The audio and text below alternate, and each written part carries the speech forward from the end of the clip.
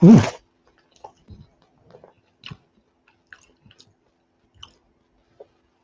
evening, folks. Welcome to Drinking with... Why have you got something on your nose? Come here. Welcome to Drinking with Andrew. I'm your host, Andrew. I'm a part-time eBay reseller, a mental health advocate, and a man whose KFC arrived early. Just Eat are really letting me down of late, delivering everything earlier than expected. Anyway, while I continue to eat food, let's cue the intro.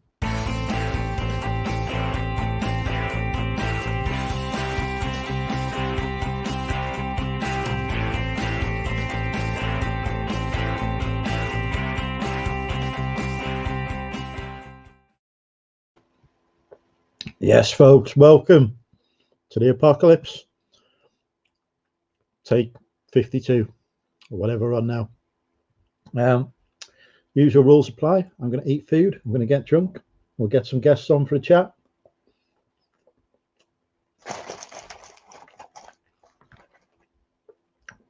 We'll get progressively more drunk. And then we'll go to bed. We're also joined tonight by co-host Barty. There he is. He's currently guarding the cider supply because he knows how important and critical the supply of cider is. Anyway, I'm going to eat some KFC.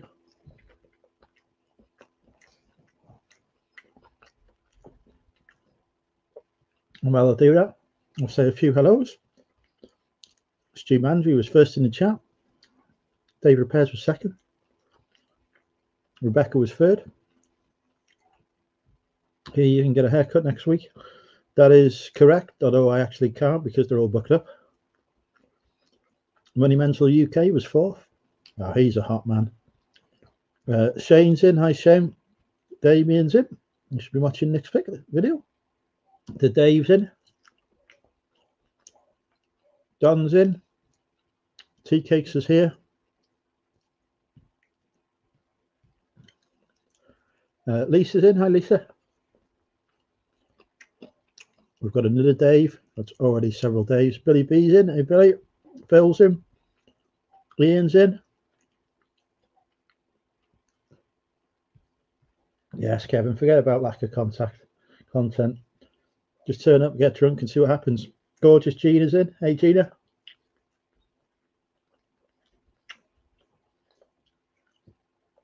Nick K's in. Hi, Nick. Hello to anyone else who may be watching.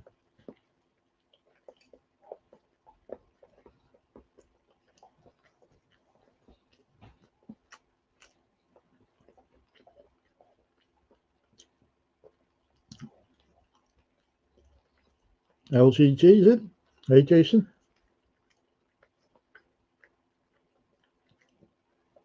The dog is watching me intently when I eat my KFC. He's clearly a fan of KFC, but he's not allowed any, are you?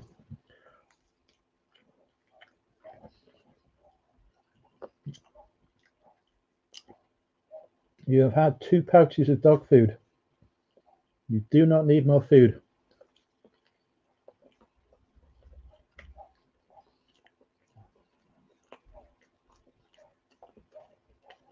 Oh, we got some more. Pete's popped in. Hi, Pete. Dixon's in. Hope you had a good week. Not too bad. I hope you have. Nearly boot season now. Any room for new stock? Well, in preparation for the boot season, there has been a recent addition to the Money Mental UK business empire. As of today, I took ownership of I say ownership. I rented a 20-foot shipping container, all ready for the car boot season stock to come in.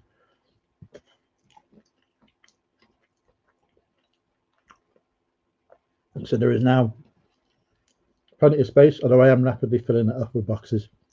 Dragonfly's in. Hey, Dragonfly. How's the vodka? This is my KFC. You've had your food. You can't have my food. Richard Payne's in. Hi, Richard.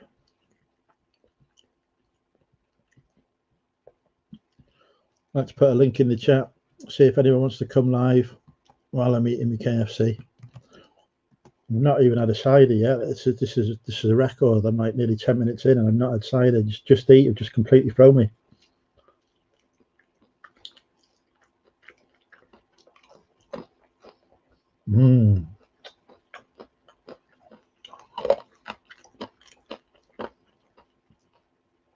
Succulent KFC goodness, Bertie.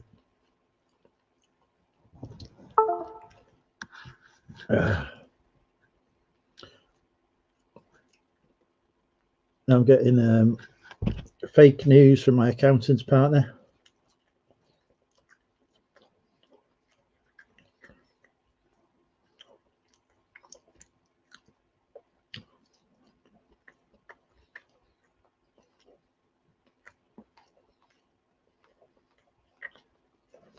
Right.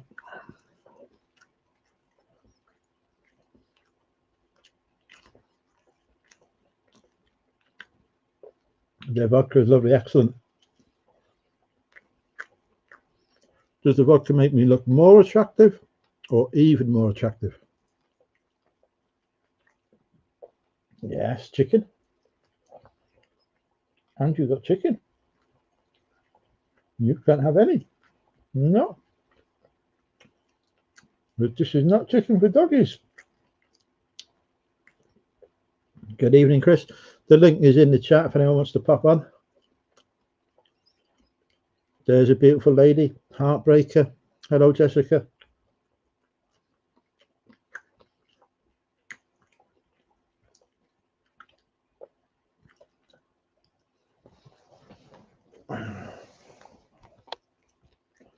Yeah, thank you, Dave. Not very kind of you to say. How's the 90-day? Plummeting like a stone at the minute, Adam, but it'll pick up soon. Not that bit out there. Be lucky to have a man like me.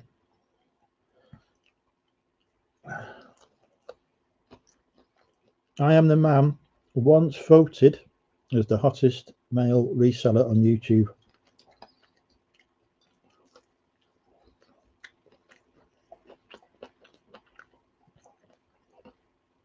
Back when haircuts were a thing.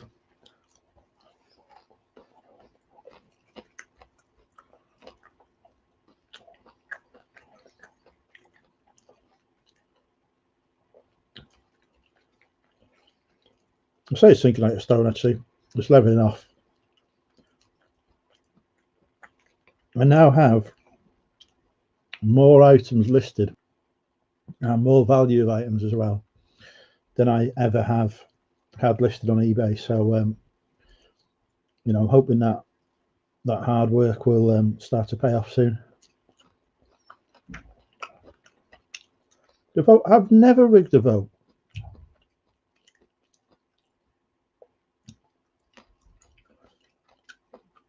I won through fair and legitimate weak means because my future wives voted for me.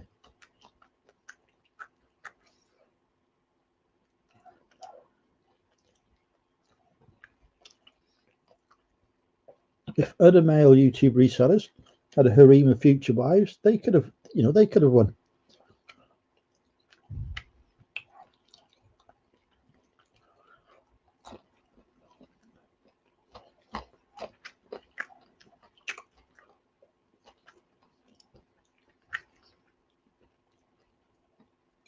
Yes. Andrew is a fat boy. Because Andrew went for a 10-piece bargain bucket.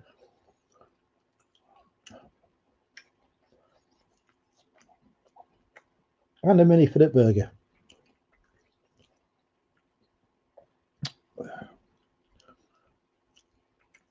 Oh, God, yeah, I can't. I can't think about that poor lady Dixon. It upsets me too much. Hey Richard, Gore was hungry. So was I before I started eating.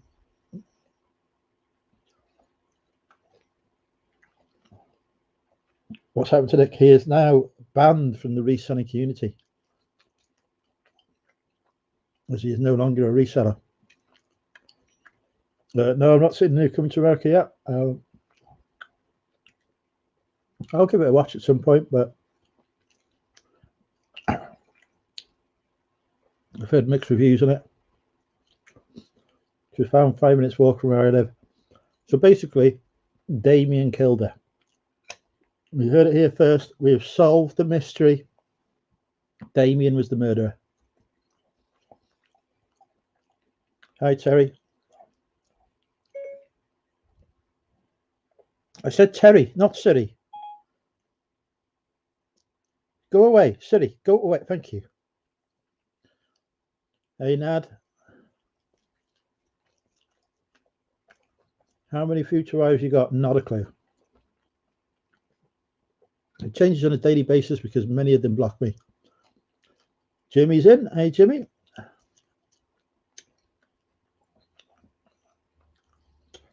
Too busy with my shipping.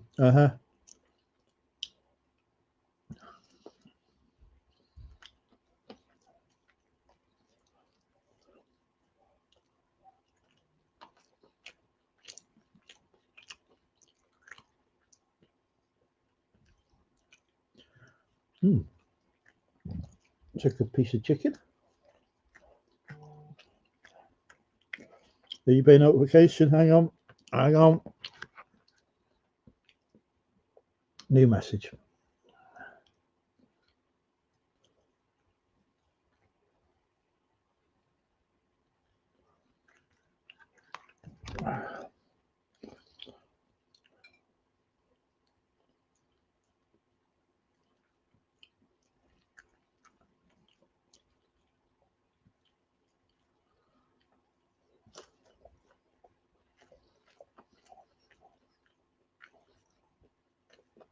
Yep. Jessica's a future wife.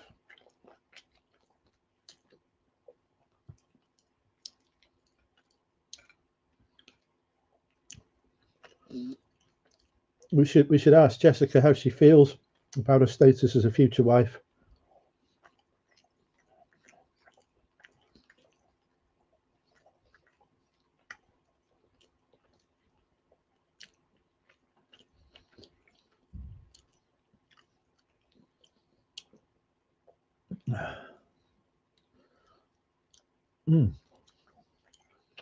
I've nearly finished the KFC. Amazing Ali's in the chat. Hey Ali.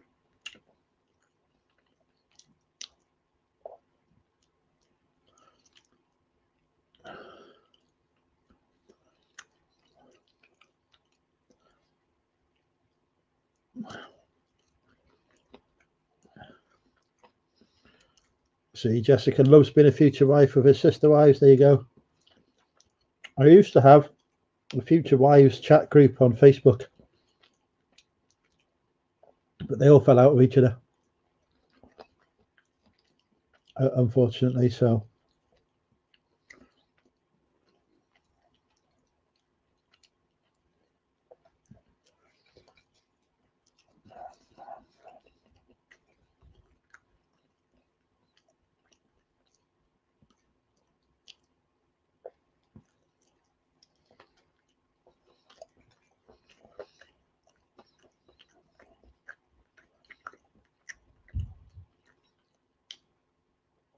Damien says there's a lot of saves these days.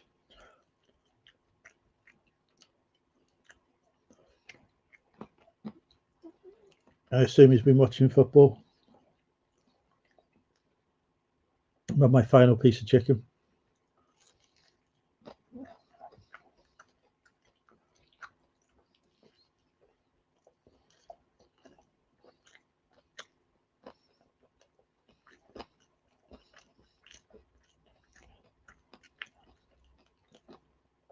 I don't think they were fighting in person, Chris. I think it was more like a social media beef. Where's the mini fillet? I've already eaten it. Just Eat really let me down by delivering early. You know, so that was consumed before I even went live.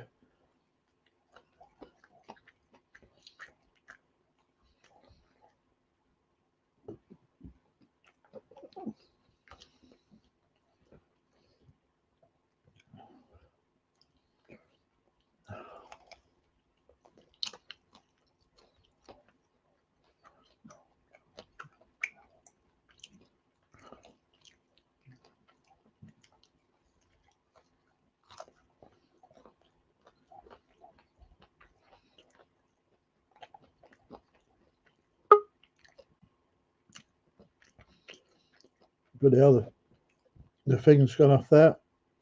Hang on. Good evening, Philip.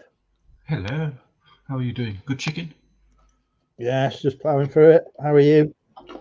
Well, I'm not too bad. I've just worked out how to connect my television to my laptop properly. I had some So issues. you can watch the porn on the big screen. That's right, yes. I bought a little doodad off of Amazon. It's a USB free to HMDI. I thought that'd be good. That'd be handy. I'll be able to plug it directly into the telly. It was shit. It's supposed to download drivers to your laptop. It didn't. I went online, tried to source third-party drivers, couldn't find any that worked. I expect the drivers worked. I think that piece of equipment was a bit rubbish. So Amazon had it back, and I found another one which only cost £9. It's on a USB-C, which is fine because I've got a USB-C port. Plug that in, bang, 4K immediately, nothing, no drivers, straight up. Oh, there we go. I can even plug my phone in to the little dingle dangle and then plug that into any monitor I wish, or television, which would be very handy. It comes up, and then on your smartphone it turns into a touchpad, so you can move the cursor around and it comes up with a sort of like Windows icons mouse pointer sort of environment, some Dex software or something. Oh, I didn't even know my phone did this. I haven't turned my television on for nearly a year. I don't even know why I pay for a TV license anymore because I don't watch the TV. But there you go. How many people have you made redundant this week, Phil? Well, I went back to the Argos store that I opened in Sainsbury's the week before last and just finished it off basically because it was still a bit. The stock room was a bit, oh dear. So I had to rearrange all the racking and put the stock into a nice OCD pattern to make sure it was easier to pick. So we managed to do that today. Enjoyed watching in the Sainsbury's checkout all the old Argos staff from the old store doing their final shop with their redundancy money. No, fair enough.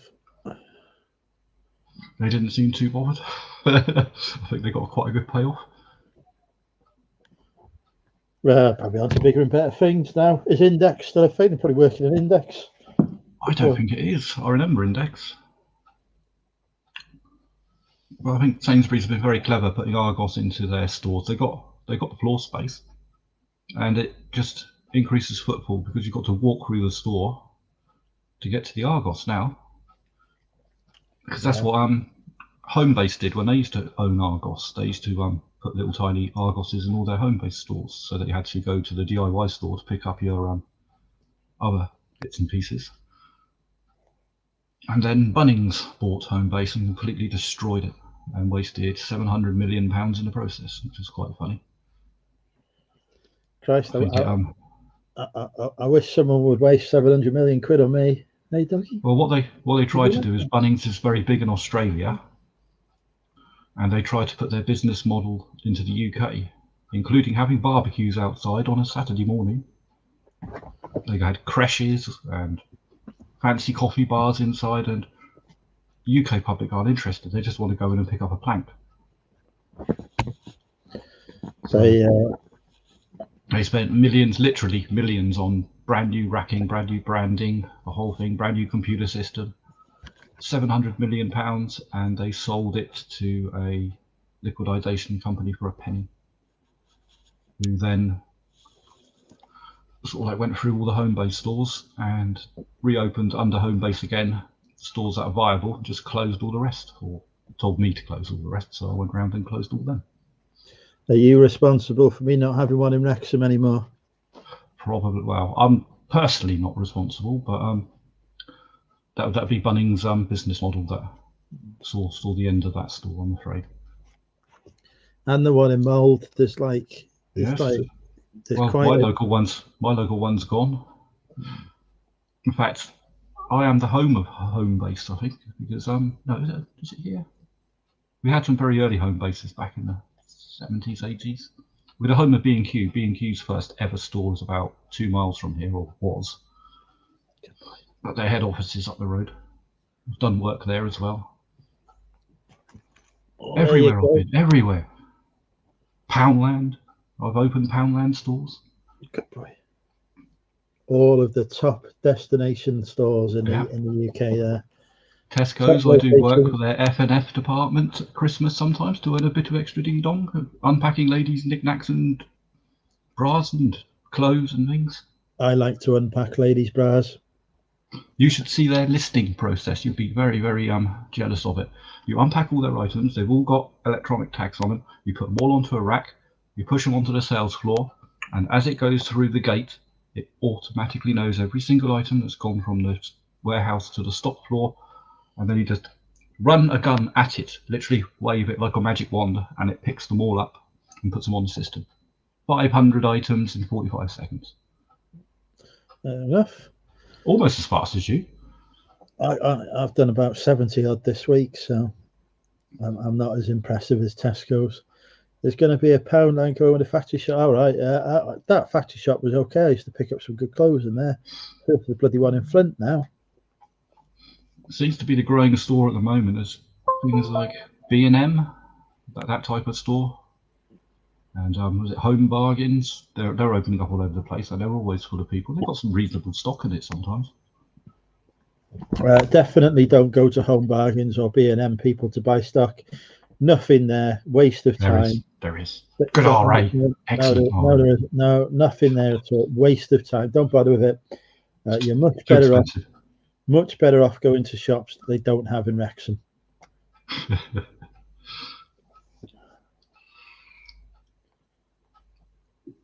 I think I picked up, was it about 100 to 200 packets of Star Wars stickers, 25p a shot. They used to be £4. I thought they'll sell well with my Lego models. I've sold about 4 in the last 6 months. So no, they don't. They're good stickers as well. That is exactly right. No. Listen to me. You're not having that. Come away. Come on. Batty, get over here. Naughty. DV resales is correct. You go into a Homebase now, it looks like someone has thrown a bomb in a garage. They're horrible. The racking is tatty as hell. The products, oh dear. It used to be a really good, about, I don't know, 4, 5, 6 years ago maybe. They had a massive revamp, and all the Homebases, brand new racking. They made it look like department stores, very tidy. In the space of half a decade, bam, they're shitholes now. Most of the Poundlands I go in now are far more tidier than Homebases are. I went to Poundland the other day. First time I've been there. And I used to go to Poundland when they used to do like sell Doctor Who books and actual, surplus stuff rather than. Yeah. But it was all right. I picked up some good cleaning products for a reasonable price that it didn't have in B&M or Home Bargains, so I was happy enough with that. Definitely not a place to. They didn't have any of these vibrators though that had been promised. No, they appear to. Well, they probably do, but they're too high. They're on the top shelf, or you have to have a nudge, wink with the manageress or something. Oh, I might do that anyway. Being a Poundland, it was a very good business model when it came out because a lot of stock that they could get was sub-pound, and they could sell it for £1 at a good margin. But now, where prices are going up, I reckon around about 60-70% of the stuff in there is still pound. All their shelving now has got £2, £3, £5, and of course a lot of them are running their clothing outlet inside it as well, aren't they? Which yeah, that what's it fucking called? I can't remember what it's called. Pepsi? No, Pepsi. Papaya, I don't know what. No, I went to buy a new belt from there, and the belts are more expensive than the trousers. I thought, bloody hell. Did I buy any Poundland mugs to resell? I did not. It's been a long time since I did a video about the Poundland mug bolos I used to pick up for £1 and sell for £7. That's good markup. Nasty packing though, or did they come pretty well packed? They're in a mug box anyway, so a bit of bubble wrap around them, job done. That's nice, good. Not in an envelope then, on its own.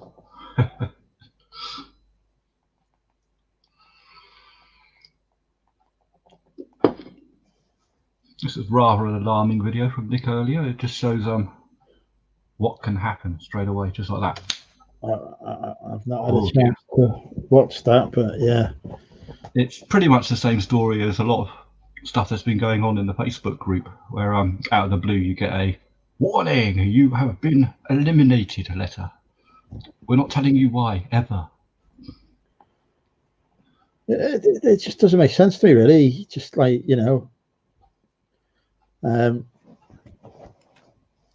just like that. Sorry, can't sell anymore.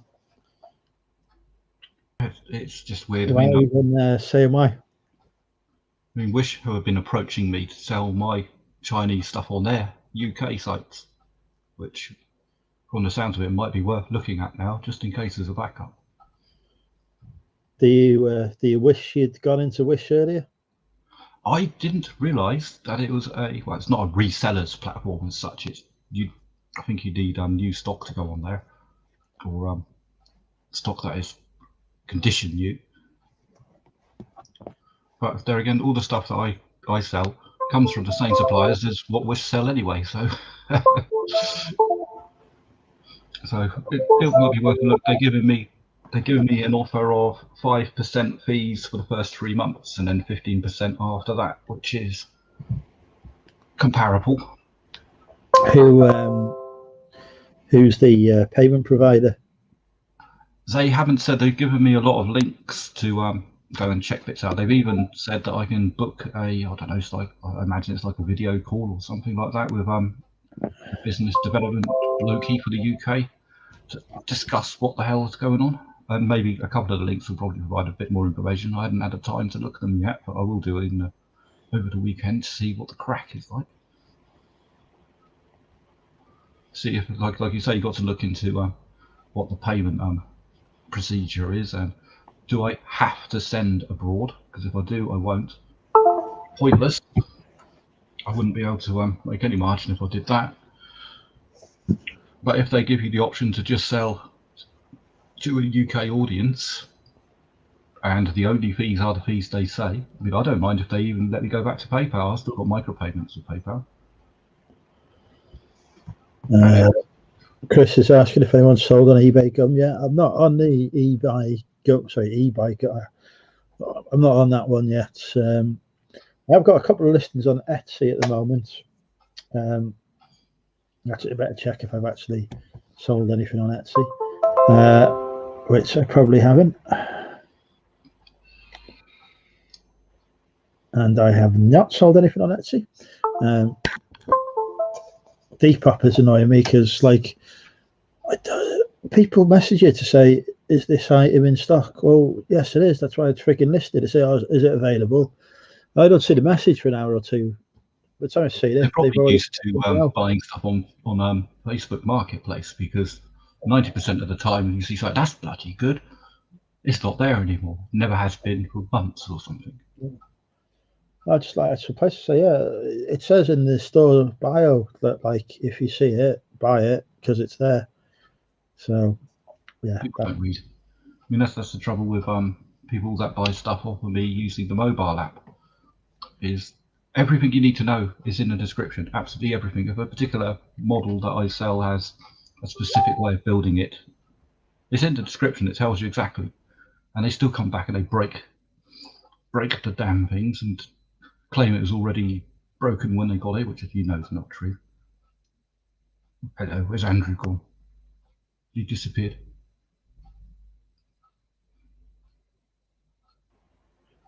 Sorry, I pressed the wrong button. I thought I must have been saying something really interesting to get a whole full screen. I thought that's unusual. I'll have to put that in the diary. Right, where are we? Right, who's watching? Where's Bobby? That's the question, isn't it? I saw you and Bobby were cheating on me with Peter Ray this week. Yeah, so I'd had a few beers and everything, and I thought I'd say hello to Peter, and then Bobby popped on, and Richard popped on. It's quite a good little old natter. It's like watching Drinking with Andrew. Got loose on a Wednesday. Unbelievable. Yes, well, see, had you been streaming? Evening, Gary. Evening, Steve.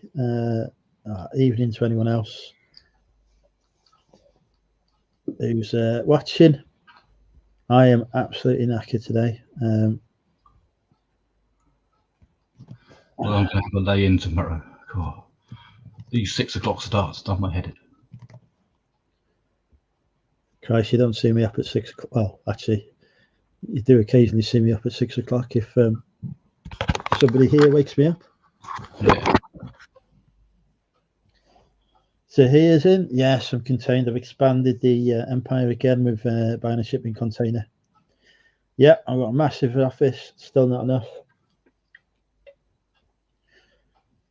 Nothing can contain my girth, unfortunately, so here. But yeah, it's snowing. Whereabouts are you, James? Well, I heard rumours of snow up north. Apparently it was trying to in Sheffield.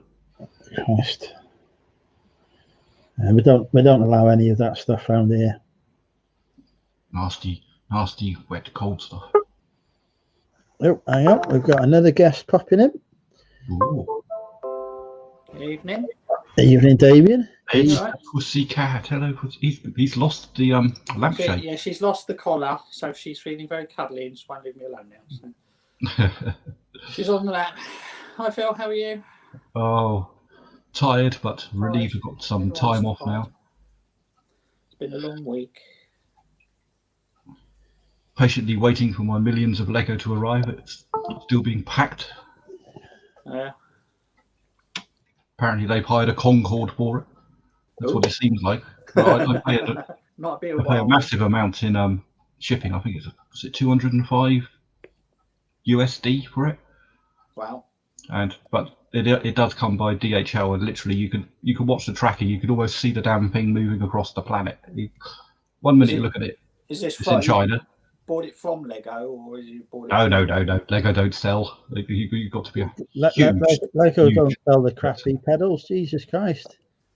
And my stuff is far too high quality. They can't have none of that. Although I found my stuff is actually got better tolerance than Lego has. It's quite good.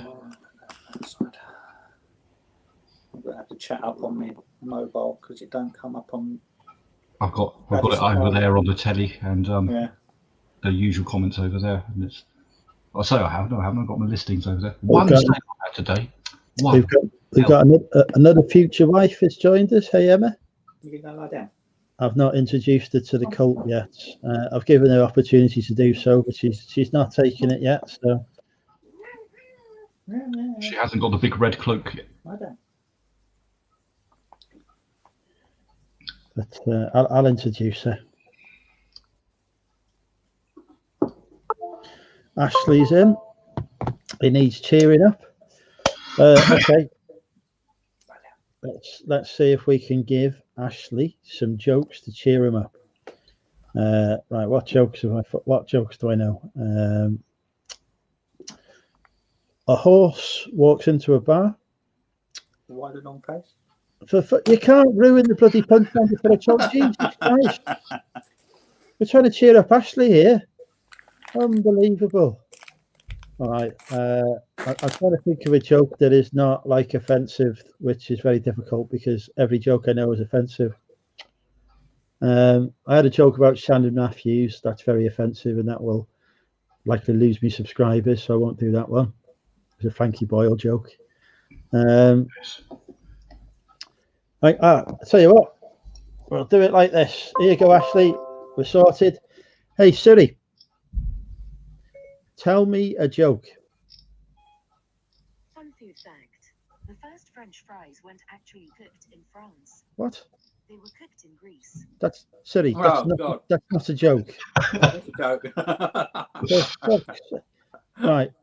Hey, Siri, tell me a joke. Two fish are sitting in a tank. One looks over at the other and says, "Hey, do you know how to drive this thing?" Okay. Hey, Siri, tell me a dirty joke. I don't know any dirty jokes in your language. And if I did, I wouldn't be allowed to tell them to you. For fuck's sake, Siri, we're trying to cheer up Ashley here. But you've got to put right. Okay. Hey, Siri, tell me the funny. Siri, come back, Siri. Siri, come back. Hey, Siri, tell me the funniest joke in the world.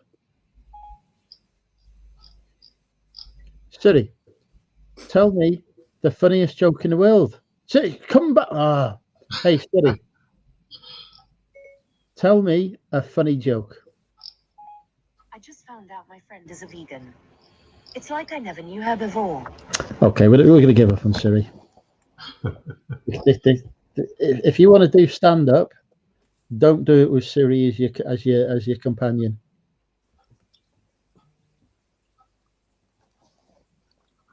Oh, here we go. Lovely Savannah sent me a joke. What do you call a guy who's had too much to drink? Andrew? No. A cab. You're a cab. Okay, that one's not gone down well. We need more jokes, people. Here we are. Here's the joke I found. There's a bear walks into a bar. He goes up to the barman and he says, "I'd like a whiskey and a Coke." And the barman says, "Why the big pause?" He says, "I don't know. I was just born with them."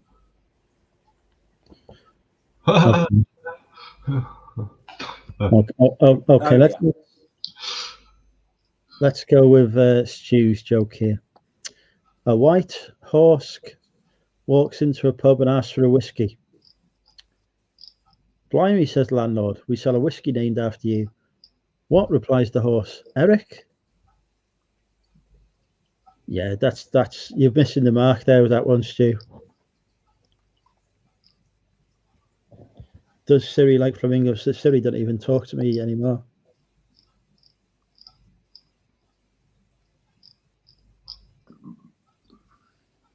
I hear meaningless statistics are up 17% today.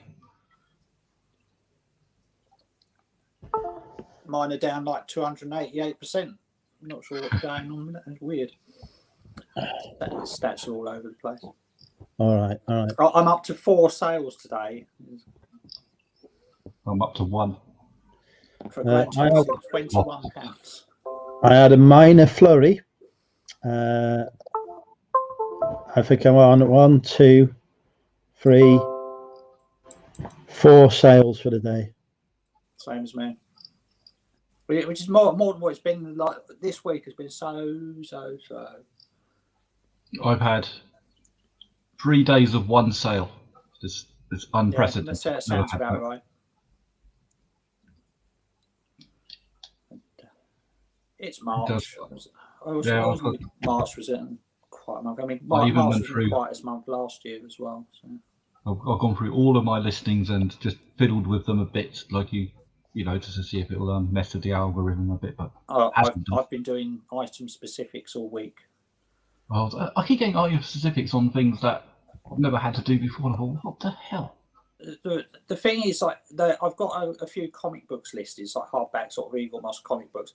every single one of them, like I can't get rid of the item specifics because it wants a specific grading on it, and you can't put a not.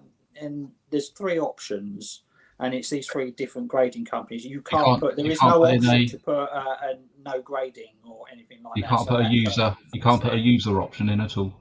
And you do a book, and it wants to know what recipes you're cooking. Yeah, it's always recipes, isn't it? It's always a cookbook, and it's like it's a book of anecdotes. What the hell's that got to do with? I'm studying a book on from some Polish well-being bloke, and it's all written in Polish. I came across it, so it's free. It's brand new. I think it was discarded by someone, but I looked up all the bits and pieces, put it up on there. The first thing it did, it flagged it for having contact details in the listing. What the hell? I'm putting contact details in. I've just taken a picture of the goddamn cover and back cover and described it. On the back cover, there's a telephone number. Yeah. Oh, for Christ's sake, you know. I had a word with eBay, and they said don't worry about it, and they took the demands down for unauthorized links. Yeah, so sometimes the AI is too clever for its own good, or just not clever enough to distinguish what's what. I've got 50 stickers, all individual designs, and they wanted to know what pattern they were. They're all individual designs. It says so in another specific. Yeah, in the other, fortunately, that one you could put in none. So. Yeah, I've gone through them all as much as possible, and I'm down to about 28 listings that it still says item specifics, and it doesn't seem to have helped. I don't think it's sold anything of that. Done that. I mean, I entered and sold similar a load of listings this morning, and I've sold 3 of them. So there's 4 things I sold today. 1 is something I listed earlier, and 3 out of the 28 I listed ended and relisted and just jiggled the titles about. So that does work. I mean, it's a shame with all low value stuff. Oh, the last time I had a bit of a downturn, I went through and I do the normal thing, swap words around and mess around with the description. It doesn't matter what you do, the algorithm just picks up something's happened. And it put the sales up a little bit. Also fiddling with the promotions, I alter it by 0.1% or something, which is inconsequential, but it just kick starts. If you have got something under promoted listings, it just kicks it a bit. Yeah, well, it just puts for all the people that search by newest listed, you'll come as long as it's underneath. So, and then you'll. That's what I like it to do. I don't mind what my promotional rate is, but if it is promoted, it comes up underneath, and I've already checked which other people are selling the same product as I sell, and I always undercut them. So if people are going to search by lowest price, or mine hasn't come up through the usual search underneath someone else's, it will. Right, we had some more jokes in the chat. Oh, excellent. Kevin asked, how do you plan a space party? You plan it? Okay, Kevin. Dad jokes. Stu's come back for a second attempt. He says he went to look at a second-hand car. He asked the seller, what's it like on diesel? He replied, skids all over the place, mate. Okay, thank you, Stu. Mr. Diggs has popped in. He's Chinese. A man walks into Specsavers and asks the assistant for 7 pairs of glasses. Why 7? Asked the assistant. Well, they're to see me through the week. It's probably the best one we've had so far, to be fair. Oh, beautiful Mel's popped in. Hey, Mel. Magnificent Mel is here. I hope you're well. And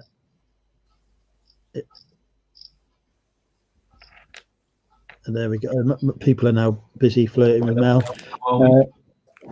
Right, let me see. Let's give Siri another chance. Hey, Siri. Hang on. Right, we've got a joke coming in now from Steve. Why was the washing machine laughing? It was taking the piss out of the knickers. Dear. I tell you what, there's no comedians in this chat, is there?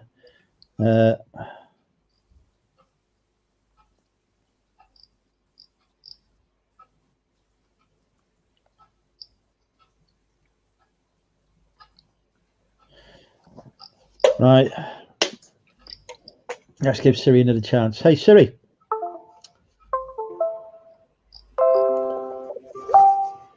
Hey, Siri. Tell me a very, very, very funny joke. I can't stand Russian dolls. They're so full of themselves. Getting slightly better. That's probably still racist. It had the word Russian in it.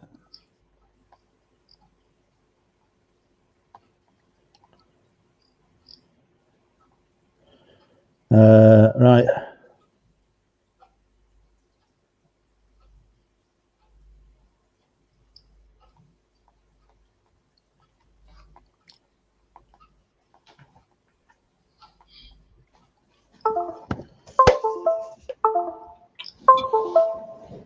I once had a conversation with a dolphin.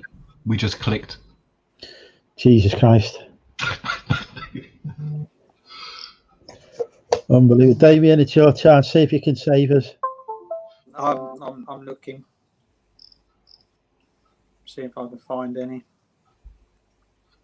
Does anyone want a copy of Chiropractor Monthly? I've got loads of back issues. Oh, God.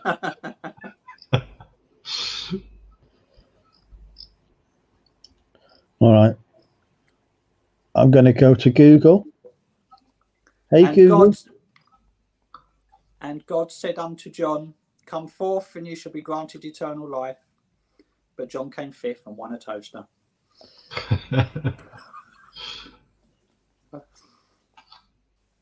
Right. The world's greatest joke. I've gone to Google now.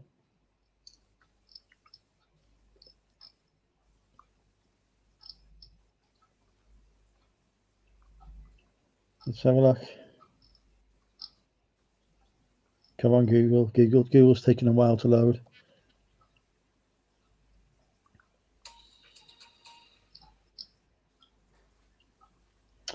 Okay, so apparently this is the winner of the world's funniest joke. By what metric? Was this on the Edinburgh Festival? Or? Like, I feel you're not getting in the spirit of things if you're asking for freaking metrics on the jokes. Who was asking metrics? Right. A couple of New Jersey hunters are out in the woods when one of them falls to the ground. What? I missed the first bit. Bloody hell, Christ. Pay attention. Right. A couple of New Jersey hunters are out in the woods when one of them falls to the ground. He doesn't seem to be breathing and his eyes have rolled back in his head. The other guy whips out his mobile phone and calls the emergency services. He gasps to the operator, "My friend is dead. What can I do?" The operator, in a soothing voice, says, "Just take it easy. I can help. First, let's make sure he's dead." There is a silence, then a shot is heard. The guy's voice comes back on the line. He says, "Okay, now what?" Definitely dead. That world's funniest joke. It was quite funny the first time I heard it. I have an inferiority complex, but it's not a very good one. I'm going to sack my joke, man. Gali, sorry, I don't know how to say your name. Gali says, bloody hell, Jesus Christ, can we have jokes I can read? Helvetica and Times New Roman walk into a bar. "Get out of here," shouts the bartender. "We don't serve your type." Oh, dude, is that a word joke? Is it? There's fonts, isn't there? Fonts. Yes. Yeah, we've lost that one. I was born a male. I identify as a male, but according to Tesco's sticky toffee pudding, I'm a family of four. Where are you getting these from? Because these jokes are all ones I've heard in the last week or so. You probably have the same person on Facebook as I do. Somebody's getting from somewhere. There's a guy that used to live locally to me, used to help out on the heritage site here, and he's permanently moved to Spain now.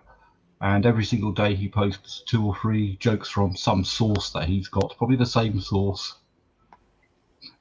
Usually, if you're in the right mood, they make you chuckle. Otherwise, you just go, "Oh my god!" Yeah. Some of the visual jokes are quite funny, but Right, hang on. We've got another one from Sexy Savannah here. Could I not practice? Oh no, sorry, that's not a joke. My wife accused me of being immature. I told her to get out of my fort.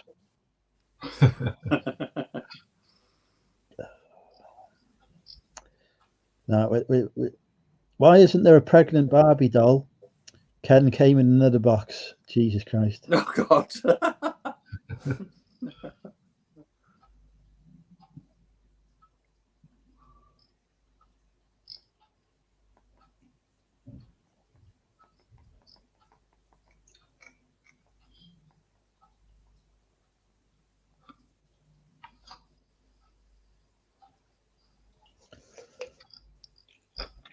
unfortunately, most of the jokes I know are incorrect to tell nowadays.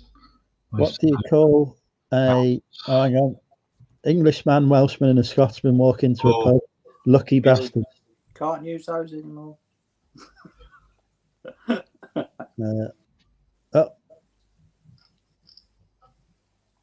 What do you call a parade of rabbits hopping backwards? A receding hairline. Jesus Christ. Oh dear. Oh no. What's long and hard? What's long and hard and full of semen? A boat. Submarine. Yeah. Vincent Price was taller than Katie Price and heavier than Alan Price. I found all this out on a price comparison website. Dear God. Jesus Christ.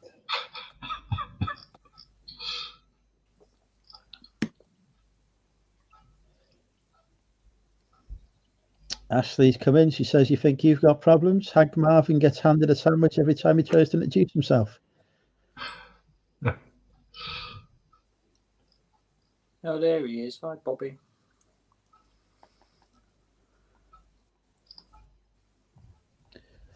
Bobby's here. He's having about like 500 takeaways currently. Is it steak sandwich day? Every day, steak sandwich house day in Bobby's house.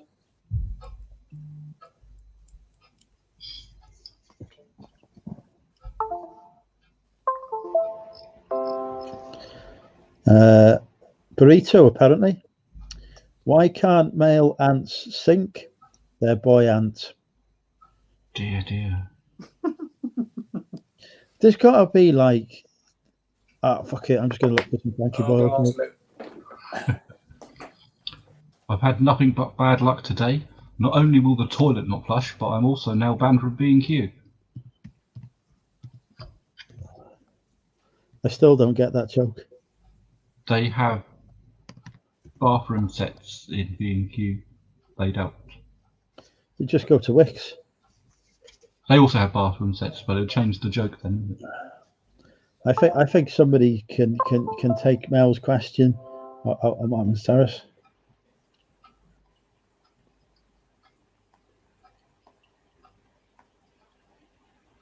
Guess what's happened to the Taurus? I've explained many times that this is now cheaper than the Taurus because of the fucking ridiculous taxation that the Welsh fascist assembly puts in place. Leanne says these jokes will give you hemorrhoids. Oh, that wasn't a joke. That was just her opinion. Whoops. A genie granted me one wish, so I said, I just want to be happy. Now I'm living in a cottage with 6 dwarfs and I'm working in a mine.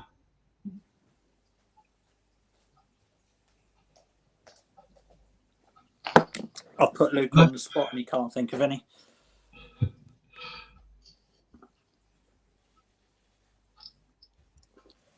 Okay, I can't read out any of these jokes because they're going to get me banned from YouTube. Come on. What's your joke?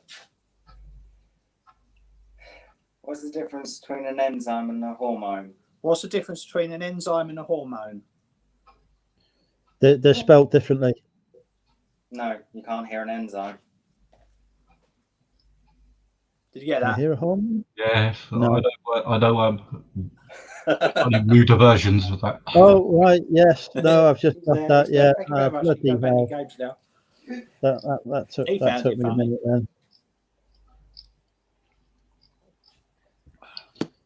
then. I think horoscopes are a load of old bollocks, but then again, I'm a typical Capricorn.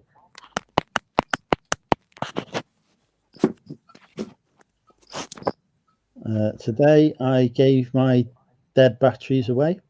They were free of charge. Jesus Christ.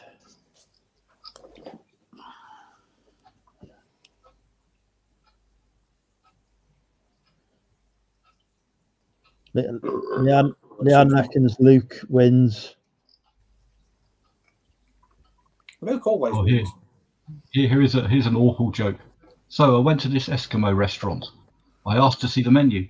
The waiter said, "We don't have a lot of options. I'll just call them out to you. We have whale meat steaks, we have whale meat curry, and we have whale meat stir fry, and of course we have the Vera Lynn." I said, "What's the Vera Lynn?" And he said, "Whale meat again." Oh, God. Oh, dear.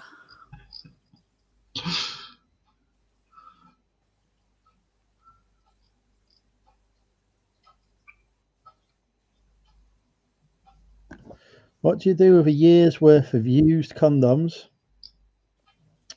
Melt them into a tyre and call it a good year. Good year.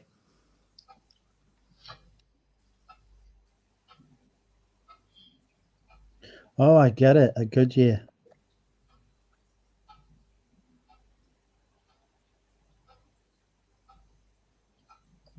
What do tofu and a dildo have in common? No idea. They're both meat substitutes. Oh dear.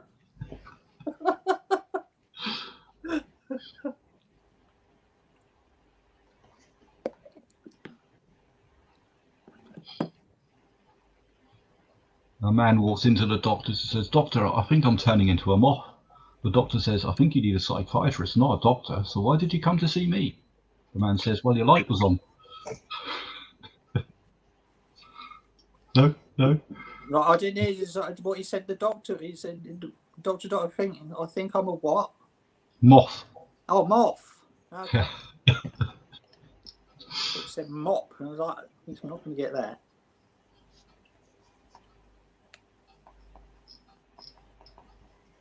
Peter's popped in. What's the difference between eBay and Amazon? One was strict, one comes. What?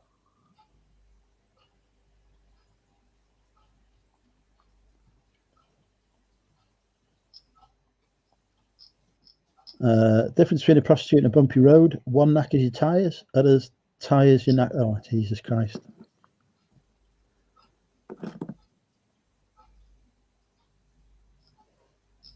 What do you call an IT teacher who touches his students? A PDF file.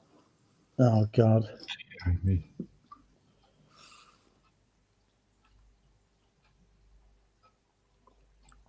What does a nearsighted gynecologist and a puppy have in common? What does what? Sorry? What does a nearsighted gynecologist and a puppy have in common? No idea. A wet nose. Jesus Christ. So I'm looking on rude jokes now. So we need, because they're the only ones anybody finds funny or offensive. I was recently offered £20,000 to become the new spokesperson for the Brittle Bone Association. Well, as you can imagine, I snapped the hand off.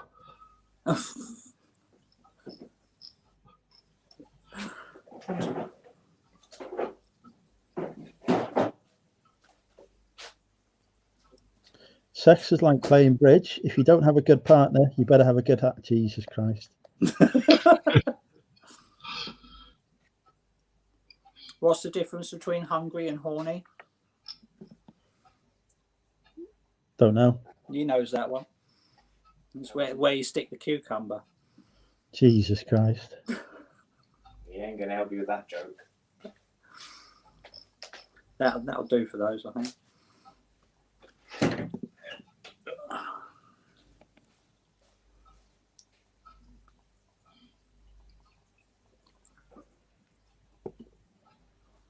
Some guy has said, I wonder if Spanish people sit around watching TV shows called A Place in the Pissing Rain.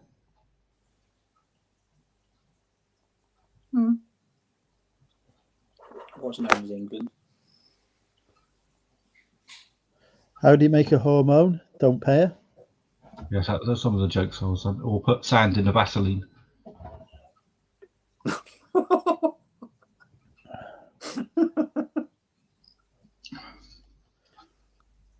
Okay. I'm going to ask the ones downstairs. Get a definite answer.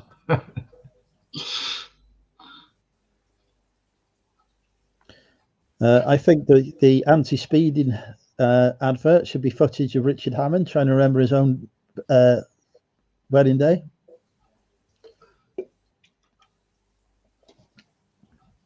I think that's only funny if you watch Top Gear. Yeah.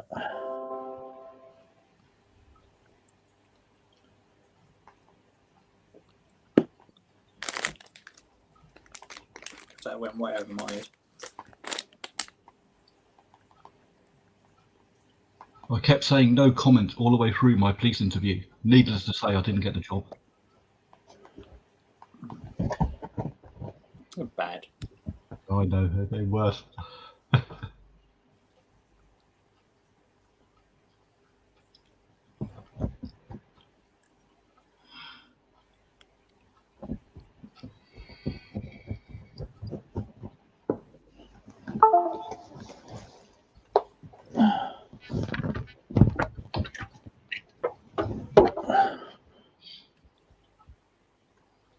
What are you drinking, Phil? That's just run out. So a secondary fuel is some wine. And then I'm going to have to go to the bar behind me and see what other beverages I require. Mixing cider and red wine. Jesus Christ. Oh, yes. If women are so bloody perfect at multitasking, how come they can't have a headache and sex at the same time? Here's an interesting fact of you. Cider is in fact wine, but it's called cider if it's under 8.4%. If you got apple fermentated and it's say 9%, it's legally wine. So they're basically the same thing. It's just fruit that's been Oh, I just drink whiskey and Coke. It's a lot easier. Oh yeah, that works. A Yorkshireman with piles goes to the chemist. Hey up, lad. Did he sell ice cream? He asks. I happen we do, replies the shop owner. Does he want Cornetto or Magnum?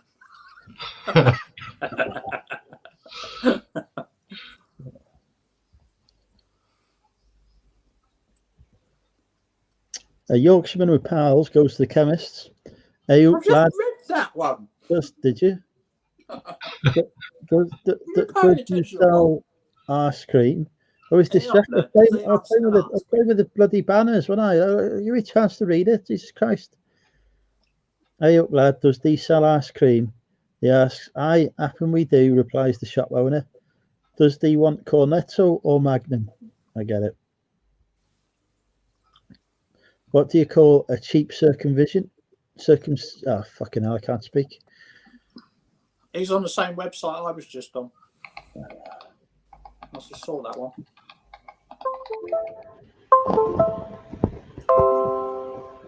Your computer's making a lot of noise tonight. What's going on? It's because the charging cable's plugged into them. it and it keeps fucking about. Right, let's see. Kez has popped in. Hey, Kez. Hi, Kez.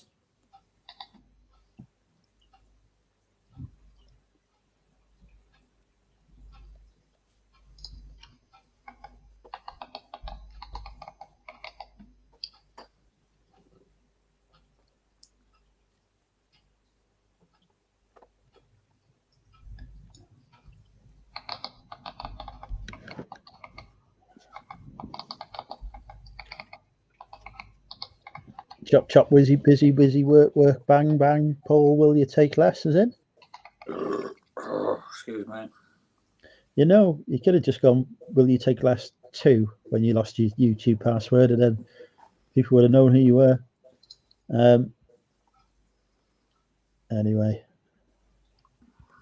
eBay's definitely waking up. I've been getting loads of offers to watchers opportunities today. Not that they're buying, but I don't think I had any new watchers yesterday or Wednesday.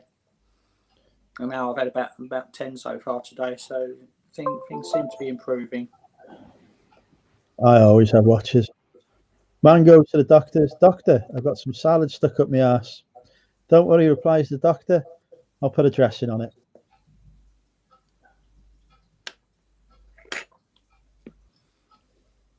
Tough crowd tonight, Stu. Tough crowd.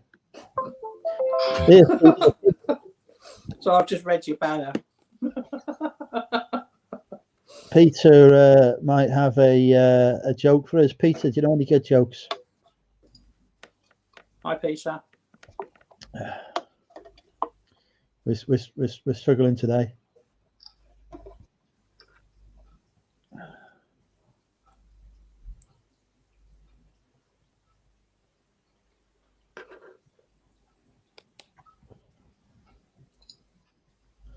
When I went to school, sex education was mainly muttered warnings about the janitor. Mm. How rude did the Dukes be? Well, let's be honest, we've struggled with ones that aren't.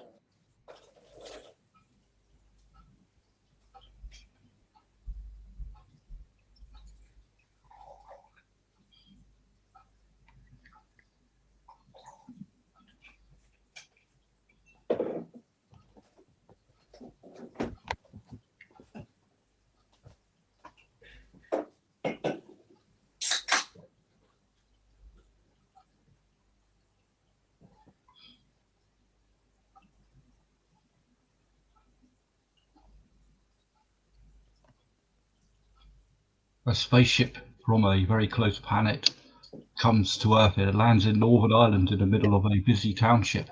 It lands in the middle of the street. The occupants get out, and a bunch of sectarians rush out and say, "Who the hell are you?" He says, "We're Martian." "Not down this fucking street, you're not." Dear God. That's about as good as they could find. All the jokes I used to know are all the long ones, and they're not worth the they're not worth the punchline. So on the line of jokes, what stand-up comedians do you like and want to see or have seen? I was talking to the accountant's future wife the other day about seeing Greg Davis. He's quite funny. Mm. He's very tall. Is he? Oh, yeah, he's funny. We've got tickets to go and see Sarah Millican. It was supposed to be in June, but because of she can be quite good. Yeah, because of the pandemic, it's been kicked back to next year. So I want to see her. I'd like to see Jimmy Carr. Jimmy Carr, yeah. I've watched virtually everything he's done. I know he's fine. He is a taste, isn't he? He's a taste. Yeah, you got. You like him, or you know don't. what you're going in for. But the funniest ones are where they put all the 1 hour specials on Netflix and whatnot. The one that's made me laugh the most watching their show is Joe Lycett. Yeah, it is fucking hilarious, and I'd quite like to go and see him. Well, it's like all the panel shows they have on Dave. They always have the circuit comedians, don't they? And some of those are bloody funny. It's like Russell Howard. I think he on a good day he's pretty good, but sometimes when he gets a bit, it depends whether you let him get on a rant or not. Yeah, that's something. Sometimes he can be a bit. Oh God, do I have to listen to you? So I'm gonna have to. When sometimes he's not. Oh, Russell Howard. I thought I was thinking of Russell Brand. Yeah, but no, Russell Brand. I think he's funny. Russell Brand used to be. Oh, what show was it he was on many years ago? Where he done that really intense set that he used to do. Crime Watch. Yeah, it was one of these late Saturday or late Friday program, wasn't it? And he used to stand there and, like David says, used to rant, but it was just the style of his delivery, and it was quite funny. I tried to read his autobiography. By the time we got through into the second chapter, I realised, one, he hadn't written it, and two, it was shit. So, No, I like a lot of the old school ones as well. That yeah, political correctness has killed their careers. Like ones like Jim Davidson. yeah, Have you ever seen Cinderella? yeah. His panto. That, I mean, it's brilliant. You can't do that stuff these days. But It was like you're after Chris. my favourite was Bob Monkhouse. Remember Bob Monkhouse? Hmm? He Yeah. he had a million jokes all written down in his book. And what you used to see of him on television, because it was prime time, family friendly, wasn't his repertoire.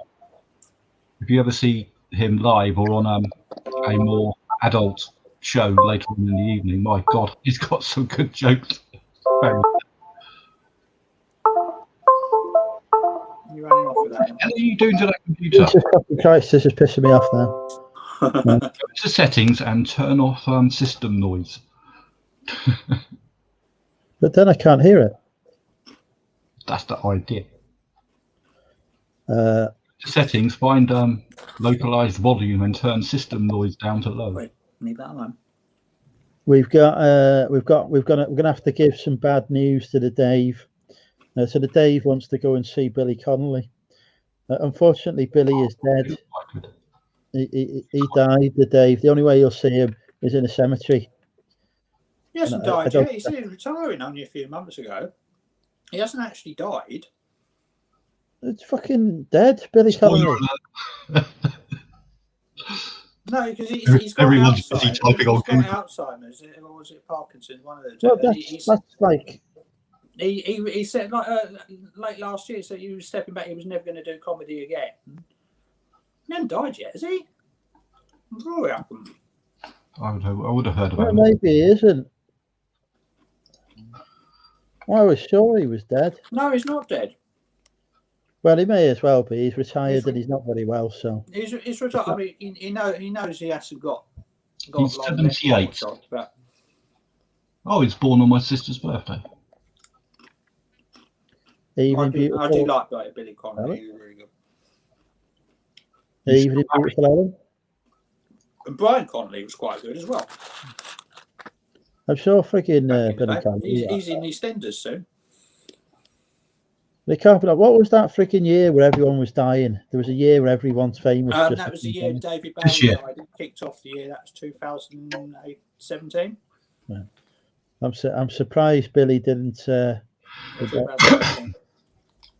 Sean Connery's dead. What the fuck? When did Sean Connery die? And he was up in the January, I copy. think. Probably why I've been selling copies of his December or January.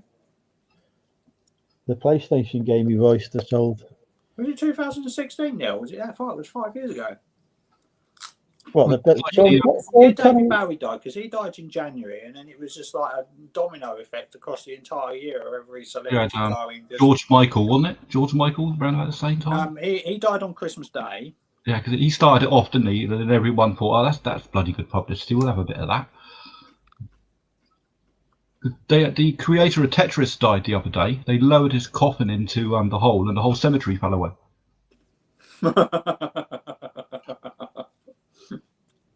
See, that's a joke from the same bloke, but when it's told in context, it's funnier. Yeah. Right. Okay. Mum.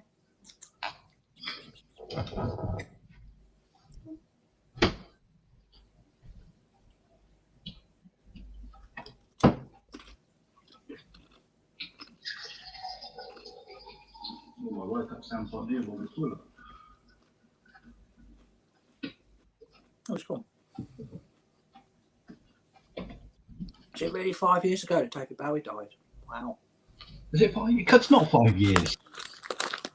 Neil says it's 2016. Right. There's only one way. There's only one way to settle this debate. Hey Siri, when did David Bowie die? David Bowie died the 10th of January 2016 at age 69 in Manhattan. 2016. Mine's faster than yours. Lucas, I need a phone that's not like this very different one. Siri, stop. Goodbye. Okay, nice talking with you. Oh, she sounded pissed. Yeah, she's a sassy little bit, Mama. Yeah, the inventor of cassettes died yesterday. Did they wind up her estate? Oh dear. I keep setting off Lucas's whole house. We've got to do this then.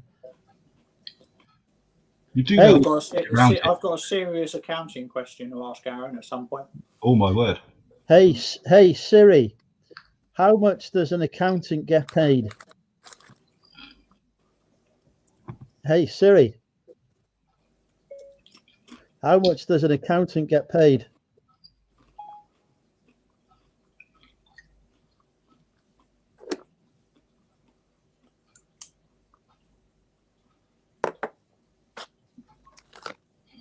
My TomTom's got voice control on it, apparently. I don't know how to make it work, but apparently if I'm having a conversation with my colleague in the work van, every now and then it picks something up and it reroutes me.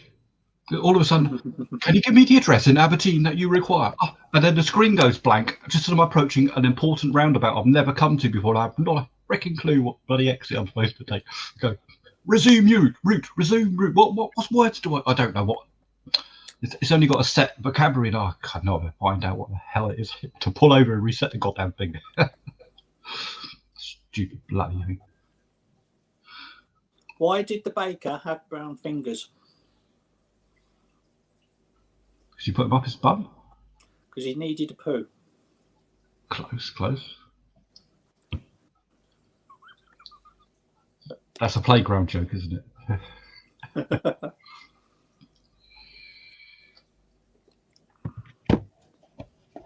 You're going to come lie down. Come on. Settle down.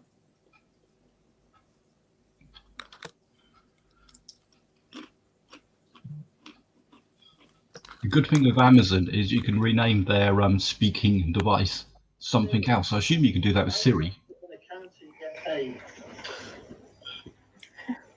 Don't know. Hey Siri, how much does an accountant get paid? In 2008, in the United States, the median wage for accountants and auditors was about $59,400 per year. Baker. Block. Because he needed a poo. God.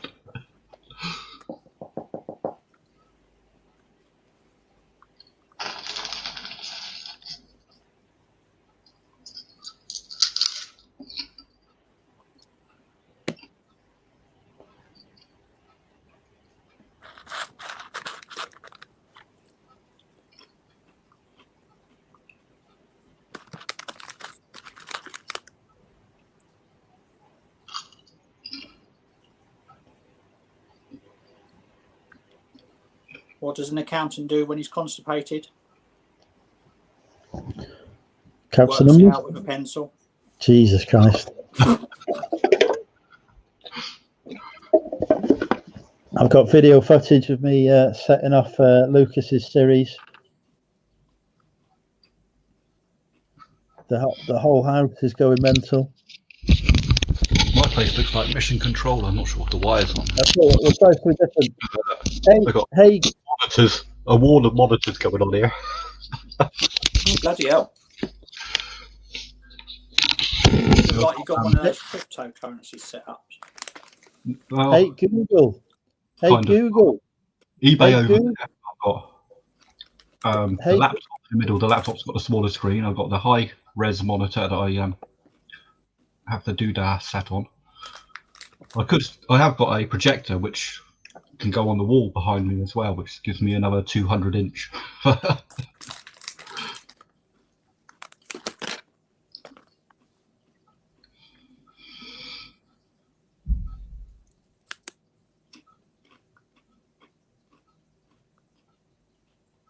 Neil's jokes are worse than ours. I bet my wife I could. Oh, for fuck's sake! I've heard that joke. No. Right. Hey Google, who is the greatest reseller of all? Hey Google, what is reselling? Hey Google, order a Shut up. sex toy from Amazon Prime. What are the Like Alexa? Nessa, isn't it, from Gavin and Stacey? It's like, hey, oh, what's occurring, Google? You think Google and Siri and my lady on the table are bad? They don't In even Argos, you got to wear a headset all the time, which is voice controlled, and that, oh god, you lose your temper with it. Because there's the wording isn't like how you'd speak; it's like stockroom talk. It's like, yeah, it's all keywords and stuff, isn't it? yeah, shelf move Alpha Zulu 80 to blah blah blah blah 0.7 stock count, and then they got the new ones in now, which understand everybody like most modern software does. But they've also got the older versions, which you've got to train for 40 minutes to your voice. And if you're training it and you can't understand one of the words that it's trying to make you say 5 times, and you said it wrong, and it's a key word, you're screwed because you never understand you ever again. Yeah. It's like it can't understand when I say 6 or 8. It goes, your stock number is. Oh, I didn't ask you what the hell a stock number is. I said it's 6. Repeat. Ask supervisor. Oh, for fuck's sake. I am not reading that joke out, Jamie. Jesus Christ, will get me in trouble. Oh, yeah. Let him deal with that himself. The day says he did an accounts course 16 years back, and he was the only one that paid to do the course. So are you coming then? Right. Yeah, Alexa, order a vibrator. That's everyone's Alexa's gone off now. Mine's in the next room. I got headphones on. You can't hear you. Otherwise, it would have. I'm very used to the lady on the table. She gets called the lady on the table by default now because I've taught myself to say that rather than asking her by name. I've got her plugged into all the AI in the room, and oh my word, absolute nightmare. You've got lights going on and off and changing colours. Christ knows what else. Yeah, they're not quite up to scratch yet, no matter how much you want them to be. I mean, I'm forever asking computational power. The computational power to actually understand it. Yeah, but computational power. I mean, I don't understand. I've got one of the best computers that's taken 4 billion years to evolve, and sometimes I don't understand people talking. So a piece of electronics that some idiots put together over the last 20 odd years. I don't know the chance, has it? I'm forever swearing mine. If they ever listen into snippets of what I'm telling her, it turns the air blue. Because you can opt out. You can opt out of it. I've opted in. I thought, well, I'll give people a laugh. Hear me going off on one. Give them a laugh on a Friday afternoon. That's the thing. All this opting out of we keep your information. If they want information on you, they're going to find it anyway. So why bother? Exactly. Nothing to hide. You've got nothing to hide. I mean, there's everything in it. If you've got a mobile phone, then whatever. But sometimes it's very, very handy. If I have a dispute of where I was at any time, it's like at work sometimes. Sometimes it says, what the hell were you doing at such and such a time? I'll say, I'll send you a screenshot of my Google Maps because it tracks me everywhere I go. How about that then? And I won't be where someone has accused me of being. It can work to your advantage. That's definitely not a good thing because it would pick up that I'm in the pub when I should be in work. but they will know anyway because they've got satellites tracking the greatest reseller. No, definitely not. Hey, David. Hi, David. Hello, David. I bought this T-shirt and I thought I'd buy it in large. They sent me extra, 4 X's large. It now goes down to, oh, you can't even see the bottom. Look at it, it's like a nightshirt. The answer I won't buy from them again. beer. Beer. The answer is beer. And apparently, Yeah, come lie down. sorry, what was the question? Come on. Come lie down. Come on.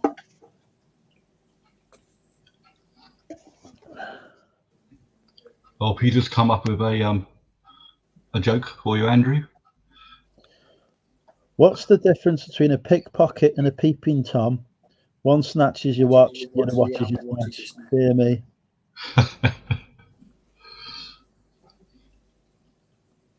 And on a similar note to that, a similar joke to that is, what's the difference between a genealogist and a gynecologist? One looks up your family tree, the other looks up your family bush. Come on. Come on then. Hello. Richard's in.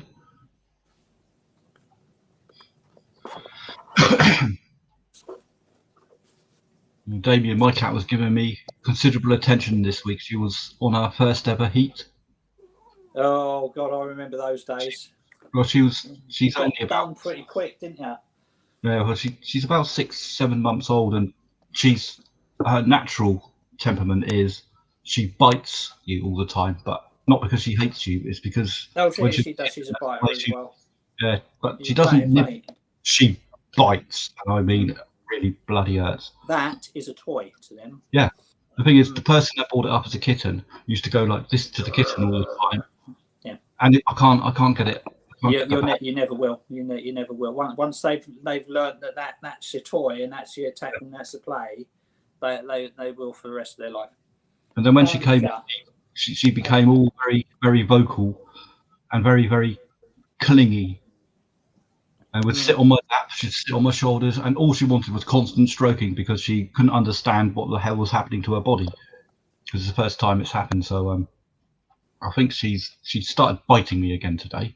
So I think after I'm sure she's completely over it, if I get a good span of work off, good 3 or 4 like to attack you. Close your mouth. Take her up to veterinary surgeons to have her bits removed. Yes, they do like to. That's the only cheap get turned on in the middle of the night when you're trying to sleep. It's the only cheap thing you get done at the vets is spading and neutering. I looked at oh, vets aren't that expensive. Then I looked at if your cat breaks a leg, £5 million for an X-ray. I think Jesus Christ. Yeah. Well, it's like the spaying and neutering is so cheap because it's something that they want to, is actively encouraged. No, I don't mind. I think it's under 100 quid, isn't it? Yeah, so, 60, 70, 80. They obviously make a loss on each neutering they do. That would make a ridiculous amounts of profit on the operations that they. People out there they got an agreement with charities and God knows what else, just keep the cat population sensible. Yeah, I mean, there's an article today about sort of like there's been 2.6 million extra pet owners in the country in the last year because of the pandemic. And that's why supermarkets are running out of pet food. I've had to put up block displays into cat food saying sorry, we're out of stock situation and not in our control. God knows what else. It can't be typical to make cat food. No, but there's a shortage of cat food at the moment because everyone's buying it. Nick, you didn't say in the video. Have you actually got the account unlocked back yet? Now, was it just the day that it was? I think he did say in the video that he is back to normal. I don't think he made. I think so. I wasn't entirely sure. I think it. He's banned from reselling. What he's done is he said that he is now going to give me the password to the Nick and Andrea Hills channel, and we're going to rename that to be Money Mental UK and link it to my AdSense. Instead, because obviously No, you didn't. Obviously, with Nick no longer being allowed to resell anymore, there is no alternative. You know, the I'm getting I'm getting a payment from Google this month, £62.50. That's not bad. I'm rich. Can you send it to me? eBay's #1 fan is about to pop in. Here he is, Hello, Nick. Nick and Andrea Hill's channel. Hello. So you just suspended for a day then? They just gave you the information? Yeah, it was all sorted in a couple of days. But I think because somebody at eBay stepped in because they knew it was us, it's putting out fires again, which is great. I'm very thankful, but it shouldn't take a YouTube channel to get the level. I mean, it's the same. If you watch Lonnie's video with his, not yet. A couple of people have mentioned it. I'm going to go and check it out. Follow up. The question is, why does it take a YouTube video to get somebody to do the correct customer service that they should be offering in the first place? Yeah. Because what they haven't taken extraordinary measures to fix it. It's like, oh, you're a YouTube and all that, or we're just going to like give you the money back as a gesture of goodwill. We've done what we should have done in the first place, but it has taken a YouTube video with X thousand number of views on it for somebody to go, oh well, we should have done this. We will take this on board and learn lessons and whatnot. And they don't. It'll get put on a meeting like next September, and then it'll take another 2 years for them to implement it. That's the frustrating thing. Going back to the last video of ours that went mad when the headlight debacle, we said to them, we're extending the invite to come on our channel and explain the procedure we went through, and for somebody to explain what that was all about and explain the returns procedure and policy, and they wouldn't even entertain it. And nothing has changed in a year since that video, by the way. No, nothing. No. Yeah, they came on and explained advertising to you, didn't they? They had you. Did you go up to them, Nick? Remember when you did the advertising video? We had we did a few videos with Hannah about a few things, GSP, and we did a video with eBay about promoted listings. But their returns policy was never discussed, and it wasn't open for discussion, I don't think. But here's the thing: between us and your viewers, we have now been contacted again by the eBay's office of the president. That was quick. That was very quick. That was very quick. The video's only been out 2.5 hours. No, that came in whilst we were uploading it. They'd not even seen it. So what's the result of the video then? We are hopefully going to speak to them on the phone on Monday. So. Ooh. They want to discuss our experience, and I'm happy to tell them about it. Because there's been a lot of accounts banned or temporarily suspended this last couple of weeks. As I've been discussing with Andrew, he thinks it's to do with managed payments, a lot of it, and verifying identities. But why didn't they do all this when you signed up for managed payments? They did.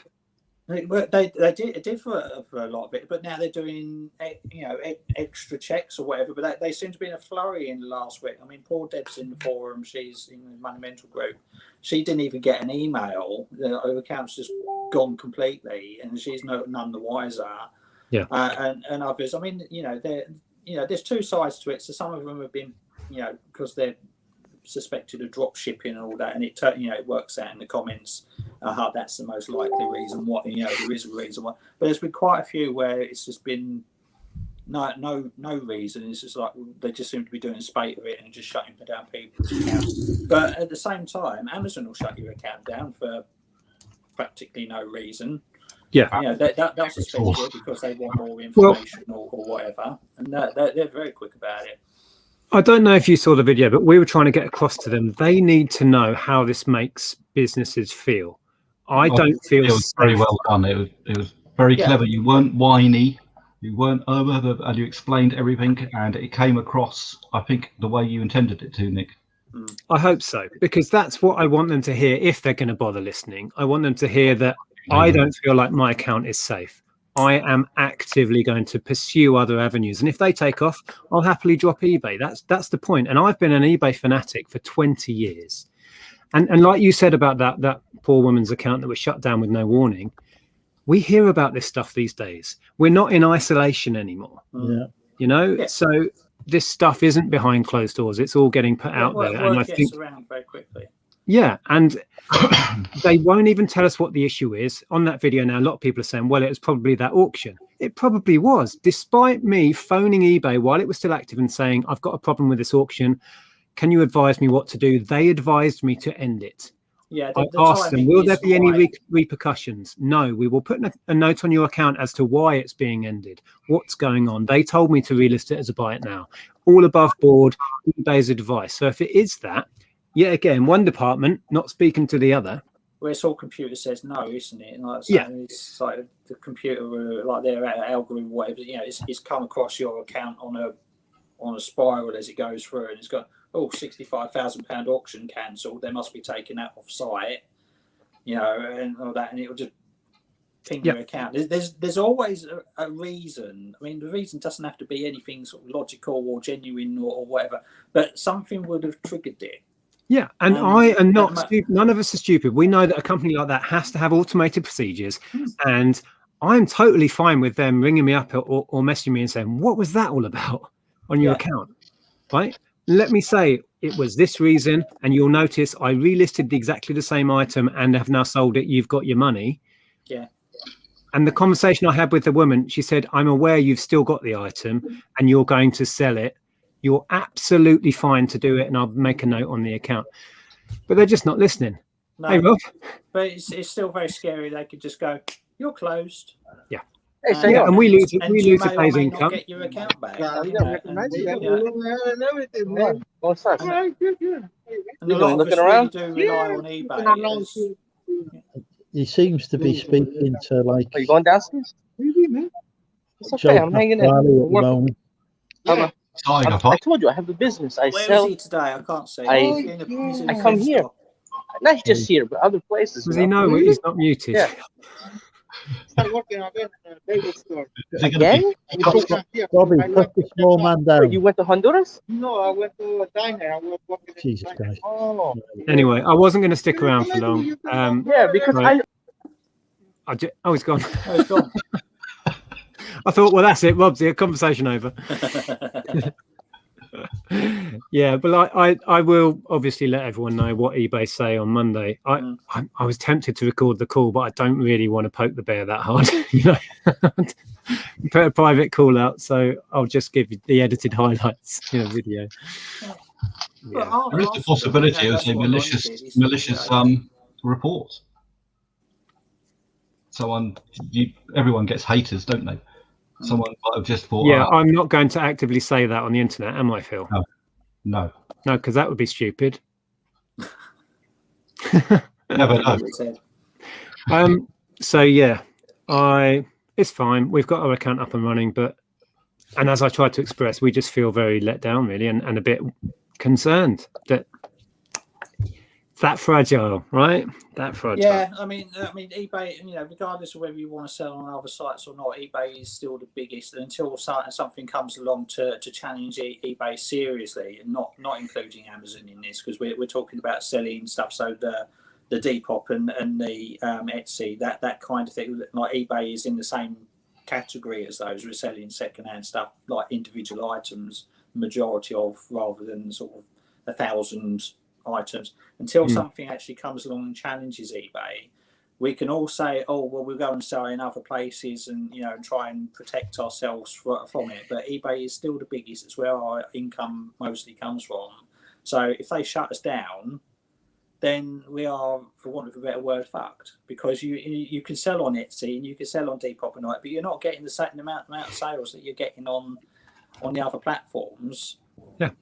So, and here's the thing, we want to sell on eBay. We are still avid eBay supporters, and we try so hard to keep to what they want us to do. We study their policies, we act within it. And every now and again, something happens that's out of our control. Let's say the auction triggered this. Let's say a Vero thing triggered this. Not that we've had any, but other people have. They are out of our control. Yeah. So that And needs to be they're not handled always, accordingly. You know, they're not always. I mean, with the Veros, it's not always, you know, correct. So there was a post on the group tonight. Somebody got shut down for got a Vero for posting a toaster. It was her. Like they shut her down because and they said that the photos were lifted from Morphy Richards' website. I think it was Morphy Richards or one of them. And she said, no, these photos are in my kitchen. You know, it's my 20-year-old bloody toaster that I'm selling. And it's like you know, you're pissing in the wind trying to change your Vero anyway. But you know, they're not. But you get the listing taken down, or you get a 3-day suspension, or that. It's fine. We live within the rules. You know, it's a case as long as we know where we bloody well stand. And you say, right, okay, well, these are you play by our rule book. It's like great, as long as we can read that rule book and understand that rule book and follow that rule book.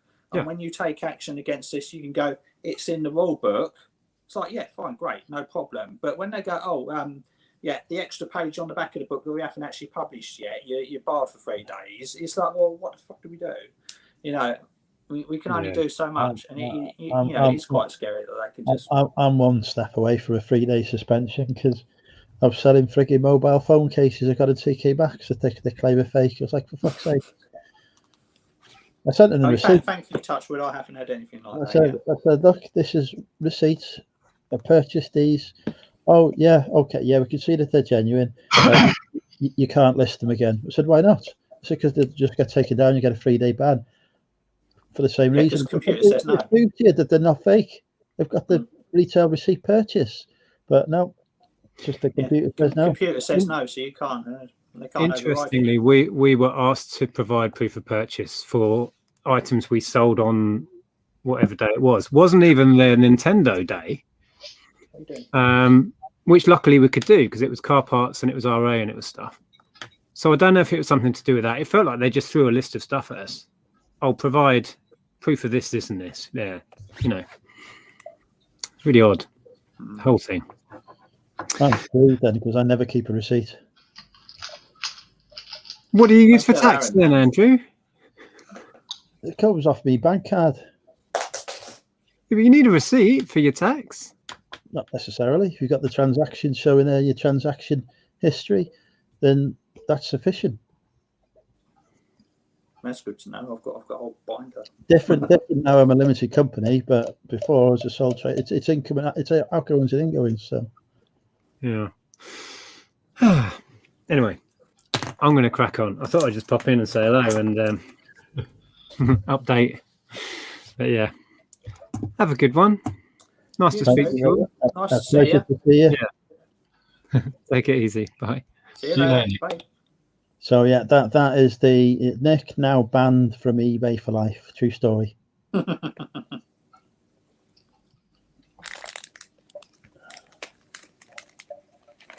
Exactly, man. I don't think receipts are evidence. I'm reasonably lucky. My supplier gives me full authority to sell on eBay, so I've got written confirmation. So I would never get any. I don't really deviate from the business plan. So apart from the odd personal item I might sell, which is very rare, but I've got another eBay account on personal use anyway, which I haven't sold anything on. I still only got one sale today, for God's sake. I've just had a Depop sale. I've had 2 sales. Right, okay, we've got 2. You're doing well, Depop this week. You've had at least 2 sales. Since that, I agree. Nobody should follow anyone's tax advice apart from the tax advice given by HMRC or a qualified accountant, of which technically I am one, but not the accountant bit. Technically I was HMRC, but you should always follow the advice that the officials give officially. And I've just written boom in a Depop message. Hashtag boom. I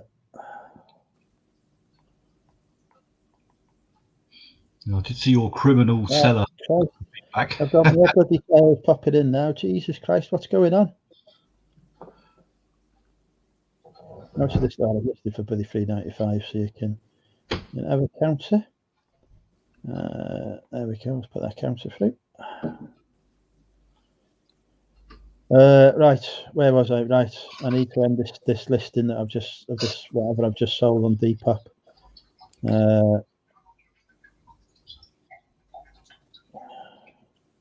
You've had a few Depop sales this week now, haven't you? 2. True. 2's a few. Oh shit! I've just knocked my KFC on the floor. Oh no, that's the dog's dinner now then.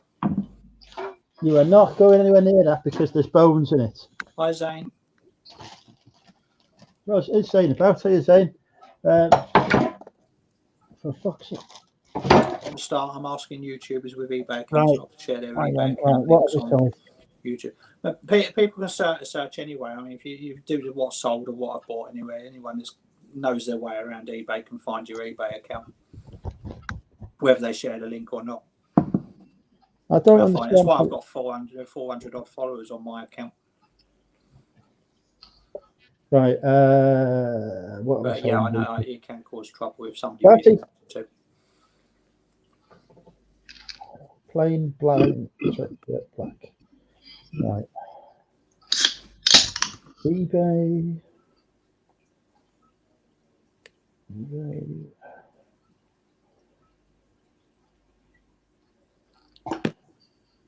Come away from there. Get away. No. Do you want food? Oh, wait. Yeah? You want food? Oh, is it going to be Crispies? You want food? Yeah? You want food? You're hungry? You want some din-dins?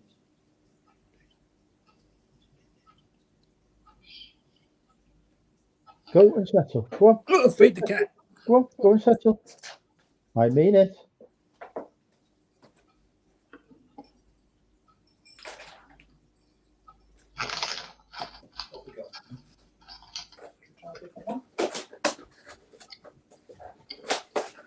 Right, okay, right. It's time for guess the price. $2.99.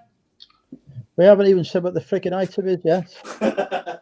Right, we'll go for the eBay sale first. $2.99. What?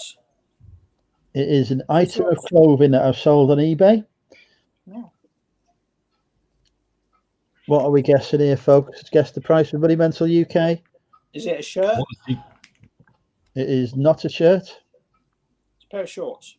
Is it a skirt thing? None of the. I haven't listed any of the skirt things yet. Yeah. Oh, we've got a correct guess. $9.99, straight in there from LGG. Congratulations. Yeah. So yeah, we've got a $9.99 sale. That is it. LGG gets the mentalist point. And now for the Depop sale. Now on Depop, I charge whole pounds. There's no 99s, no 95s. It's a straightforward whole pound. So £15. Bloody hell, that thing's loose again. What are you doing? Get up here. Get up here. Come on. Barty. Get up here. Come on. Thank you. Good boy. Leanne's got it. £12. I sold a sweatshirt for £12 on Depop. I had a close for $9.99 on eBay and a sweatshirt for £12 on Depop.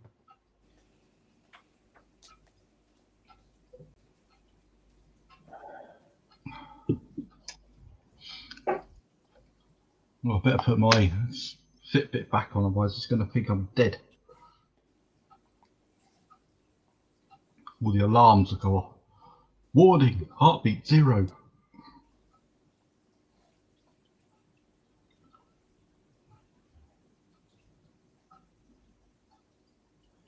Good boy.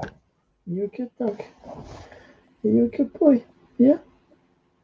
You're on YouTube. Yeah. I see YouTube there. Who's a good boy? See, DBG got it, and then she went £28. You had it at 12, Leanne. Who's a good boy? Yeah. There's a lag. There's always a lag. He's a good boy. It's quite a large list. I keep looking at my YouTube feed and this feed, and I'm gone in one of them, and then back. And then I'm gone and back in another one. I think.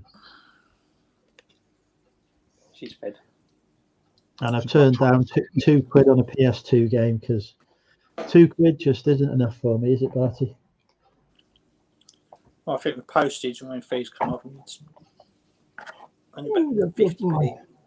Who's a good boy, eh? Is that a Casio watch you're wearing, Andrew? It is indeed. It's one of the basic, nice, old classic models by the looks of it. Yes, retro. Yes, so What I did happened like to the Apple Watch like then? those. You got an Apple Watch last year. You just not got on with it. I've got the Apple Watch. I'm still figuring out how to use it. I don't use Mine, half the features. mine keeps telling me I'm dead.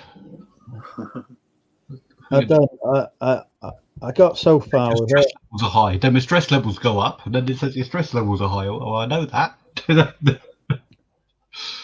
No, the Apple Watch is good, but the only problem is I keep forgetting to bloody charge the thing. Oh, you got to get one of them dingly dangly things, and I can't. I haven't actually worn it for about a month. So probably thinks I'm dead. It's been sat on charge. You've upset me accountant now. No, I've actually upset the accountant.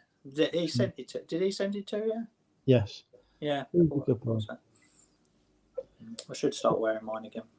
I've got Apple everything. I mean, that's an Apple Pen. I just like the notifications when I'm in like a phone in the Connect. pocket. I can look at my watch very quickly, and it just tells me stuff. Era Woody has popped in. You shouldn't be communicating to each other. We are in a national pandemic. Absolutely, communication should be banned. Oh, for fuck's sake! Haven't you heard of computer viruses? Come on. For Christ's sake, DBG, we wanted to have some fun with Era then. Bring him back. Jesus Christ. Give me a chance to bloody play with the troll first.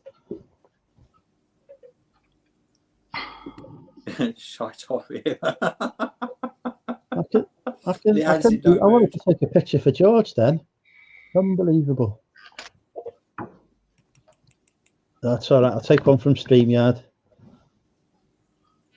Too bloody quick on the trigger, that girl.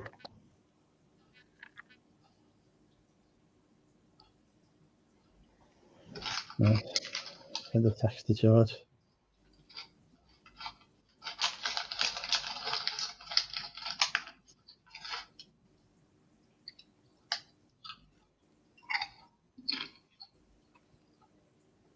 Crisps. There we go. Right. Crisps, what you got? I got. Nah, boring old Walkers. I'm still on these things. Sainsbury's were doing bags of 12 for £2.50, so I bought the whole shelf virtually. I'm just addicted to the damn things. I would happily mess with DBG Cesar, she knows full well. Oh, is Leanne DBG? This is what happens when you take a 3-month break. Everyone changes their bloody names, and I have no idea who I'm entirely certain that Leanne has been called Leanne since birth. She's definitely not changed the name.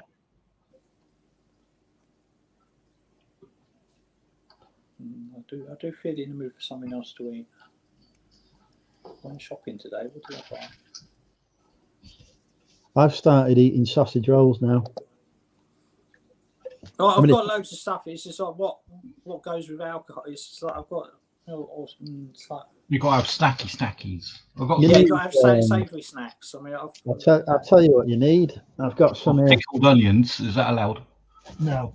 Oh, pickled onion Monster Munch. I could do a bag of them right now. I've just eaten all my pickled onions yesterday, which was a bit of a nightmare. I've got onions. The perfect accompaniment for alcohol is chickpeas. Yeah, roasted chickpeas coated in chocolate. That's what I'm having. It's not food for you. Right, you go and settle. Can't you train the dog to do some listening? There we go. £2.50. This is more like it. I can afford the postage on that. I'll take that. I can't train the dog to do fuck all. Tell her not to list, and then she'll go and list. Barty, it's time for you to go to sleep. You going to settle, yeah? Settle. tell you what I'm Settle. going to have. Belgian bun.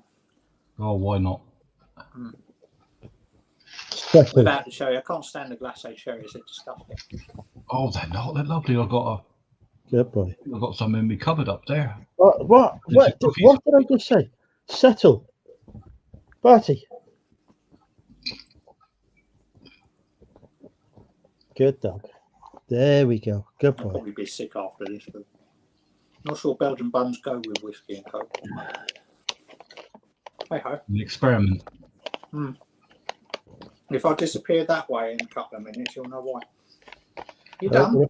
we're up to 98 viewers. Can we break 100? No, we've just gone back to 92 for fun sake. Anne said she laughed out loud at your net of onions. What life has become. Have you recovered from your COVID now, Leanne? Are you feeling better? I've not checked in. I've been busy moving into my new shipping container. That's going to be hot in the summer. I won't be working from it in the summer. Where have you parked it? Is it in one of these compounds or something? It's in Beirut. Excellent. This should be okay. I hear it's reasonably cold in the I get snacky chop.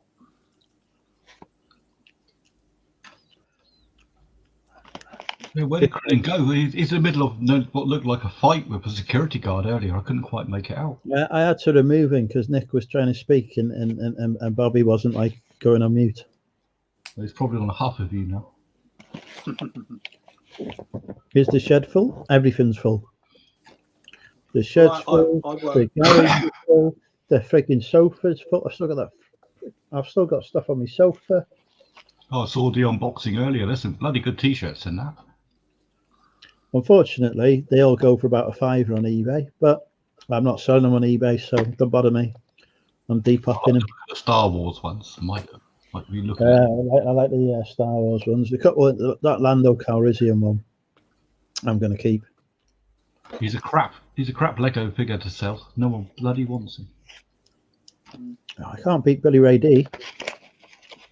For some reason, people don't like him. It's like I've got the Finn. Remember Finn from I don't know. What was it? The first, second, and third. The issue with Star Wars merchandise and trying to resell it is that the films weren't as good as everybody wanted them to be. So nobody wants to buy the bloody figures and toys and things like they did in the 80s. They do, but there's certain characters you get to know how the story. I mean, I like Star Wars. Don't get me wrong. I think, nice bit of watching to do. But I'm not mental on it. I don't collect any of it myself. But you look at how Baby Yoda's taken off with the Mandalorian. You know, everybody wants a Baby Yoda. Do you know what I did about 18? Was it nearly 18 months ago? It came out in America because Disney Plus wasn't available in the UK. But I could get hold of it using certain VPNs and God knows what else, and watched it. And I thought, my word, if there's any merch out for that, I'm going to make a killing when that comes out in the UK. So I ordered absolutely shed loads of it, and I made a killing. As such, I've been closely watching Disney Plus and what they're releasing. But it's quite interesting. I sell about 40 lines of Star Wars figures now. But you get to know which ones are popular with people. It's weird. So, like from a standpoint view, but I don't have an opinion about any of them. You can tell which figures people care about and they don't. No one likes Finn. I bought 50 as a sample pack from China just to see how well they sell. He was all right in the first film, and then sort of just went silly in the second and third film until he got to a point where he was just practically irrelevant. You know, he was like. If I drank a bottle of vodka every time one of those sold, I'd never get drunk. Yeah, I mean, it's like a clone trooper that just went rogue, and you know they could have made this storyline so much better, but he just went. Yeah, other clone troopers that go on animated series, sell like hell. So I've ordered thousands. Should have stayed anonymous. Gentlemen, we must stop. I've had a sale. Oh, Time to guess the price of Money Mental UK. $6.99. I've accepted an offer on a PlayStation 2 game. Oh, that'll be $12.99 then. £4. People in the chat. Leanne reckons I should grow my hair out long. Do you know, I've been thinking about that, but I could be like some kind of rocker, but I think my colleagues would take the piss out of me.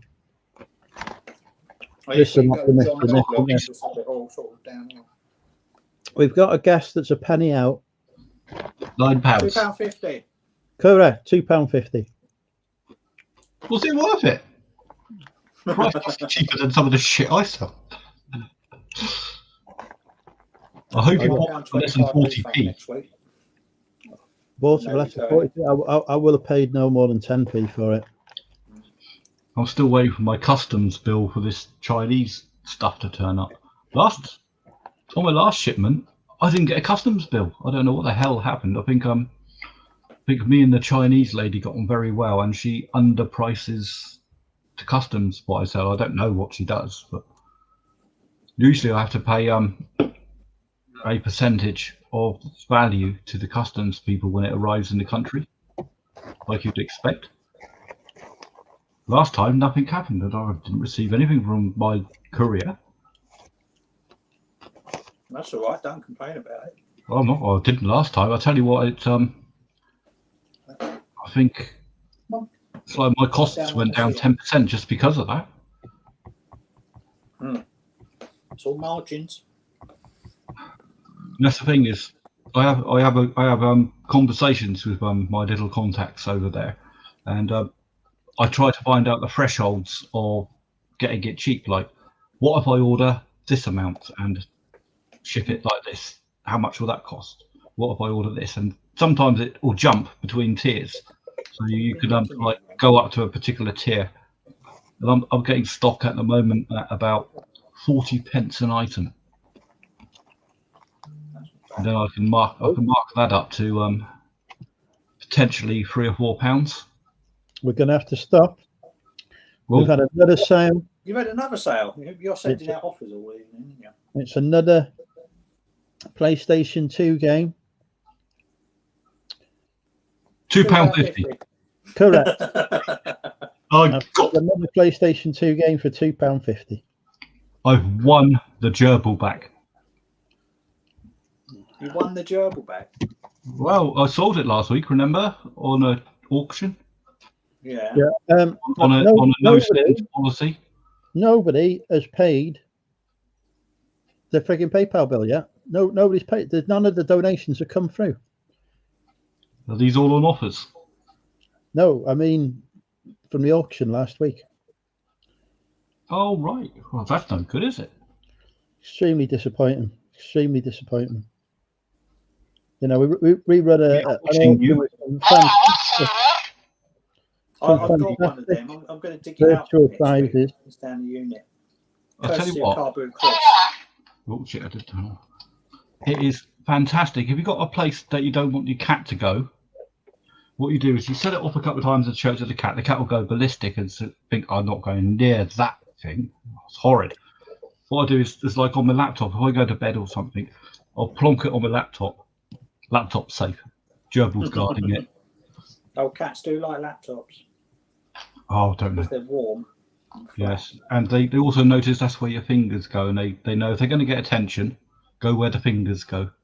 The dog has worked out that if he needs me to do your dog on your laptop. Well, the dog has worked out if he needs me to do something, he will put his paws on the laptop and push the screen down and close it, so that I get pissed off and do whatever he wants. Then they're not stupid, these animals. This one is. Oh yeah, they are stupid, but they're not stupid. Two different types of stupid, aren't they? Yes, definitely. They know what they're doing, and they don't know what they're doing. They like to plead ignorance, don't they? No. They got a very good business model, cats. You going to lie down or what? Perfect business model. Lie down. Lie down. You've had your food. Now lie down. Pause. Yes. He likes to dig Straight his to the paws. He'll sit on boobies. it like. Yeah. When my cat was on heat in the last few days, it was her back paws that jiggled because her behind parts were uncomfortable. She climbed onto my neck and she started going like that with her back paws. It looks like I've had an interesting session with very feisty ladies. I've got scars where she's been on me and like. It looks like I've been in battles. Yeah, I've got permanent scars on my chest where she's been on me and something startled her or something like that, and she's just got and like the claws just go in. It looks like I've been in a fight with Wolverine. Isn't it? People don't realise cats' claws are mildly poisonous. They have I don't know whether it's a biological toxin or a chemicalogical toxin. Yeah, that's why it all goes all raised and it inflames, like you say, it comes up like a train track, doesn't it? Yeah. Yes. At the height of things, I think I had about 20 cats. 20. Jesus fucking Christ! Not in here. Phil, the crazy cat lady. Fuck me, 20 fucking cats. The vet bills must have been record-breaking video on my channel. I don't have any reselling videos, but my cat video. How on earth do you afford a vet? Like, do you just may as well just fucking hire a full-time vet to work for you? I wasn't the owner of all the cats. I used to live in a premises with a gentleman, and I had the unusual situation of I was actually dating his wife. So, but that was different. Leanne doesn't like cats, obviously. We need to unpack it. We need to unpack this. Right, there's several things we need to unpack here. So first of all, we've learned that you've abducted not only a man's cats, but his wife as well. Indeed. Jesus Christ! Can't deny this. Is she the one that you've got locked in bedroom at the minute? That young lady is, yes. Well, older lady than me, yes. Yes. She's not allowed out. Is Phil a swinger? I feel we're uncovering new levels to Phil every time he comes live here. It depends if Neil has a look on some of the other YouTube channels I have or videos that I've neglected to take down, which other people have discovered, and yeah, they're quite interesting. People could make that conclusion. I could understand why. Right, so you used to share a woman with her husband. Not share. Well, I don't know, possibly. But that particular household at the time had a number of cats which weren't neutered nor spayed and used to breed like the proverbial rabbits. And on occasions, you'd have 3 litters drop at the same time from 3 different mothers. So there would be 15 kittens and. Oh, they all get pregnant at the same time, don't they? Yeah, they do. So it's spring and autumn. Have a look at my video on this channel. Jesus Christ, I think I called it. Never mind the freaking cat. How are you calling somebody's wife? That's because I'm a sexy, handsome hunk. You know, people can't. You know. So this bloke, right? This poor man let you stay in his house. Not only while he let you stay there, you took his cats, you took his. Did you take his shirt as well? In all fairness, he was abusing her and was a complete arsehole. And I decided to step in and see what I could do about it, and inherited. We don't like no abuse. Abusing people like that, domestic violence, bad. We do not condone that on the Monumental UK channel. There were court cases. He basically attacked me at one point. So Jesus. Oh, mind you, I'm not surprised. You know, in his defence, he did take his wife and his cats. I'm not reading that one out. Spit roasting with Phil could overtake drinking with Andrew. Oh, that's a good idea for a channel, isn't it? Could be like a side venture. I could re-premiere old videos from back in the day of me going. Apparently, there are videos of me swinging around poles. These poles, like you get in dance clubs. You can actually buy these and install them into your room as long as your floor and ceiling are adequate, because they tension against them, and they have a sleeve around them which swivels. Well, I'm sure you know how these various poles work. And on occasions where I've imbibed some substances of the alcoholic variety, I could be seen using said poles with some interesting dance music. That's all I'll say on the subject. It got some views. People are probably typing it in now. These are in the days when cameras weren't very good, so it's in about 240, 480. And I was a lot slimmer. I think we were all a lot slimmer in those days. Yeah. Yes. I turned 50 and my belly went BAM! Fuck me, that happened when I turned 30. When I went 30, that happened. I The hair went up. I've still got all my hair. My Mediterranean heritage on the male side, where all the males are bald, and I'm actually doing quite well of keeping the back end of my hair. No, I'll keep on with it. It will just go white. And the rest of my family's got it grows so fast. It's ridiculous. If I could sell hair or shaving clippings, my God, I'd sell more than Lego. Fucking hell, if I could sell pubic hair, I'd be making a fortune. Don't want to know.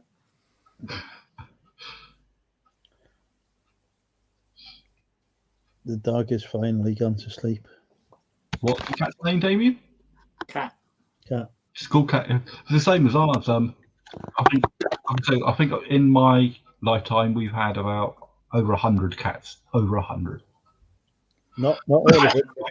Most of them are called what they look like: Fluffy, Blacky, Stripey, another Fluffy, Fluffy 2, Cat. Yeah, her full name is, for fuck's sake, Cat, usually. Hey, isn't it? Pain in the ass. She's looking at you to say, do you like that t-shirt? Just likes that pencil. Is it?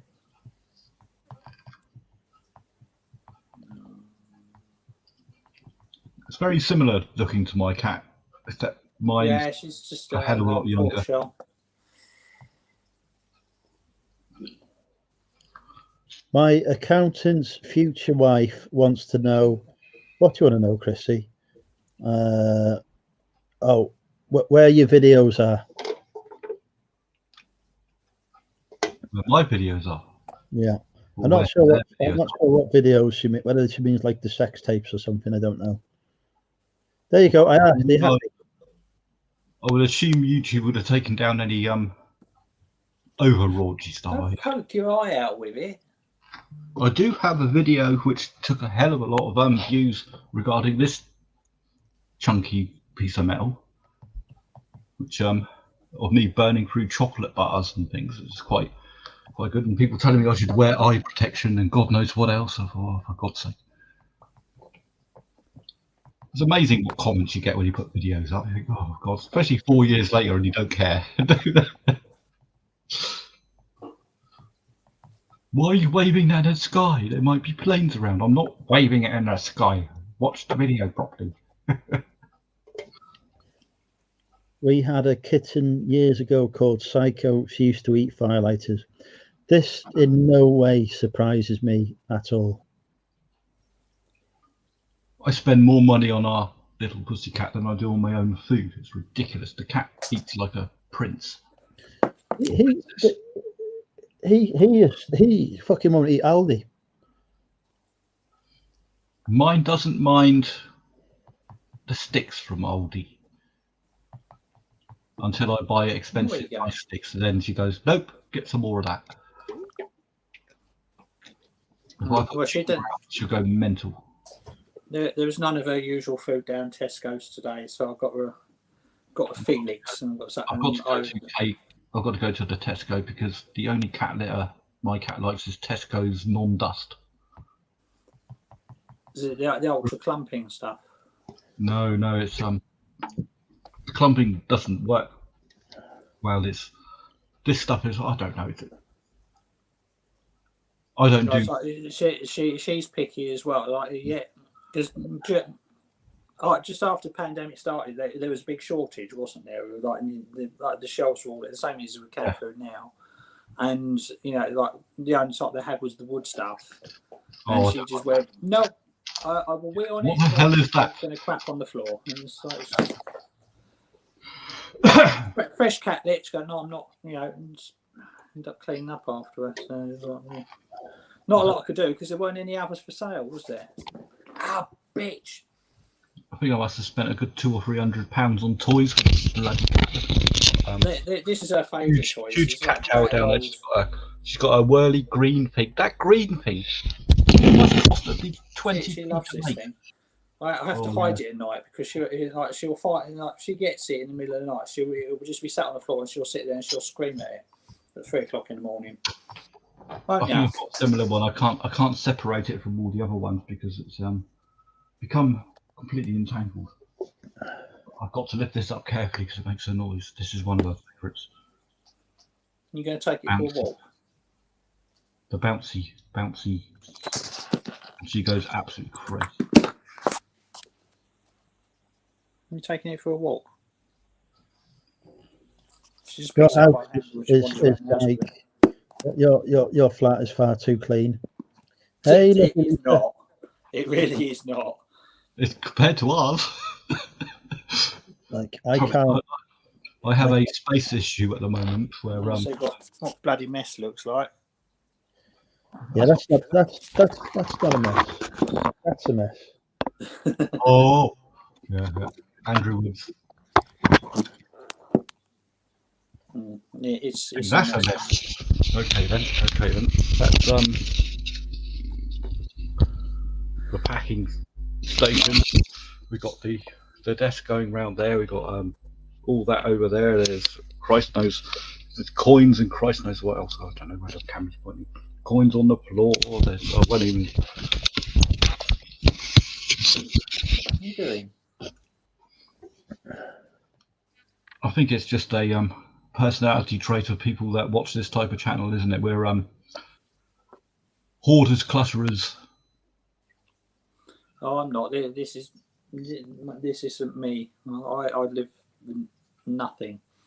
Because I hate it because I am OCD. If I had a week off, this place would look immaculate. But then I'd never be able to find anything again. Did you used to watch Big Bang Theory? Yes, a lot. Do you remember the episode where they did the flashback of when Leonard moved, was interviewing for the apartment? Yeah. And the first guy goes in and Sheldon's flat is just like a couple of deck chairs and like. That's right. Yeah. That's what. When I meant, look, that's pretty much what my house was like. It was just functional. It was like everything in the house had a purpose. I didn't like everything like that. It was all tidy and everything. Now 6 years later, it's a complete bloody shit style, and I can't deal with it, and it's bloody mess all the time. Wait, come here. Stop that. I am looking. That's ideal. Just everything's got a purpose. Nothing, anything like rubbish, and now the house is just a mess. Cool. Kenton has a coin-related question for me. What is it, Kenton? Right, you've got 60 seconds on this subject and no longer. Sky goes. What's wrong with coins? The bandit to sell.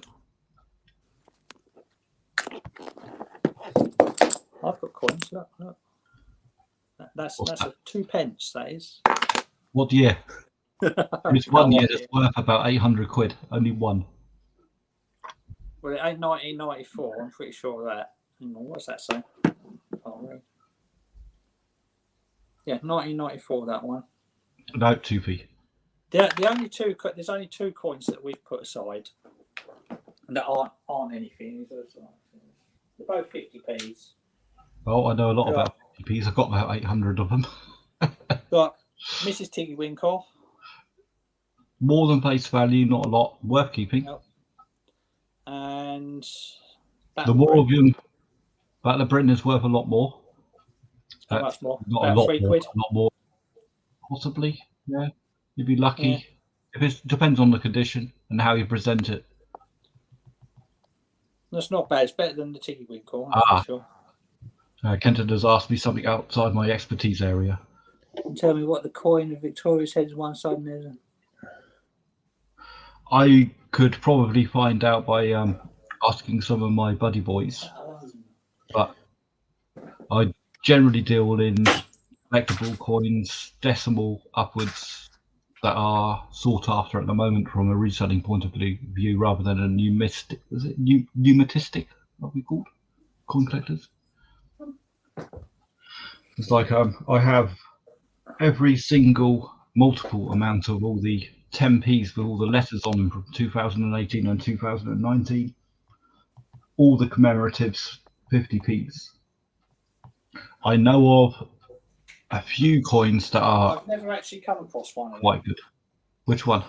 One of the 10p's with letters on. I've never seen one. Do you know why? No. Do you know why? The mintage because I use was so low. most of the time. The reason is the mintage of them was so low, which means they're a huge investment. Not only that, because collectors are collecting them, or people that aren't collectors are thinking, oh, that's interesting, and they're putting them in their piggy banks, they're stripping them out of supply. So that if you get them, and you're not going to sell them for a lot of money, they're not worth hundreds, but they are worth tens. It's like I've got a couple of brilliant unused 10p's and God knows what else that will probably go for about 20 quid a piece. And you think that's 200 times its face value. Yeah, the only other coin I've got is the one that I keep in my wallet because it's supposedly lucky. Not that I believe in that, but it's given me my mum. This is a sixpence. It's a 1933 sixpence. Sixpences were always traditional, weren't they? You used to get them. Yeah, it's like in your wallet. No, it's like lucky carry it around. So it's Yeah, from a financial point of view, the only value ones are, I can't remember what the day is, 40s and below. Some of them are silver. Yeah, this one's Silver prices on that one. 1933. Yeah, worth keeping. You can just keep saying, isn't it? Yeah, it just stays in my wallet because it's supposedly lucky. But well, back in the day, she believes in all that shit. When you were born, a relative would give you a sixpence of that year, wouldn't they, or something? So yeah, that's what I mean, that is a business model that some people do. They keep dated coins and then they sell them according to sort of like commemorative issues with the buyer. Like what if they've got a coin like what's the year now? 2021. So if you've got a coin that is what 71, then it's a 50 year. So you can list it as a birthday present for a 50-year person. Yeah. And then find the right listing category for it, and you can probably get twice as much as you would. Especially if you do things to it, like put in presentation cases or some paraphernalia. Yeah, because it's giftable, isn't it? So you can always charge a premium for giftable, even if it's got no. I mean, that's why they do all these bloody commemorative sets. I mean, that's something that a lot of people miss. If you've got a shop or something like this on eBay, you get your listings virtually free, don't you? Because you paid for it already. Virtually, but it only costs you another 12p to list it in another listing. If you can find a viable other area where it might push it, as long as it doesn't interfere too much with your advertising costs or something, it's worth doing. Especially if you've got multiples of them. It's like I get some of the Legos that I have, if they're like frozen figures, people like putting them on girlies' birthday cakes. So I sell them as party fillware. They cost me 12p a month for my 400 stock of them. I mean, that's not exactly a cost, is it? Yeah, you have to be careful with this. I saw a post on some. However, because party stuff is higher than construction toys, I have to pay a little bit more on face value if it sells. But it doesn't affect the margin. Yeah. And they're not fast movers, so I need to get as much exposure as possible for that sort of thing. I thought my frozen figures would sell really well. They don't seem to. Yeah, so I saw a post earlier. Somebody had updated all their listings and they put, I think they put subtitles on it or something, and they didn't see what, didn't notice the fees that they were screaming and shouting at eBay and everything like that, because they'd just been charged an extra £240 because they'd updated all the listings, put subtitles in all of them. And so he's blaming eBay. So Richard it's in the not chat not saying their about fault you didn't read the subtitle at the bottom before you click submit, is it? Yeah, Richard in the chat is saying about the puddle ducks for 50p's. They're probably one of the most rarest of the or the most sought after of that group of coins. Luke's nan collects coins, and And she, I would say the going rate at the moment is about £9, so £8 is reasonable. It all depends on the quality. If it's a circulated coin that's been in your chain, not beat up, but it looks like another 50p, but it's just a puddle duck, then yeah, maybe £8. So what's the most valuable coin of a coin that is in current circulation in the UK? Is that a £2 coin or a 50p or something? What's the £50 coin? 50p would be the Kew Gardens from 2009. It's in circulation. You'll be lucky as fuck to find one because it's been highlighted in the press for the last 5 years. Only 210,000.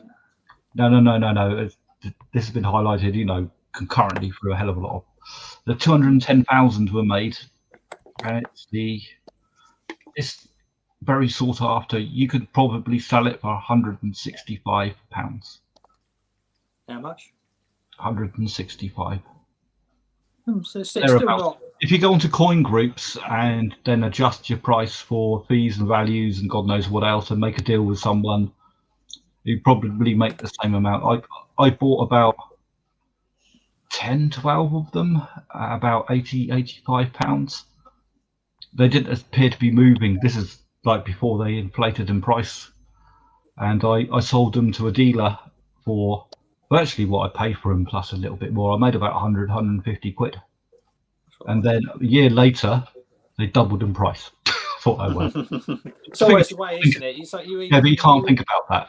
No, because you could just as easily have halved in price by yeah. You don't think about all the stuff that drops in price that you made a killing on, and think it's 2 years later, look at the killing I made. Yeah, it's the same with Pokemon cards or anything else that sort of got an arbitrary value. It goes with the market. If it's volatile, even if it's volatile over sort of like periods of months, you got to either be prepared to hold on to them until the market is bullish, or not. But if you try and you can't quick flip because you're not going to. The market won't move quick enough for that. No. Yeah, so longer term investments or medium term. Either that or you'd be holding about 50 grand worth of stock, and just when the market peaks, who can afford 50 grand worth of holding stock? You don't, do you? No. That's the best thing. Buy gold.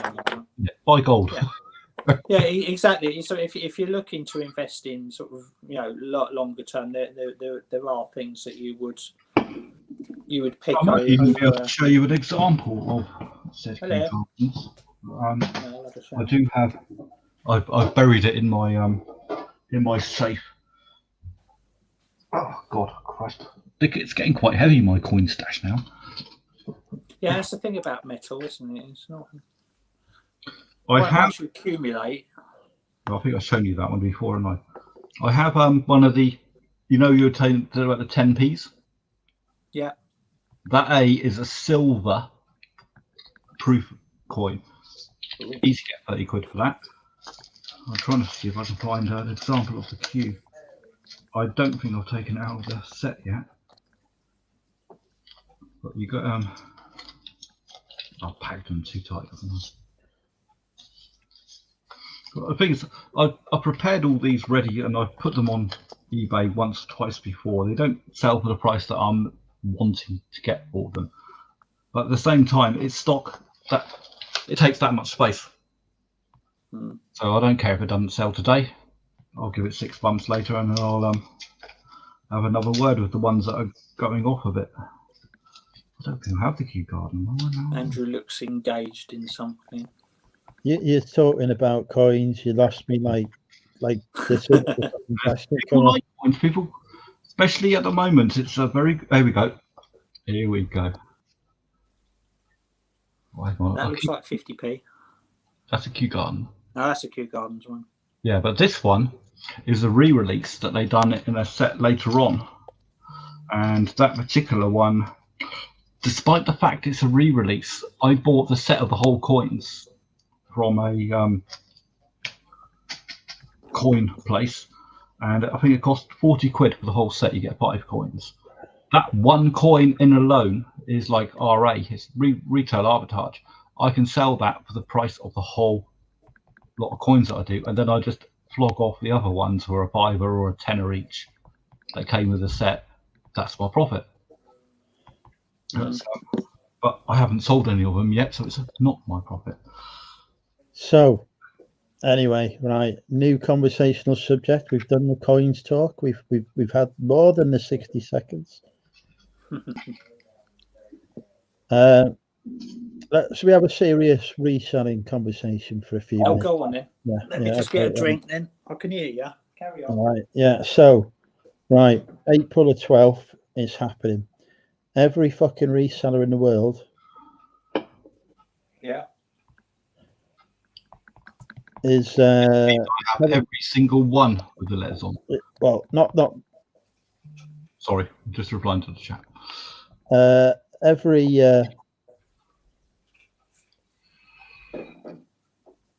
reseller in the world, yeah. As what was I going to say? They're going to be descending upon the charity shops April 12th, aren't they? The car boots are going to be fucking surrounding them. What's your strategy? What's your plan? Are you going to be fucking getting up like 6 o'clock in the morning, queuing outside? That is all 10 pieces of letters on.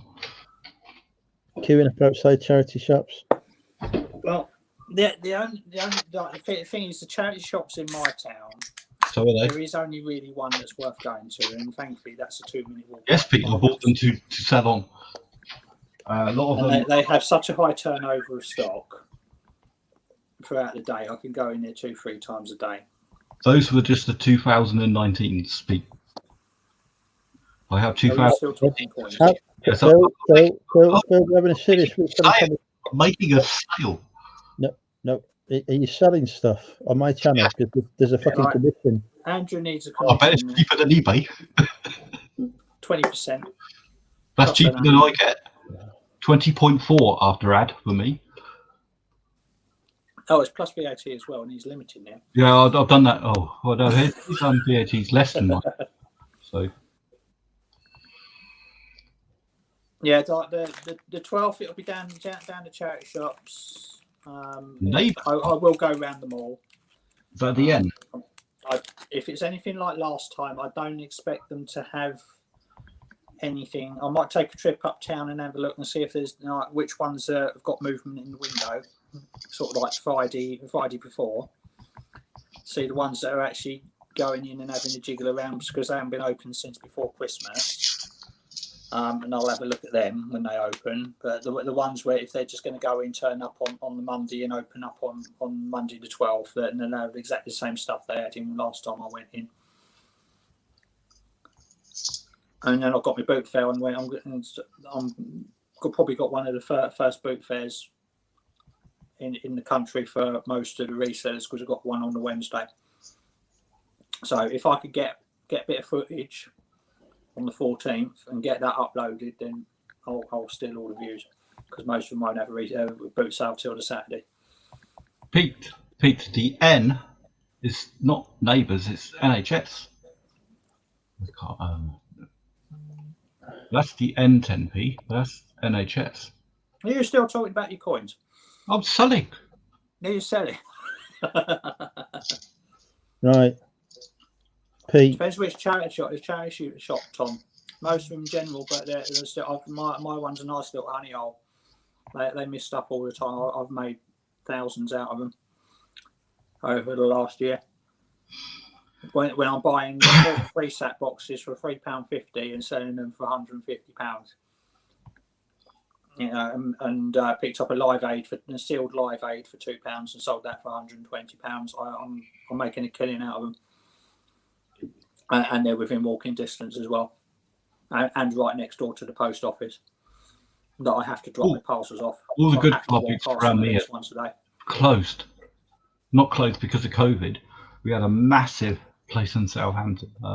near Bursledon. It was 2 huge fields. You couldn't, if you just walked it and didn't buy anything, just walked it, didn't stop at a store and walked down every aisle, it'd probably take you an hour just to get to the end of the field. It's ridiculous. But they've sold the site for housing development now. So there's 1 or 2 local car boot sales which have about 10, 20 sellers. Yeah. Crap. I used to be a big car booter seller. I used to get a load of crap from houses and shit and just set up a store. Easy 200 quid every single Sunday afternoon. Not much money, but you know. But the trouble is, by the time I got home, I spent it in the supermarket on beer and got pissed that night. So it didn't make a lot of financial sense. I disagree with Tom there. So I mean, there will be people scared to sell, but if anything like last year when we were in the middle of the pandemic and they opened up, the fields were full week in, week out, and they want to go to. They're turning people away an hour before they even open because they haven't got the room. So people are not scared to sell and go out in the field. They're absolutely full. And there were so many buyers and so many. It's going to be a waiting game. It's going to be a waiting game, isn't it? Because it's going to be rammed to start with. Because everyone's, it's like pub gardens. You can't get. It'll be exactly the same as last June when we opened up. The charity shops will open up. The people that want to go out, and people. And there's people that don't care about the pandemic. The first one, no, they're absolutely full. The boot fair I'm going to on the 14th of April, I can guarantee will be absolutely jam packed, and half of Kent will be there. Because it's the only one in the county that's on that Wednesday, and it will be packed, and they will be turning people away, and it'll be the same on the weekend, assuming it's not raining, of course. Jamie's been. Because that's exactly what it was like last year. The first boot fair of the year, it was absolutely rammed, and then after that, a couple of weeks after that, by the end of the month, by the end of June, it was settling down, and there were gaps in the field, and you would get half a field on a Wednesday. But the first ones was like, it's just all that pent up. It's like, you know, the cork goes off the bottle, it all comes out, and then it settles down. Jamie, Allington Lane. I'm trying to think which one that is. I used to do the one in Romsey. Bursledon was absolutely brilliant, like you say. It's huge, absolutely huge. Allington, I think, was a bit further east for me, where I was living at the time, but I think I've heard of it. There was one in Totten, which was, oh god, crap. But people are a lot more confident this year because a lot of people have had the vaccine, and this summer we've got 2 extra months on. Last year we didn't start until June. This month we're starting in April, so we've got 2 extra months on last year. So we still have to look at the English weather, don't we? Every single day there's a good car boot. Oh god, and guarantee it's going to be raining on the 14th of April, guarantee. Because it's April, it's England. It's like April showers for a bloody reason. But you know, we're used to it though. We're used to it. Yeah. Because even when you get a hot day, if you're a seller and you're out there, Jesus Christ, you come back like a lobster. Yeah, you need a nice long hot summer, but you should get 6 to 7 months of boot fair season this year. Last year, I got 4 months. So it started middle of June. July, August, September, and like just before we got to October, they said no, that's it. The weather's turned and the field's shit. So we had 4 months last year. So hopefully get 6 months this year, so extra 2 months. And I think a lot of the part-time sellers that are, what did you call them yesterday? Sort of like the furlough resellers. They will, there might be a few less this year because they've got to go back and do their real job. I think, and the ones that were just looking to make extra money during lockdown. Yeah, the thing is, they're not going to go back on block, are they? No. So it's going to be one of those things. You're going to look at it as it happens. Yeah, it's going to be very up and down this year. I think next year will be for when things are back to normal and everything's settled down. The sellers will be selling and the buyers will be buying, and the ones that are reselling that are trying to do it for long term, be it part time or full time, they will still be there. And the ones that were just doing it because of the pandemic would have gone back to whatever they were doing before. Right, I'm going to not do a kneel. I'm going to use the toilet, but I'm going to turn the microphone off and the camera so that people don't go. Did you see that, David? That was funny. I couldn't stop laughing for half an hour. This turning off the microphone's going well, isn't it? Any minute Pete's now, we're got going to hear 6 Phil o'clock. having a tinkle. 1 on Wednesday, 2 on Saturday, and 3 on Sunday, though. Yeah, same here, Pete. I've got 1 on Wednesday. It'll be 2 on Saturday and 2 on Sunday. Unfortunately, one of the Sunday ones is now permanently closed because it was in a park and ride, and the contractor's now up for tender. So they are the new tender. They want all 3 park and rides open on a Sunday rather than 2 of them. So I don't think they're going to find another site. So it just means an extra 10-mile trip up the road to the main one. So, but hopefully some of the booths will open in my town, because there's not a single boot fair in my town open last year at all. And there's one down the road in the field next to where that girl was found. So that'll be interesting. And then hopefully by the time we get through the summer season and we come out, jumble sales will be back on to keep us through winter. That'll be good because we haven't had them this winter. So yeah. Are you going to the boots? What's the That was quick. Did you wash your hands? They haven't officially announced what's happening with the boots, Tom, but I assume that they're opening sort of April 12th with the shops. And I'm going to do the same as you, Tom. I'm going to sell at the first few because I think there'll be a lot of buyers there, a lot of people desperate to buy stuff. So I'm going to sell at them, but I'm going to do a tour of the boots beforehand, before I set up. And then after a few boots, I'll make sure you buy extra batteries for your video equipment, because there's going to be some good YouTube content when people go to these new ones. Well, it's going to be a search. The main one that I go to, the one that's Wednesday, Saturday, and Sunday, the one that is starting on the 14th, confirmed that they're starting on the 14th, assuming the thing opens up on the dates that the government has said it will.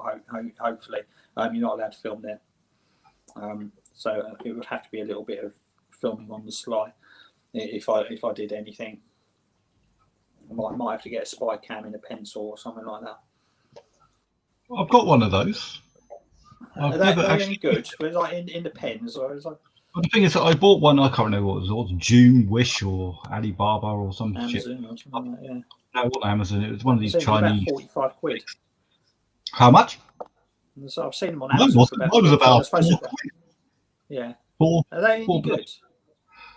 Well, the thing is, like most of the rubbish that I buy from stuff is, I buy it, get all excited about it, put a memory card in it, see if it works, go, bloody hell, this is brilliant, then put it on the shelf. It's there for 4 years. Yeah, it worked. It worked really well. Yeah. And it looks just like a pen. I thought, this is never going to work, piece of cheap bloody junk. Put a memory card in it, charged it up, put it in your pocket. Not an unreasonable picture, considering the camera lens is so small. It comes out a bit fish-eyed, doesn't it? It comes like wide angle. Oh, very much. It's not YouTube quality, certainly not. But if you needed to use it, that's the thing I'm concerned about. If you needed to use it for intended 007 type purposes, I'll just, someone's going to say something silly and I'll need to record it. Yeah, it's what you see on Rogue Traders and whatnot, where they send in one of their reporters under. You can buy a dodgy sales firm. Like pens, but you can buy cube cameras that are about that big, and it all depends on ingenuity. Because the one I've got it's not great. It's a fake GoPro, but it's big, and they say you're not allowed to film. I've got about 3 or 4 fake GoPros. They're only about £20-30, aren't they? The thing is, I find with those is they fisheye a lot. Yeah, this boot fair has said no more filming is allowed there because of a YouTuber that got into a fight with somebody else that was buying there, and it went on and caused all sorts of things. So nobody's allowed to film there anymore. So if you filmed, I'm not saying who they are, but they don't do reselling videos anymore. But if you filmed there without permission, but so secretly that no one knew you were filming, and then a video went up and they saw it, would that? But I assume you'd get repercussions, or would they? Well, you would only put up footage that it's just a stall is a stall is a stall. If you've only got a narrow sort of focus on a table with tat, you can't. Say, that was some other boot fair. It's when you start showing sort of wider shots and say, well, that's and you can see the corner. That would take a lot. That would take a lot of very good editing, though. We just cut out. You just show No need- what's at the table. Yeah. Yeah, but I you know, can see a it'd nice only be like a few car minutes vent. footage. There we are. It takes a long time to go through boot fair footage to get into edit it into a video and cut it down. Because you know you're there at the boot fair for 2 hours. You've got 2 hours worth of footage, and you've got to remember what you bought from where. Bobby, how are you? Hello. What's going on, guys? I wasn't going to mention any names, Dixon, but what you got, Chris? What you got, Bobby? What's that? What are you eating? What's on the menu? This is like a twisted pretzel, like a Right, I don't know. are you eating again? Oh, very nice. Has that got cheese in it? No, I think they might have them, but I says, you know what? Let me just go with the regular one. And they give you a little like brown mustard. I don't know what kind of mustard you guys have over there. I'm sure you have mustard, but Yeah, I don't know what kind of mustard you guys We're have. a third world country. We've never heard of it. Dijon mustard. Dijon. Yeah. Wait, what's that? Yeah, this is like a. Did you ever heard of Golden's mustard? I don't know if that's in the UK. We have Coleman's, and that's Yeah. all we eat. Coleman's is it- proper English Coleman's. mustard. That. Proper hot as. Yeah. Oh, Which one is the Irish mustard? they have one. I don't know. Oh no, or maybe it's the Irish ketchup they eat. I don't remember. They Well, have a anyway, next week is St. Patty's Day, but I still hate that It is. corned beef and cabbage. So ugh. corned beef and cabbage. Yeah, for St. Patrick's Day, that's what you eat: corned beef and cabbage on St. Patty's Day. Do you? just drink. It's Guinness, A pint of Guinness and that, you know, just. and then another fun pint of Guinness. food. But there's controversy, of course, because you know it's a very big, important day for all the pubs. It's the most important day of the year. Yeah, For they're most all of them. closed this year. Well, that's the thing is like, you know, All it's the like pubs, who's all going the to be pubs in allowed to Ireland stay open? won't be open for. Krillin, Are you- you're wait, Krillin, This in thing, the last UK year we locked down on the 23rd of March, so they've just managed to get St. Patrick's Day out of the way. A lot of them didn't want to go out anyway because we were on the verge of yeah, it. but for outdoor, you can't drink outside. No, not until No, 12 of April. there is no St. Patrick's Day in the UK this year. No. Bobby, the biggest Pubs can day start for outdoors pubs on the 12th of- outside big public holidays is Mother's Day, which is for Which us in is the UK this this Sunday. Sunday. Yeah.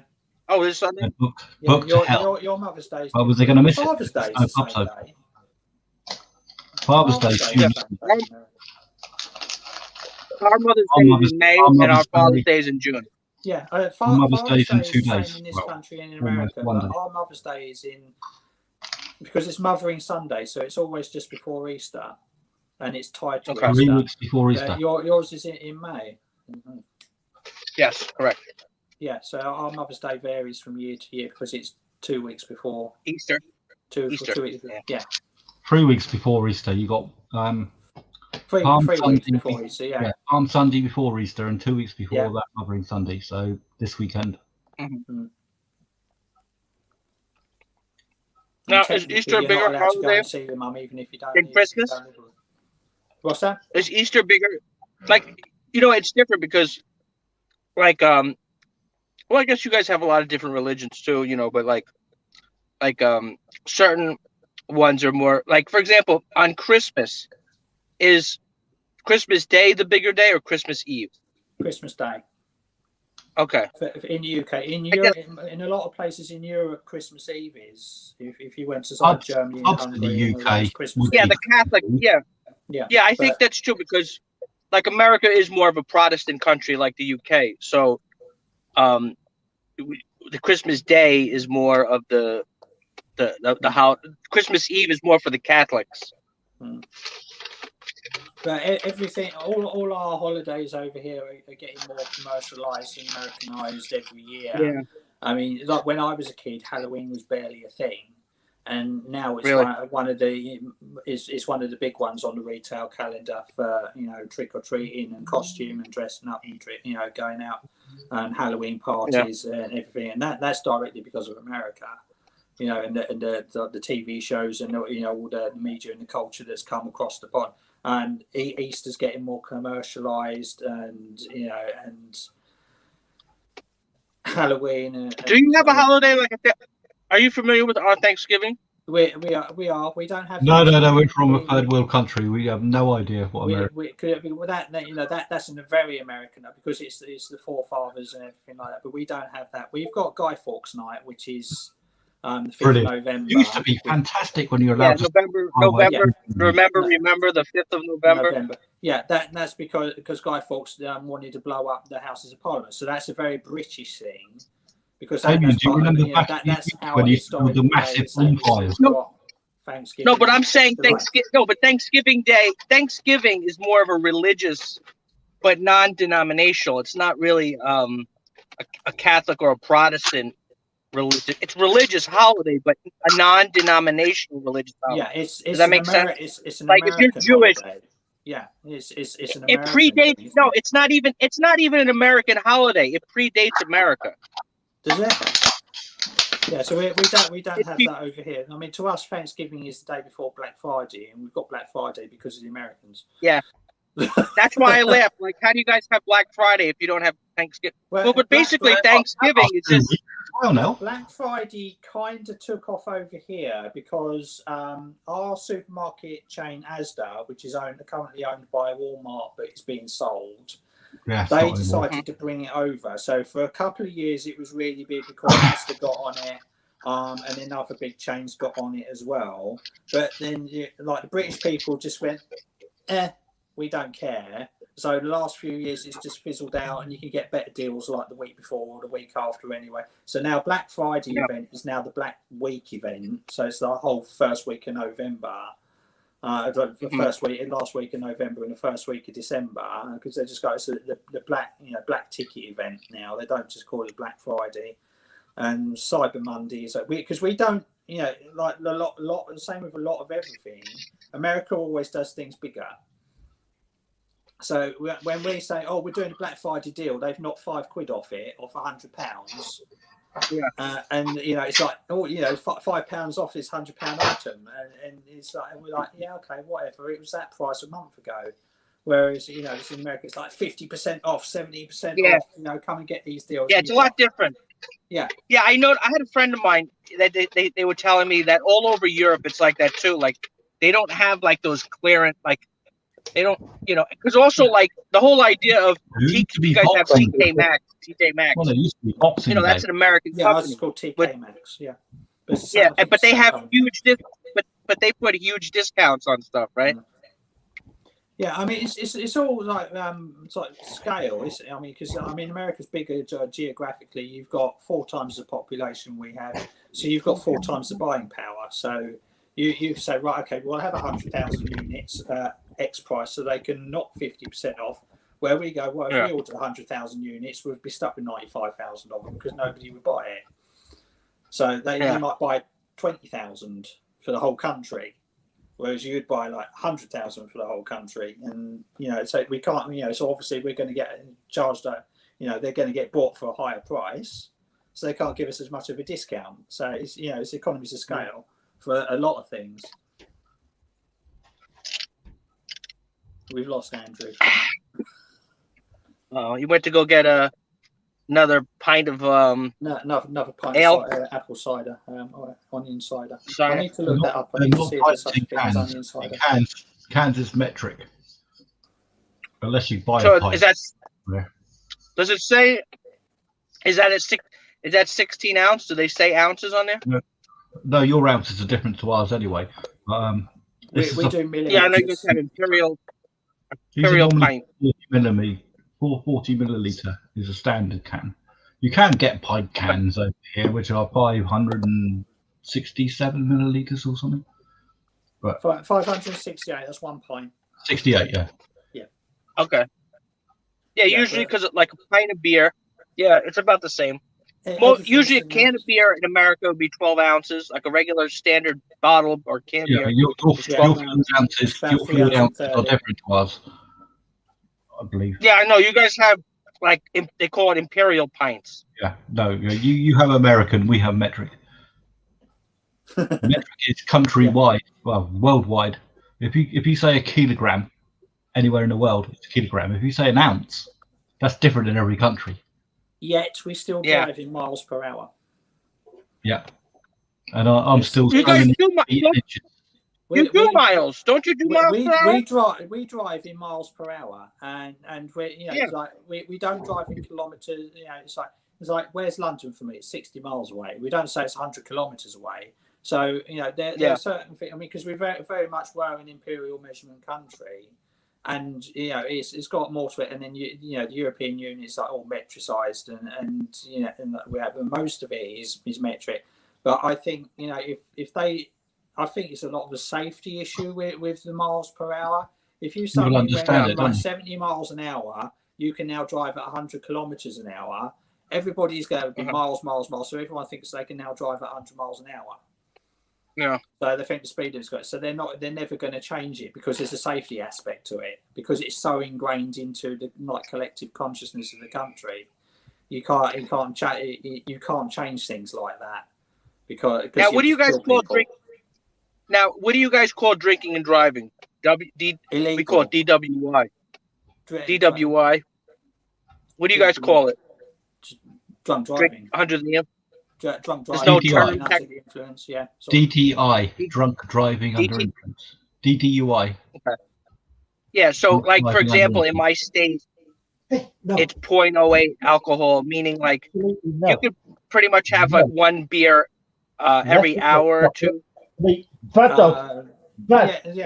think there's a limit. It's alcohol. Andrew's having a fight. Like the amount of alcohol is like so many milliliters of blood, it's like units. 35 is the limit.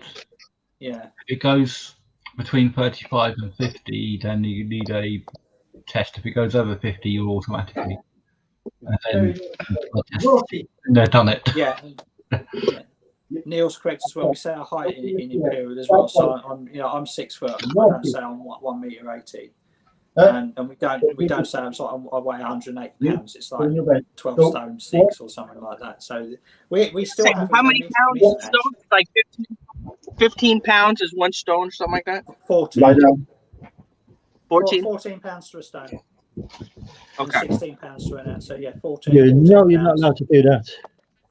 You bad dog. So would he go in the house? Say you weigh $1.80. I know he's having an argument. We'd say weigh 12 stone 6 or something like that. Yeah. Oh man, I'd love to go back. I'd love to go back to 180. Yeah, I mean, even though we say stone, I say, I weigh 10 stone 6. You ask them what's that in pounds, they'll go, the naughty boy. Well, they can't do it. It's like that's 146 pounds. Like they can't do it. They don't know. It's like they can't compute it that quick. It's like, well, I know stones. It's like, well, how many pounds in a stone? And like you ask most Brits, and they still won't know that. 14 pounds to a stone. So it's like, I know stones. It's like, so yeah. So height and weight is imperial. Traffic is imperial. But now, do you guys ever say, like, when you say pounds, obviously like the currency? I know you guys say quid as like we say bucks, $500. Yeah, 20 quid. Yeah, but it's just a what do you call it? It's just a more casual way of saying pound. Colloquially, we'll say 20 quid. You'll say 20 bucks. Comes from the Latin libra, which is yes, okay. But now, what about? Do you guys? But you don't say sterling ever? I thought sterling means sterling. If you say sterling, association game, and you said sterling, people will say silver. They go sterling, silver. They wouldn't go pound sterling. Because that's what that's the technical name, right? Isn't it called pound sterling? We would use it. We would only say pound sterling if we were talking in a conversation where we were talking about different currencies of the world. Other currencies they use pound. That's £10 sterling, please. You just not many other currencies use pound anymore. Yeah, so I don't think there's not many that use. Oh, I see what you're saying, pound sterling. Because I know, like in Egypt, they have a pound, but they wouldn't call it they would call it. Yeah, so we would say pound sterling. If you were having a conversation about sort of various currency, you were trying to yes, okay. That's the only time it would really come up, and unless you're talking business and all that, because we just say Great British Pound, British pounds would be say British pounds, not pound sterling so much. Yeah, that makes sense because like like you said, there's a lot of other countries, that have the pound. But like you said, the same as a lot have the dollar. I mean, you've got like the American dollar, the Canadian dollar, the Australian dollar. Like your dollar. Oh wait, now let me ask you. But now because I got it. I was curious. The euro is just called a euro. It's not called a euro dollar, right? No, it's called a euro. I mean, because it was a made-up currency. They invented that currency in the last sort of 30 years or so. Whereas other currencies, because America's a kind of a modern currency. Yeah. Because it's only 250 years old. But the euro is only about 30 years old. 25. Yeah, I think late 90s. So it's like, well, what do we? So we're creating the currency for it. What do we call it? Well, European would call it euros. I mean, they could have called it the euro dollar and whatnot. But that's a completely manufactured name. It's not something that developed organically, like a dollar, or pound or whatever.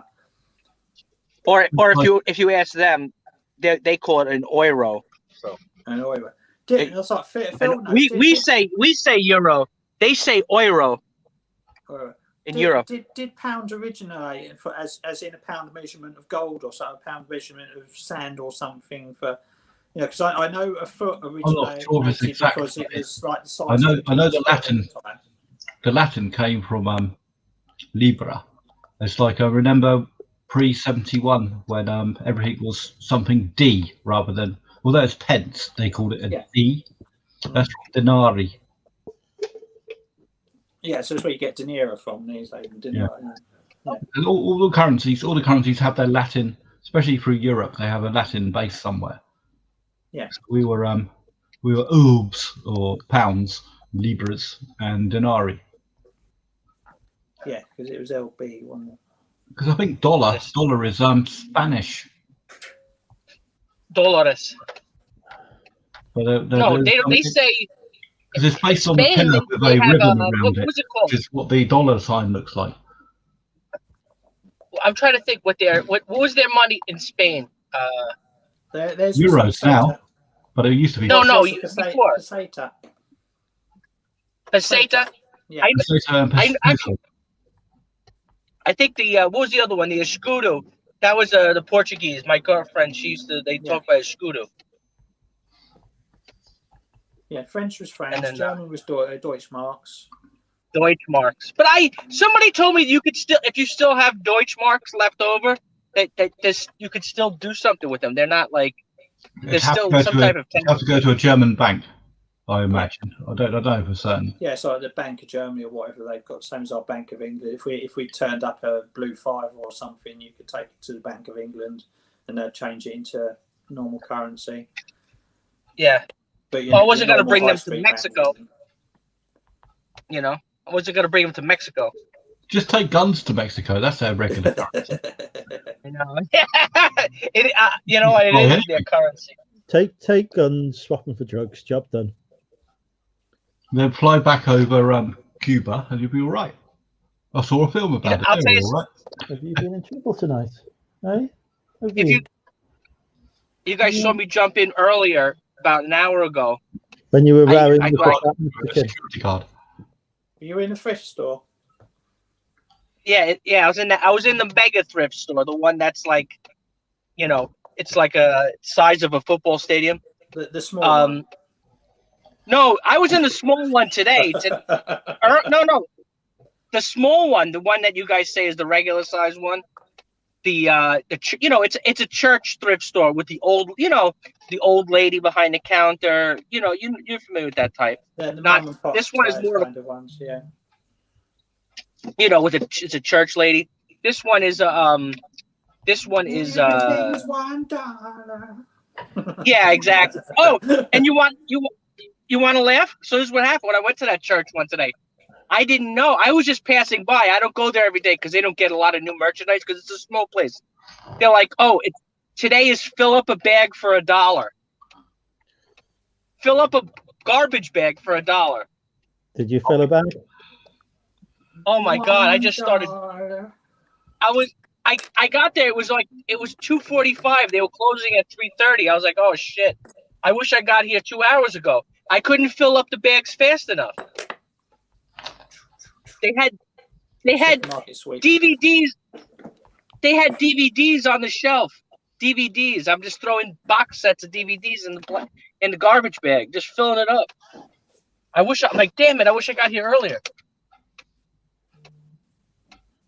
So then I left the other place, and then I went to that corporate place, and I just ran into my old coworker. Speaking of Mexico, this guy was he was from Honduras. He was from Honduras, and you know, he's one of the guys that made the pilgrimage to go through Mexico to come to the United States. You know, he did that trek. Having to evade the mafia and the authorities, and real wild stories these guys have.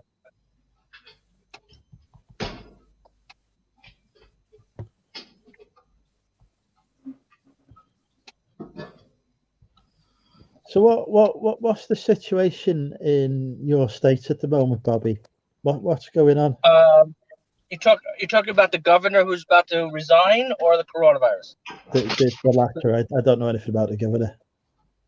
Well, the governor, he used his authority to prey on women, and now he has like 10 different women saying that he, sexually groped them or something. But why is it when politicians always go bad, it's always to do with sex? Yeah. Well, because when you have all that power, see, they, you know what I mean? You have the power to make what they, it's the expression. You're a kingmaker. You know what I mean? You can decide people's career. If you decide, if let's say there's an assistant, 20 years old, fresh out of college. Oh, you're my personal assistant now. Now you have a career in politics. You're going to become very rich. You're going to become very, powerful. You're going to get power. You know what I mean? You're going to become a bureaucrat where you can decide people's, you can make decisions, So they, and of course people, they're young and, they're afraid because that guy also, the governor, he can crush your career too. He can go like that, be like, you're gone. So anyway, the coronavirus, right now we have, I believe we're still at 50% capacity. I believe. Mm-hmm. So, but that's for restaurants. But you guys have no restaurants. So, you said you guys can't even go to a takeaway. We can do a takeaway. We could go to we can take away from a takeaway. Yeah, I can walk into McDonald's and go in with a mask on and order and take away. Okay. You just can't. Yeah, like me, like I just did with that Mexican joint. I have the I have the masks in the car. Just go into the place and take it out. So basically, you put your mask on, you go into the place, and you take it out. Correct. But I can eat inside there. But sometimes, to be honest, I don't mind eating in the car anyway because while I'm eating, maybe I'll watch a YouTube video or somebody, whatever it is, while I'm eating. Like that's why you guys always say, "Oh, every time we see you, you're eating." Oh, but that's because it's like, well, if I'm in the car, it's lunchtime, isn't it? And that's time of day. Yeah, so it's like, okay, it's that time. It's not that I'm always eating. I didn't eat anything before then, But now, but pretty much everything is, some states are. I think we had this talk. Some like Florida, the southern states like Texas and Florida, they're pretty much open, with some restrictions. Light restrictions, not like this shit that you guys have. Mm.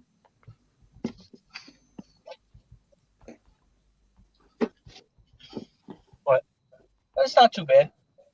I mean, there's nowhere I really want. I mean, I would like. The only thing I'm really missing out on is the concerts. I love going to concerts. That's the only really thing I'm missing on. I haven't been to a concert in 15 years or so. I might have to make it to a better zone Do we mean like? I'm too old for that shit. I'm too old to go somewhere where it's really noisy and you're just getting pushed about by teenagers and screaming girls. Isn't that what they call McDonald's? Huh?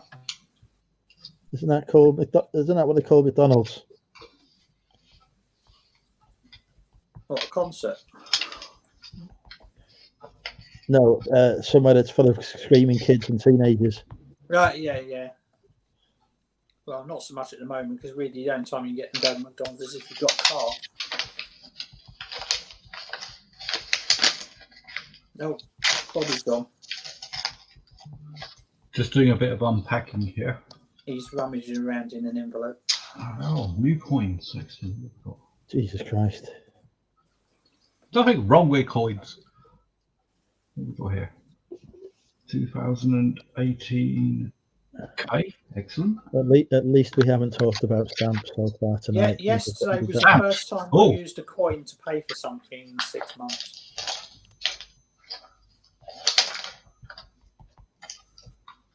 Had a Facebook pickup and it was £12 and I had to give them £2 coins. Hope you checked them first to make sure there are no rare ones there. What, in standard £1 coins? £2. Oh, the £1 coins. There are some interesting. Yeah, I know. There's some ones at the back, the front, and whatnot. But no, this is just standard pound coins. But yeah, so for the first time I'd used cash in 6 months. It was change I had left over from the last booth fair I went to. It's been sat in a pot since September. Got here. Oh, 2018, what a nightmare. If that was 2019, that'd be worth 20.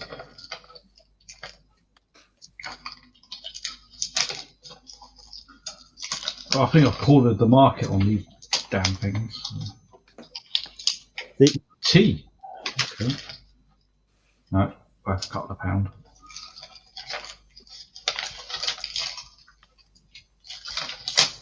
At least this person's packaged them properly. Oh my god, a sale. Well, me. Yeah, it took me by surprise. What the hell was it? Well, it hasn't appeared on my usual account. It's appeared on my phone. Oh, there it goes.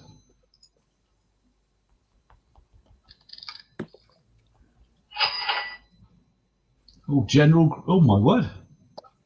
And somebody's doing a multi-purchase. They're buying multiples. They're buying multiple stuff. Excellent.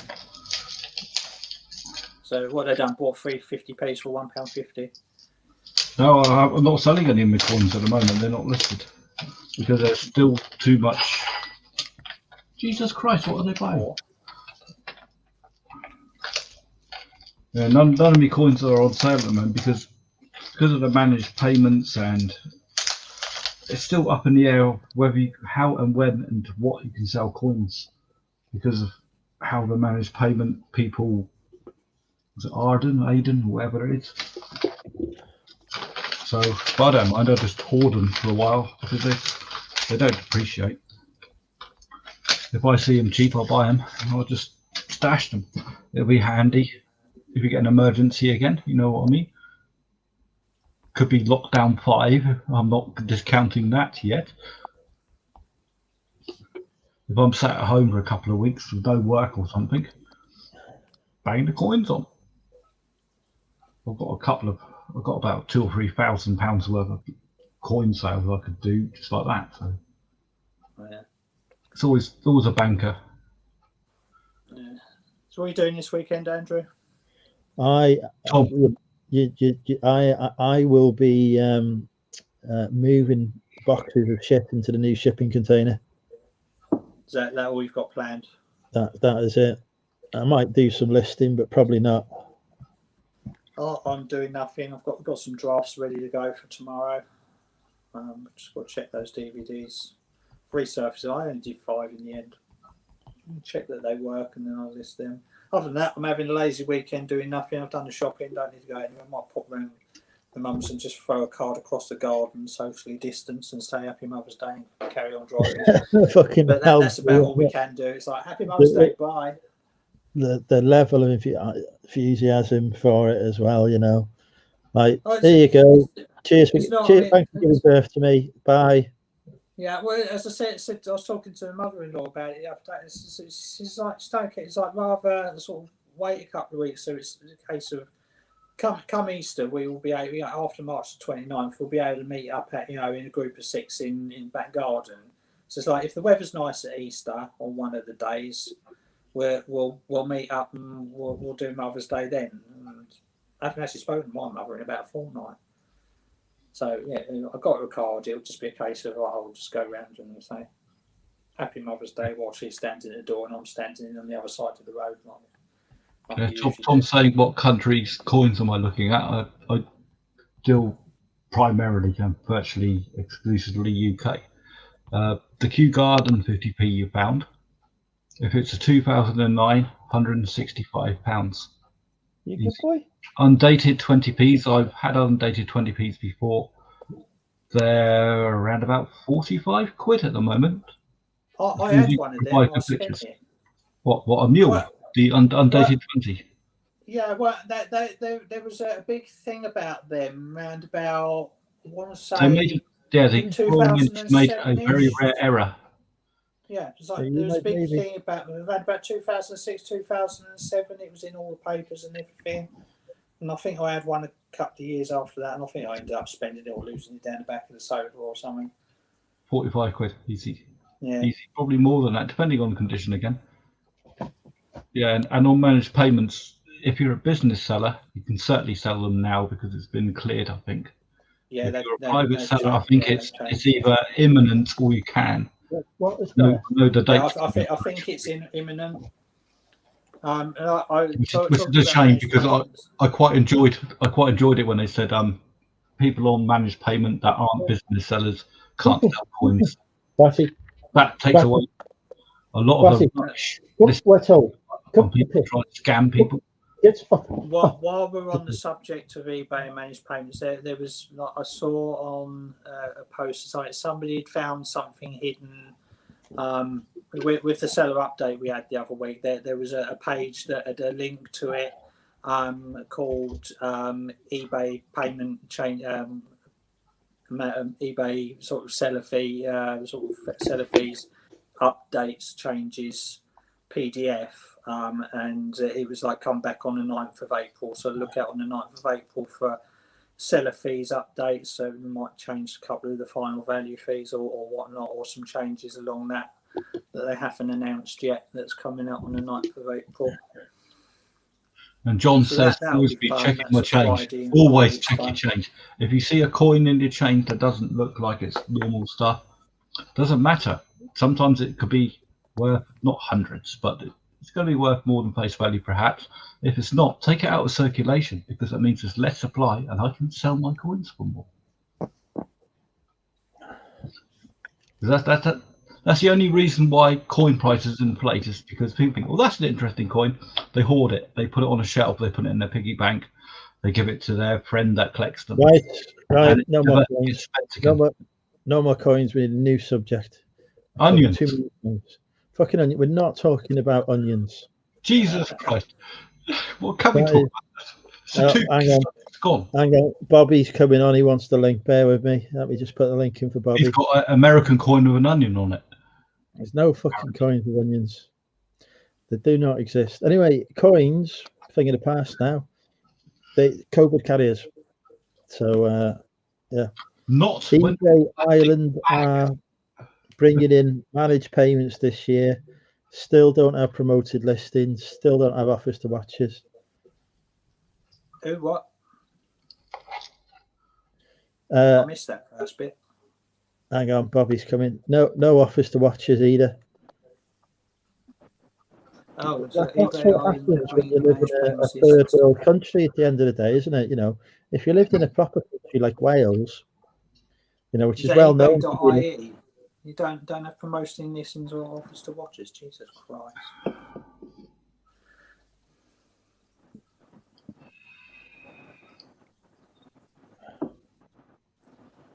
He's back again. There he is. Did we lose signal on your travels? Come on. I must use the lavatory. So, well, Gotta like get out the of this only dead zone. times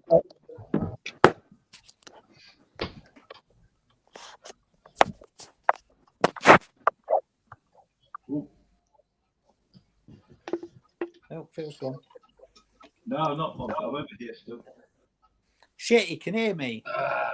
Yeah. I'm just talking about you. Yes. Behind your back. Come on. Come on, you bastard.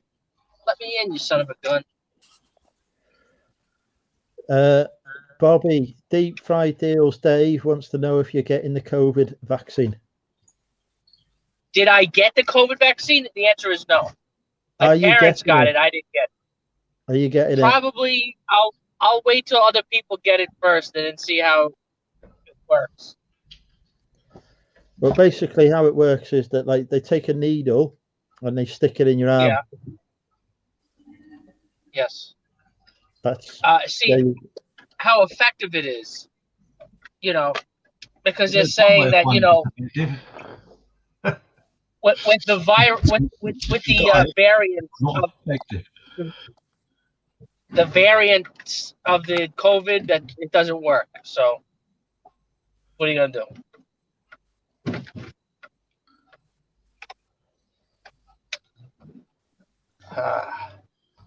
Well, it's better to be protected against some variants than none at all, isn't it? That's the way I look at it. Give me the vaccine choice. I'm having it. Too right. I'm fucking I'll be inject having me it as well. now. I think the uptake Andy, I'm in the is next going to be page really high. underneath the one that is going now. So, Mandy, I'll be having it, I don't know, probably next month when they call me up for it. My missus has got to have it. It's housebound. So, I've got to organise that for her this week.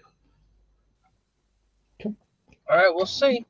But now, so nobody here has. So, Andrew, you didn't get it yet, right? You said we're not old enough. Okay, no, because I didn't know. I thought you guys were a little ahead of us with the ages. We're doing it by age group, so it was all it's like 80 plus, then 70, 60. We've got a lot of old people, basically. I'm 44. No, we did that too. I'm 44. No, we had that too. Yeah. No, people here, for us, people over 50 can get it now. Yeah, we're about the same. 50. Yeah. I think they're doing 56 to 59 at the moment. So, well, I guess you guys really only started like a week ahead of us, right? I don't think it was much more than a week. I think, 4th of January we started. Yeah. So I'm 44, so I'll get mine probably late May, early June. Yeah. Andrew, you'll probably be a few weeks after me. Different country. Oh, yeah, of course you are. So what? Yeah. What's your time scales like? You got worked out when you're October, probably. October. They want everyone done by the end of July. Car boot season will be over. I'll be fucking immune because some fucking dodgy car boot seller will have given it to me anyway. They'll probably give me you might have I'll be the fucking breeding ground for the Wrexham variant. Yeah, because you nearly died a year ago. The Wrexham variant. Son of a gun. Look at these bastards. But Luke will be one of the last to get it. Yeah,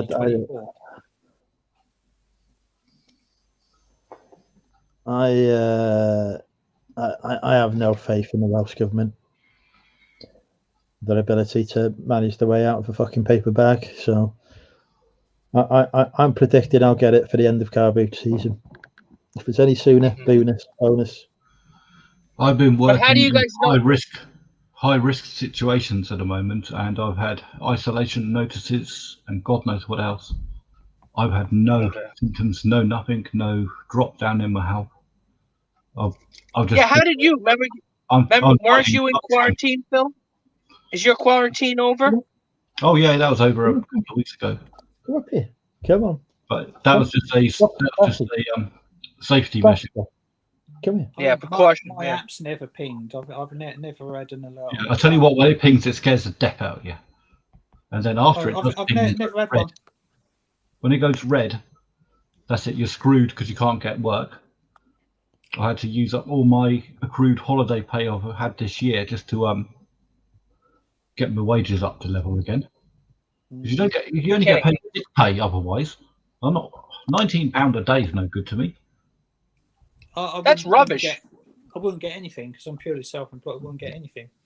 Well, I've also, according to the government, I can apply for the £500 thingamajigger. I thought, well, I'll apply for it, and you have to put in the truth when you do it. It's a long form. It's a very long form. It puts you off doing it on purpose. Yeah, well, of course it is. That's I thought, well, £500, isn't it? So Jesus Christ, it's more stuff. Excellent.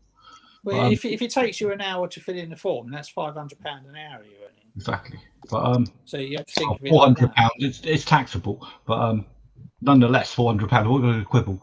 But I filled it in anyway, and I'll see what they say because I'm not on benefits. You're not applicable for it, but there is an option to say that you're financially distressed by it, and then in that case, you've got to put in all of your income, all of your expenditure, and God knows what. It's like going to when you're on the dole or something like that. You got to fill in this massive extra form. I thought, wow, Christ! Well, if it takes me an hour and I get nothing, I've not wasted an hour because I'm off work anyway. But if I get 400 notes out, that's it. You're at home doing nothing because you're isolating.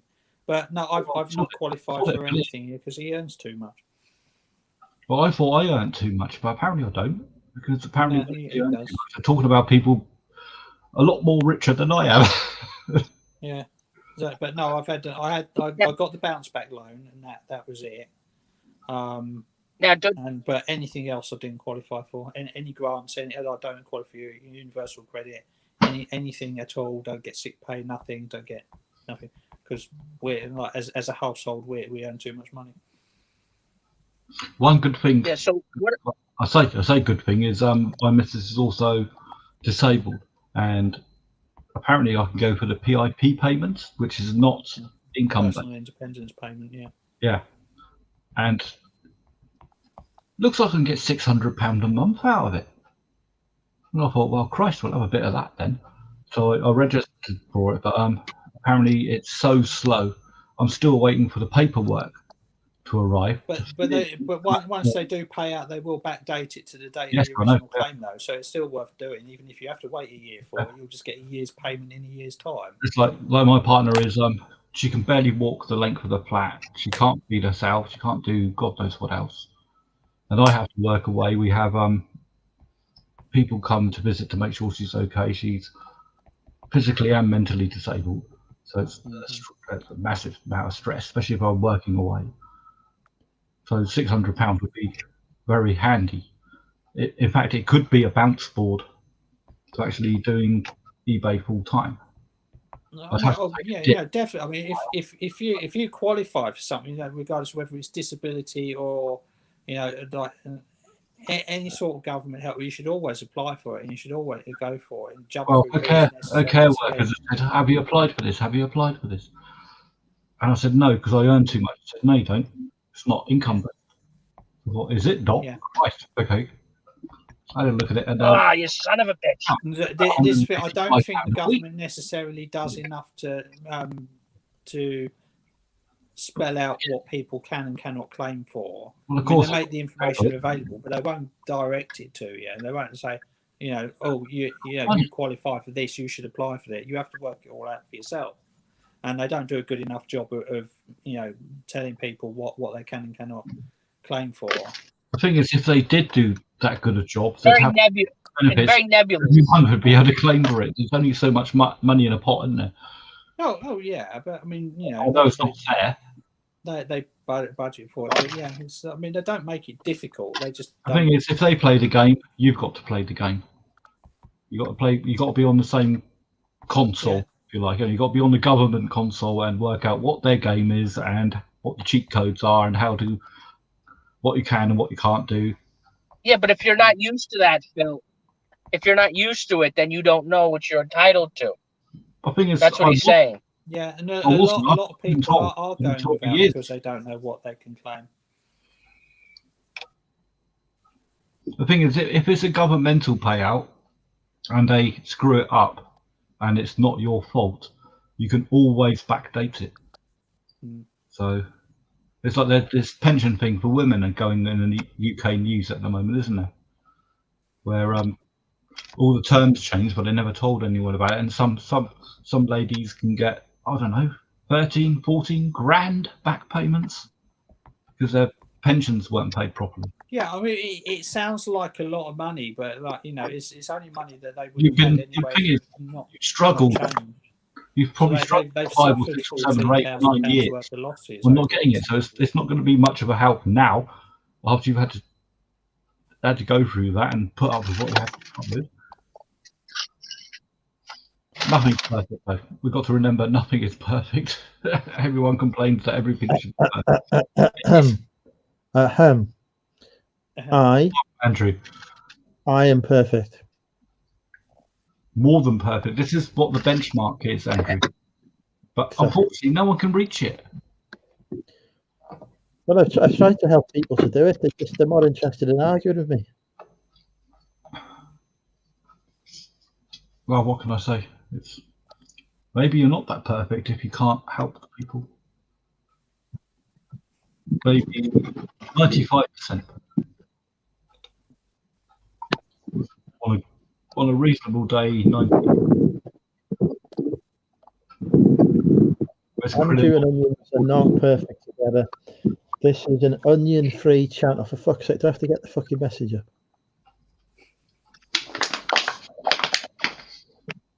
I'll get my onions out. Again, yeah. The chat liked it last time, David. Is it? Are we off to the pizza place? No, it's a thrift store next door. I thought I was going to get more food. That's on the way out. Oh, here, look, they got fish. Yeah, fish.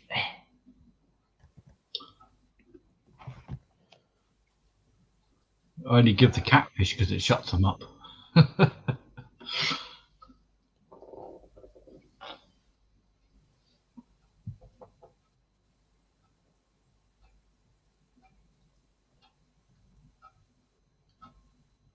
Where is Derek tonight? He's noticed that. Or is he off on another Facebook pickup? He's dead. Have you not heard? As well. He and Billy Connolly died together. My UK newsfeed didn't show this. I'll have to have a word with the phone. I want to see if my Snapdragon had sold yet. I've bought it from him. Oh God, I bet you're going to put the price up, aren't you? If you want to buy it, 25 quid to Money Mental UK Limited. Not bad bargain, not bad. I'd say 20. 24. There's definitely not an onion inside my logo. It's a freaking flamingo.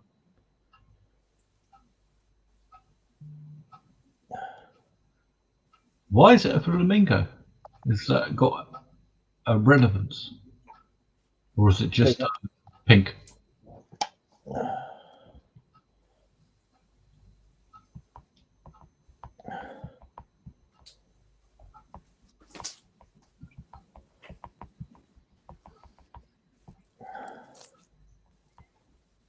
The flamingo is the channel mascot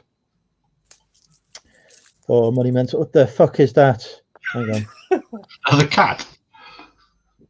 Oh, he's gone. What a shame. We've lost Damien. He's disappeared. Oh, no, hang on. He's there. Oh, no, he's gone. We've lost him. The fuck is that? Why are you listening to fucking music on Quran?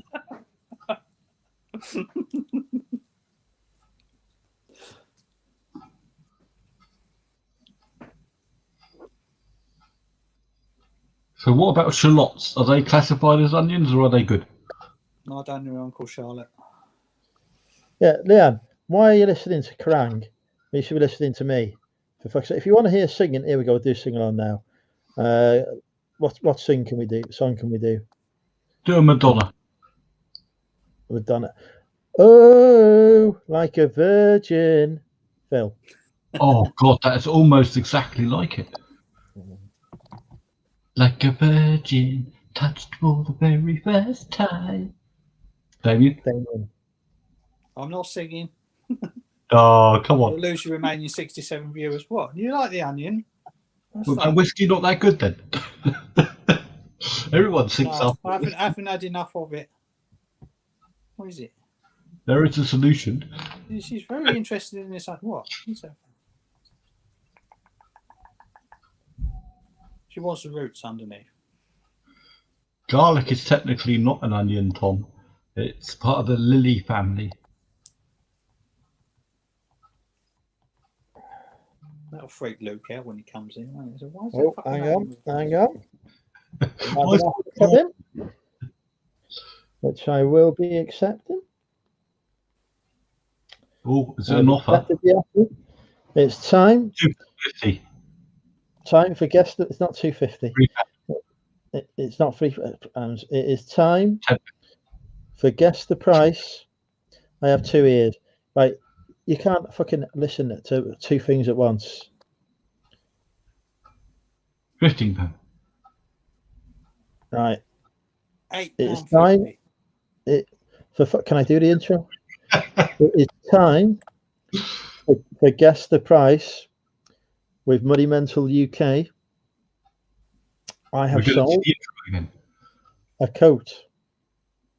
Coat. £24.50. For a coat. Yeah, why not? £4.50. No, £24.50. All right. Okay. No, sorry, I misheard you then. No. Am I in the ballpark?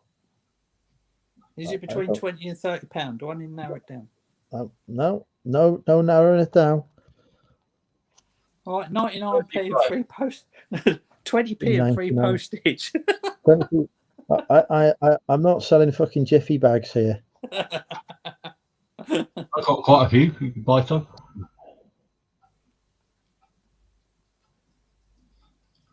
I'll go about 35. I can say that we've got a guess that is £1 out. 21. £16. 34. Either £14 or £16. Was it on an offer that you sent or that they sent?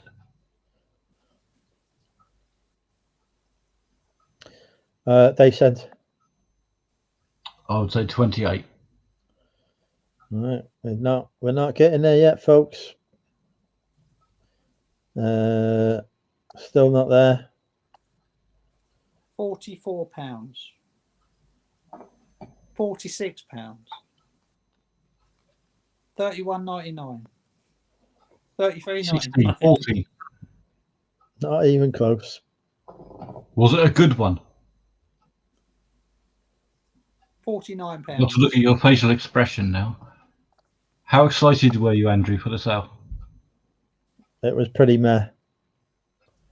I mean, the coat cost me £2, so you know. Look. The screen's wobbling, so his leg's wobbling, making the screen go up and down. So it's got to be a good sale. It's got to be about 37. We had a guest that was £1 out, and now everyone's just gone fucking wild. It's less than It's less than £22.95. That's for sure. It's a shit coat then. So you've looked to see what I've sold, then, have you?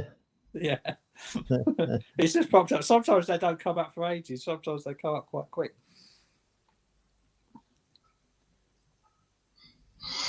Is it a raincoat? First sale of the day. The 13th. I've got 7 orders now. What the hell's going on? Oh, I've got 4 still. Well, fucking finally. Thank you, Kez. £14. There we go. Jesus Christ. I said 14 quid. I said 16 and then 40 because somebody guessed 15, so I went 16 or 14. So yeah, but you can't do it, or can you? I've got to take the first answer given. All right, £14. It's too late now. Kez has got it. Some arsehole just bought 7 of my items and put it over my threshold of me to get EPS. I've now got to send that fucking thing tracked. God's sake. I hate sending track stuff. No, send your stuff tracked is just a click of an extra button for me. Yeah, I know, but it destroys my margin. They're charging for it. Well, I can't. They've just bought it. Well, if they haven't paid for track, tell them to jog on. No, but my EPS, if I'm to receive discount from eBay, EPS. What it means is fast and free. if you do fast and okay. free and do 1 day turnaround, Yeah. and offer even if it's standard second class, as long as it's free post and you're going to send, you got a dispatch time of under 24 hours. Which I send all my stuff the next day anyway, so it makes no difference to me. Oh, I do. I send my next day, and I put 3-day dispatch on. I have done throughout the pandemic because it just allows that extra delivery time. So I have not had a single INR case all year. I've never had an INR case. I've never had. I only get the Christmas. My late metrics are at 0 because I put 3-day dispatch on. Screw me. And I'm convinced I don't get cases open because I believe that a different class of buyer buys fast and free than buys 3-day shipping, because like the ones that if you put 3-day shipping on, so it's going to take a week to get here, even if it arrives a day or two late after that, which it used to do during the worst parts of the pandemic, the customers say, "Oh, my item hasn't arrived yet," and you say, "Oh, I'm sorry, pandemic, you're happy to wait an extra couple of days." They'll go, "Yeah, that's fine, no problem," because it's a week anyway. They've all been quite chill about it. Whereas all the ones that I've seen on various Facebook posts and forums and YouTube videos where they've got, "Where's my item? Where's my item? Where's my item?" It's because it's got fast and free and they're expecting it in 2 days. So they're the sort of mentality of customer that goes, "I want the Amazon Prime. I want it quick. I want it quick." And if it doesn't arrive within that expected 2-day wait, 1 or 2 days, they're the ones that will create merry hell about it. Where the ones that are quite happy to wait a week are more than happy to wait an extra day or two if it doesn't arrive. So I do 3-day dispatch, send next day, or same day if they happen to buy it at 9 o'clock in the morning and I'm on a shipping day. The thing I like about managed payments is it tells you whether they've given you the EPS discount for your full value price on the damn thing. So I might have a look at that in a minute. 7 items, that's over my threshold, because if it's 6 items, it can still go cheap. 7 items, it just goes over my weight limit. But there again, someone orders 7. Fuck it. You got 7 orders. I mean, I'm still on 4. So. One postal cost, isn't it? I'm complaining because I'm whinging about how much I don't really look at the it's in my price because I know roughly what it costs per item, but I've said, because I've got an online business account with Royal Mail, anything that goes, I was like, the fees with Royal Mail with the RM48 and the RM24. Yeah, that's what I love. There's no distinction between a small parcel and a medium parcel. Everything is up to medium parcel size. So if I could send something, and it goes on average weight as well. So today I sent out 2 items. One weighed 250 grams, and the other one weighed 1,650 grams. And the 1,650 gram one, if I'd gone, if I'd taken it to the post office, it would have gone medium parcel. And it would have been over 1 kilo, but less than 2. So it would have cost me £5 and 10p or whatever it was. I used to work for a fulfillment company that, like in the national press, they got all this crap at the back of the paper with, buy this, buy that, pages of bollocks. You want a hearing aid or a book on bollocks or some shit. I used to work for a fulfillment company that did those orders. And my job was to actually do all the post for them, and we're talking hundreds of Yorks and paperwork like a bitch by 4 o'clock just to try and get it all done, and it's all done on average. And the postal rates they got were ridiculously good. Right, so hang on. It was going to cost. Big parcel cost me £3 to send. It's like £2.96 or something, whatever it is, plus rather than £5 10p. And. Like the same, because the average weight of the two came down. So they're both parcels, like the small tiny one and the big one cost me £3 each. So I don't worry about posted. That's a good thing about it. And I like the 16 centimetre depth of the height of a small parcel. I haven't had to worry about that for the best part of a year. I just sling it in a box and make sure it's behind me the parcel, and then just. So the up to 1 kilo, I'm all if I right. want a signature, I just tick a box. I don't even look at the prices. I know roughly what it costs for it, and Yeah, I charge he's not talking about weight. He's talking about size. He's saying the size of it made it of a medium and 2 kilo parcel. Yeah, it was 1.6, but it was 20 centimeters by 4. It was like if I'd taken it down the post office just as a normal parcel and asked to pay for the postage there, it would have had to have gone medium parcel because the depth was more than 16 centimeters. Yeah, which is the maximum for a small parcel. But because it's a Royal Mail business account, there is no such thing as small parcel and medium parcel. There's like parcel under 2 kilos, and the maximum dimensions that you're allowed are the same as what a standard retail medium parcel is. 61 by whatever it is. I can't remember off the top of my head. So, and it cost me, and so to send a medium parcel. I understood what you were saying. The chat. To send a medium parcel cost me £3 as opposed to £5. Yeah, it was a medium parcel in size. It was less than 2 kilo. Job done. 61 by 46 by 46.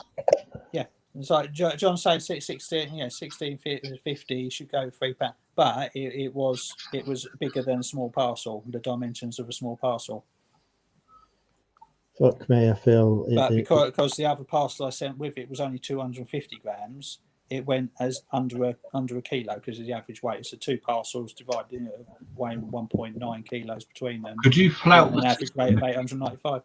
If you had a marginal amount that if you had one more little tiny parcel, it would actually decrease your costs, would you send something to yourself?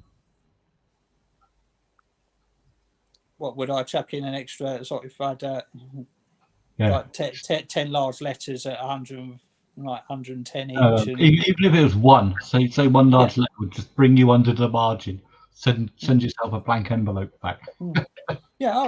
Yeah. So you can. But that's the power of spreadsheet. Yeah, you can do things like that. Just send a birthday card to your mum or something. Yeah.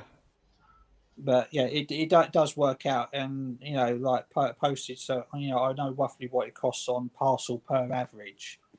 So I do. I mean, and it swings around about. So some parcels or large letters, you get cheaper than what you think. So I just do it on average. So okay, a small parcel costs me roughly £2.96 or whatever the current rate is, and a large letter will cost me 98p or 96p or whatever. And some will go. Some will be cheaper. Some will be more expensive. But I charge. If I'm not doing free shipping on an item, I will charge £3.49 for a small parcel, so that by the time it takes off the eBay fees, and so they're 15% or whatever, and the boxes I'll get for free anyway because I use supermarket boxes, so about half a meter's worth of bubble wrap. Then I get roughly the cost, and I charge £1.75 for a large letter. Hi Zane, how are you? Hi Damien, how are you? I'm good. Hi Andrew, Phil, everyone in the chat. I thought I'd come in and I should tell you it's very late, so you should guys go to bed. Cool. When is late? When is 12 on a Friday night late? What planet are you from? I just done 3 weeks. Grind. Nowadays I'm not even counting a days and time, honestly. It's like nowadays it's nothing much to do anyway. So in a month's time it'll be a different story. It'll be like it's 10 o'clock on a Friday night. Sorry, I'm off. I've got a boot fair in the morning to go to. But time dodoesn't matter at the moment. But in a month's time, it'll be that's true. Very different. I'll be going to bed early on Saturday night. I never fail to keep busy. Unfortunately, I don't know how I'm going to cope when sourcing returns is a thing because I haven't got time for it. It'll be back to no alcohol on a weekend at all. No drinking on a Friday night or a Saturday night. It's back in business mode. I've been so focused on it, and if I don't get up at 4 o'clock on a Sunday morning, then I've lost perhaps £500 worth of profit at boot fair if I spend £150 potentially on a good day. It's like, you stay in bed for an extra couple of hours and just go, oh, I just missed this week. You're missing out £100 worth of profit. So it's like, no alcohol, no excuses. Go to bed at 10, get up at 4. Got to be on it. Sundays don't matter. Doesn't matter whether it's a Sunday or a Monday or whatever. So the drinks doesn't really like sort of refresh your mind that you can like supercharge for the morning and go to the boot. You have a lot of drink and they give you that energy at night, and then you wake up early in the morning, feel pumped about it. What I normally drink, I'll still be over the limit by the time I want to get in the car at 4:15 in the morning. Oh yeah. Like, that's true. Yeah. Whiskey, it's not. Yeah. So I'll have a hangover at about 8 o'clock in the morning after I've been round the boot fair twice. That'll be when it kicks in. But I saw so many people, not people that I know that go to boot fairs that go, turn up at a boot fair on a Sunday morning. And it's like, you look like shit. It's like, yeah, I was out drinking last night. It's like, yes, well, thank you very much for turning up. Right. I've already filled the boot once. Thank you. I am a man who was turned up to a boot fair at 10:30 in the morning before that started at 5. 10:30. Well, remember you saying you still managed to get some good stuff when you turned up really late. They were unbelievable. Like I picked up something for a £10 and I sold for £70. I said to her, oh, have you just got here or what? I said, oh no, I've been here all day. So like, why the fuck has nobody picked this up? Yeah, quite a few times there's stuff that I've picked up been good money that I've missed on the first 2-3 circuits of the boot fair, and I've picked up on just like, I'll just finish these couple of holes, then I'll go home, and then I've picked up something that you missed. But I will spend a good 3 hours at a boot fair, and I'll go around 4 or 5 times. Yeah, at last minute, like a lot of sellers are willing to come down on a price as well. Like I've seen many people, they're just saying, just take it. We don't want to pack it and take it back as well. So I've had some great freebies at the end of the boot fair. Got a set of Enid Blyton books for free, and I was banging them out for £7 or £8 each. More than happy. But I will start off a boot fair. I will like the main boot fair I go to has a set opening time, so they won't let sellers in until 9:30. So so everyone goes at it. So my first trip round will be quite quick. I'll be going walking around as fast as I can, trying to get. And then as I go around, I will slow down on each time I go round. Just go right. Okay, let's look at this store properly, and it just goes. So by the time I'm on my 4th circuit, I'm just like spending 3 or 4 minutes at each store. Goes like, what you got left? Go around. I'll miss things, but like you've got. You only get about one row where you get the chance to be the first up that row and find it before anybody else gets it. After that, you're on the same level as everybody else that's been round after that. I've now given myself an advantage over the competition as well, because my new shipping container is is pretty close to the car boot, so I can go along, fill my car, drop it off at the shipping container, go back and fill the car again. Yeah, so, there's one near me. They didn't open last year, but there is one literally within walking distance. And being a brand new reseller that I was the first year, this was like September 2019. I thought, yeah, let's go to the boot fair. Let's walk to the boot fair. And then try and stagger up the road with 2 great big, IKEA-sized bags that go, why the fuck didn't I? Because it's like literally half a mile from the house. It's like, it's a nice Sunday morning, I'll go and walk. It's like, I didn't think about how I get the bloody stuff home again. We used to have car boot. There used to be a car boot by the Aldi, by my house. I still drove it because there's no fucking way I'm carrying shit back. Yeah, not doing that again. That were a 2-minute walk. Okay, so let me ask you this question. There is someone from University of Glasgow. They sent me an email about last week, and they said they are doing a sort of research and a survey about e-commerce and why the small businesses are actually struggling to survive on a high street, and why is the reason they are not very active in e-commerce. So what's your thoughts on that? Time, I would Well, say. you mean as in sort of like the ones that are struggling on that they're not thinking about taking their business online and capitalising on the profit there. I mean, they're losing money on high street because their rates are too high and the footfall's falling. And the ones that are not moving online and taking it is because they're so stuck in their ways they don't know how to do it, and they're worrying about the margins and the profit they're losing on the high street and go, oh, we can't afford to diversify and go online and take that risk. I think they haven't got. I think it's time. I think they haven't got the time to do. I think doing both.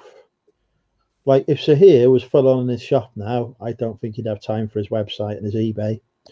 I think that he's got time for his website and his eBay at the minute because his shop is closed. I think running a business of any type can be all consuming. If you're running a shop single handed, there ain't no way you're going to have time to run an e-commerce store as well. You would need to employ someone to run it for you. Yeah. But if your turnover is falling, you can't afford to employ that person. It depends what size business you're talking about, Zane. If you're talking like about small independent business, like yeah. So they're looking at small independent business. They're not the part of chain, but they don't have any sort of or maybe two. But they don't have any sort of online presence. And what is the reason behind it? Because those shops are actually very much struggling to survive. I'm not talking about pandemic, even pre-pandemic, or let's talk about post-pandemic. I mean, they need, because this is where the consumer attention is nowadays. And what is the big reason behind why they don't have an online presence? That's what the report is about here. Like Andrew says, it'll be lack of time. There will be a lack of knowledge. There will be a lack of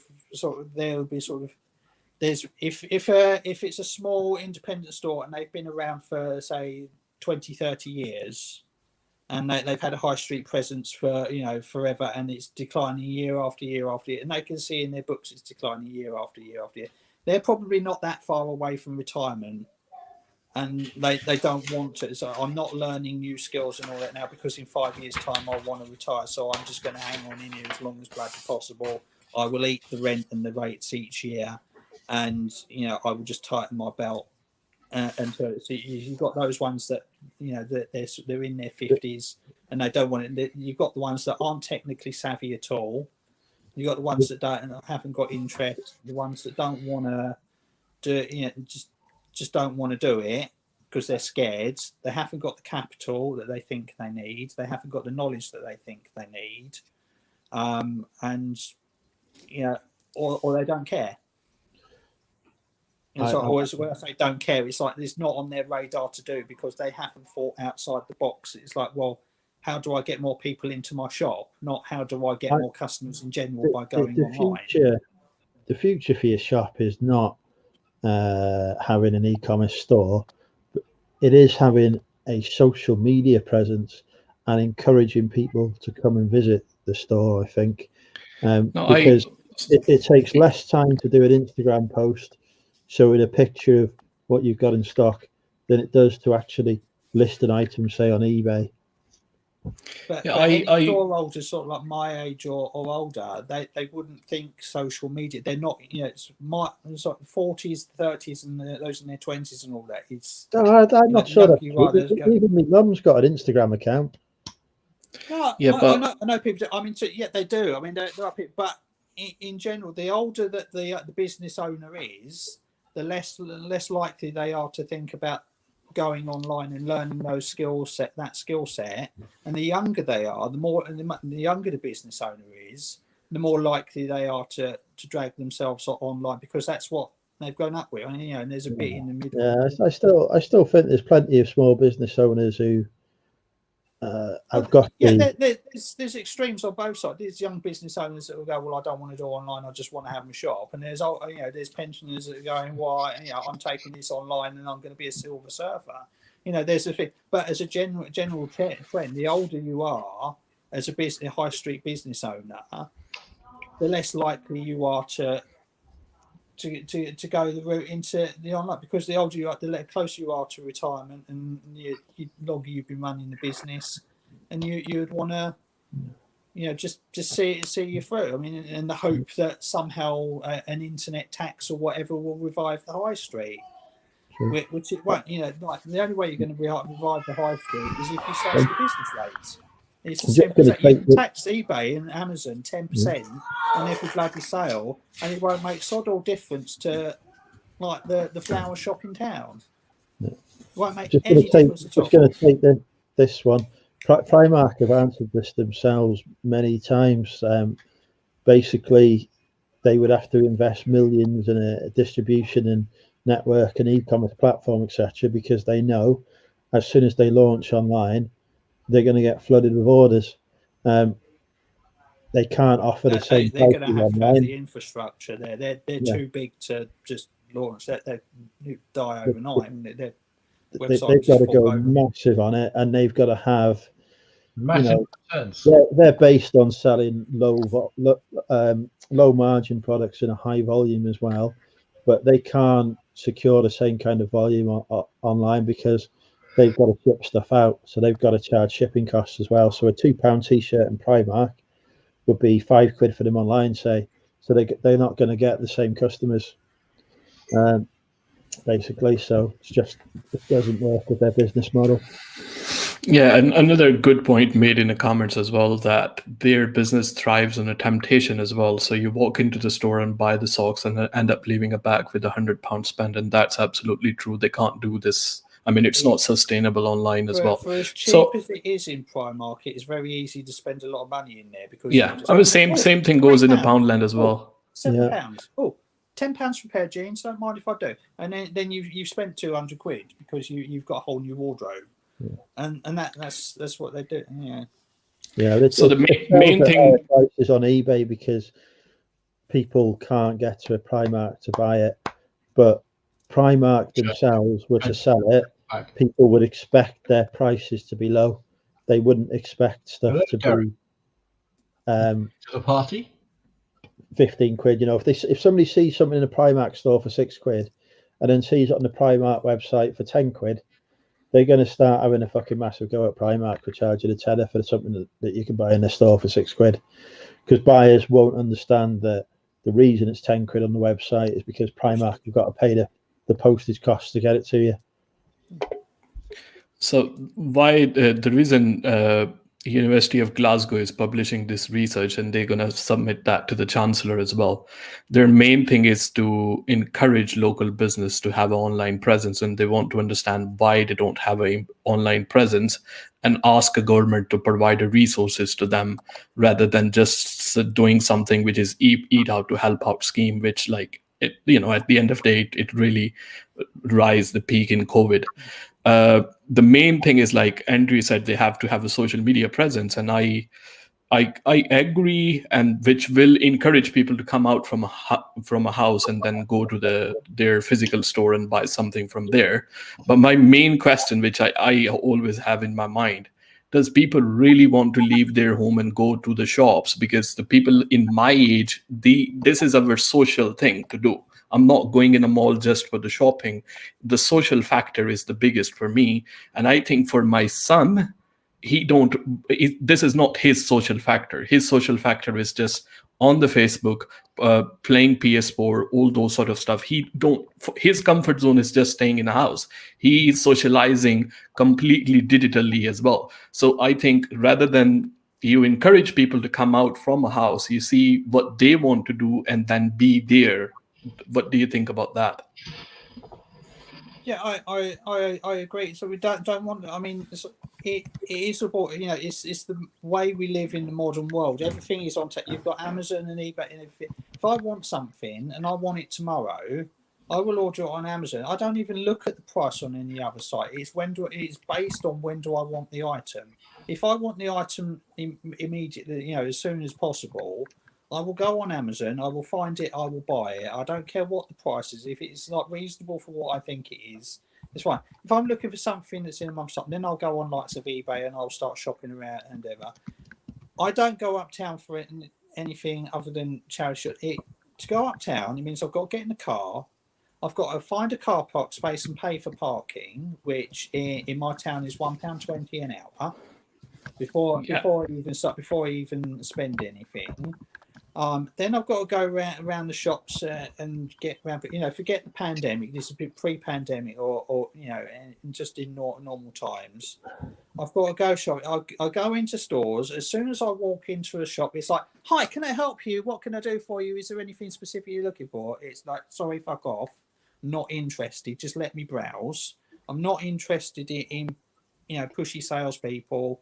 If you go into game to buy a new video game, it's like they're on you as soon as you walk in the door. It's like, but I mean, let me stop you there. You talk about you approaching them. Do you see how many ads do you see as a normal human being online? Do you know the number for that one in a day?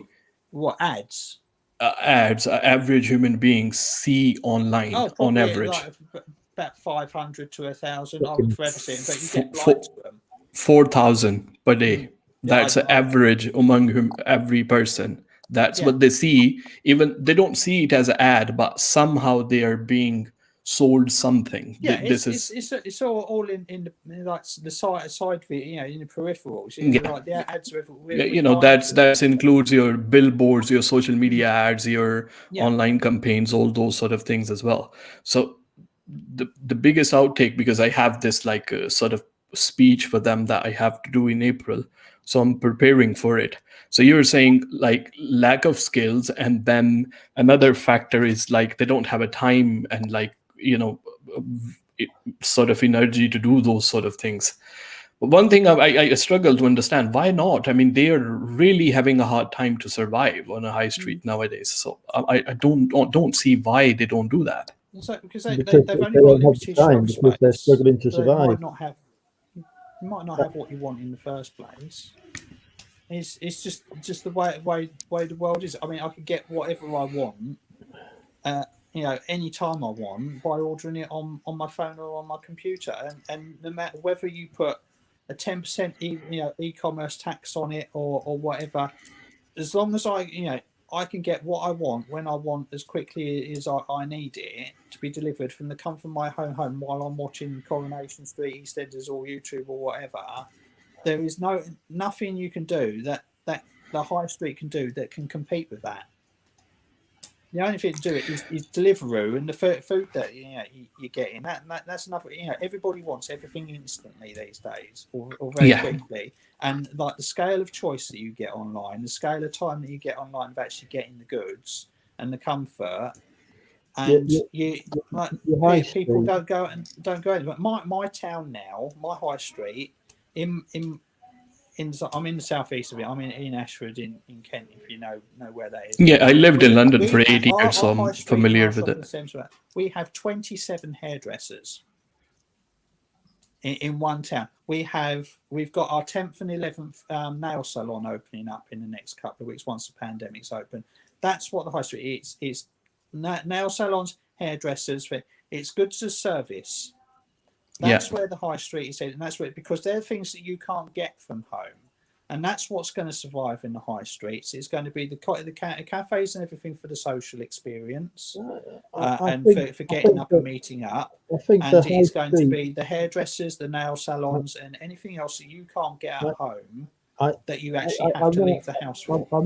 I don't fully agree with that. I think the high street is still going to appeal to people for impulse buy. People want to go out, do some window shopping, and end up buying shit. But also, there's times where you just can't wait for, like today, for example. I needed a padlock for my new shipping container. I didn't want to wait until tomorrow, which is all it would have been for something to come, because I want to crack on with things now. So I'm down to local hardware store to buy one, because that was convenience for me. So I think your high street has got to appeal to convenience, because it will be more convenient than online shopping, where there's a wait for stuff to arrive, and it's going to appeal to people who want to do, impulse buys, etc. Yeah, but is that enough to sustain the turnover you need to? Is impulse purchases and social purchases enough to sustain the turnover that you need? Because it is business rates that are high, and they're getting higher, and their rent and everything else. They've got such massive overheads that are just getting worse year on year on year. If the government really wanted to regenerate the high street, and they said, right, okay, zero business rates for 2 years. A lot of your small independents aren't paying business rates though, because they get small business rates relief. It depends on the size of the shop, really. Most of them, the larger stores, larger square footage, or the ones that have got multiple branches that are getting hammered by it. Yeah, the small, in David Cameron time, there was a small business relief thing, which really the council have to see how big your shop is. And there are many ways around it. People used to split the shop into two different, and then show the two different businesses and all that sort of stuff. The rents are still sky high in a lot of areas. I'm sort of biased because I live in the southeast, so everything, I'm like just outside of London, so everything is quite high. You can get a 200 square foot shop, and you'll still pay sort of £12,000 a year. You won't pay anything like that around there. I've been looking at shops as an alternative around here. The prices on them aren't too bad. It's just the. But yeah, I don't think the high street is going to survive as retail. Yeah, retail in specific to either they don't have some sort of services like hair saloons and stuff, or they are not have some sort of socializing factor. So if we're talking about clothing shops, or let's say even a retail shops, I don't think so. After 10 to 20 years, it will be very hard, because there is no way the rates for the commercial property will come down. And the biggest factor for that is because of the banks. I mean, you have your leads from the bank, you take it. If you charge less rent from your tenant, then the evaluation for your commercial property will come down, and that bank will put your interest rate up, and no landlord will do that. So that's why they even leave their space empty, but they are not willing to come down on a price, because the bank will simply say, okay, well, now you are charging this much rent, so the overall overall value for the property is down now. So that's why we're going to put the interest up, because you are in a sort of very strange position now. So they can't do that. So the commercial landlords, it's hard for them to put down the rents. Do you know where I think the high street is going to end up in, say, 15, 20 years' time? I think it's going to turn back to what it used to be, say, 100 years ago. Lots of small independent shops selling very sort of bespoke products that you can't necessarily get elsewhere. Yeah, I think this move towards the out of town retail, big places like that happened. I think that is going to reverse, and a lot of those places are probably going to turn into, frigging distribution centers for online or something. That's the keystone of any business. What's your USP? And at the moment, like most high street shops, is what is your USP? It's like, well, I have to pay for car parking space, and I have to come and visit and go in your shop, and you may not have the stuff. So Andrew's correct in that, the businesses like in the future, it'll be that they're selling something that you can't get anywhere else. That will be their USP. And at the moment, the ones that haven't got a USP it's because they're competing. It's because I can get the same stuff on Amazon or Etsy or whatever. It's like, well, why do I need to come to your shop? It's like, because I'm selling candles. It's like, okay, well, I could get homemade candles in this flavour, that scent, or whatever on Etsy. Thank you very much. I don't even need to leave the house. Yours are absolutely lovely.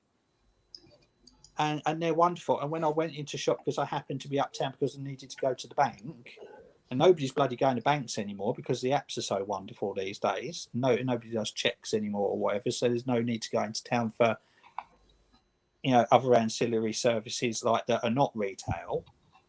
So the only time you end up going uptown these days is if you get a haircut or you get nails done, and you'll have a bit of shopping at the same time. So if we turn retail though into sourcing, right? So if you think about sourcing, right, the best place to source is not online, is it? The best place to No. source is a car boot sale, Yeah. which is direct retail.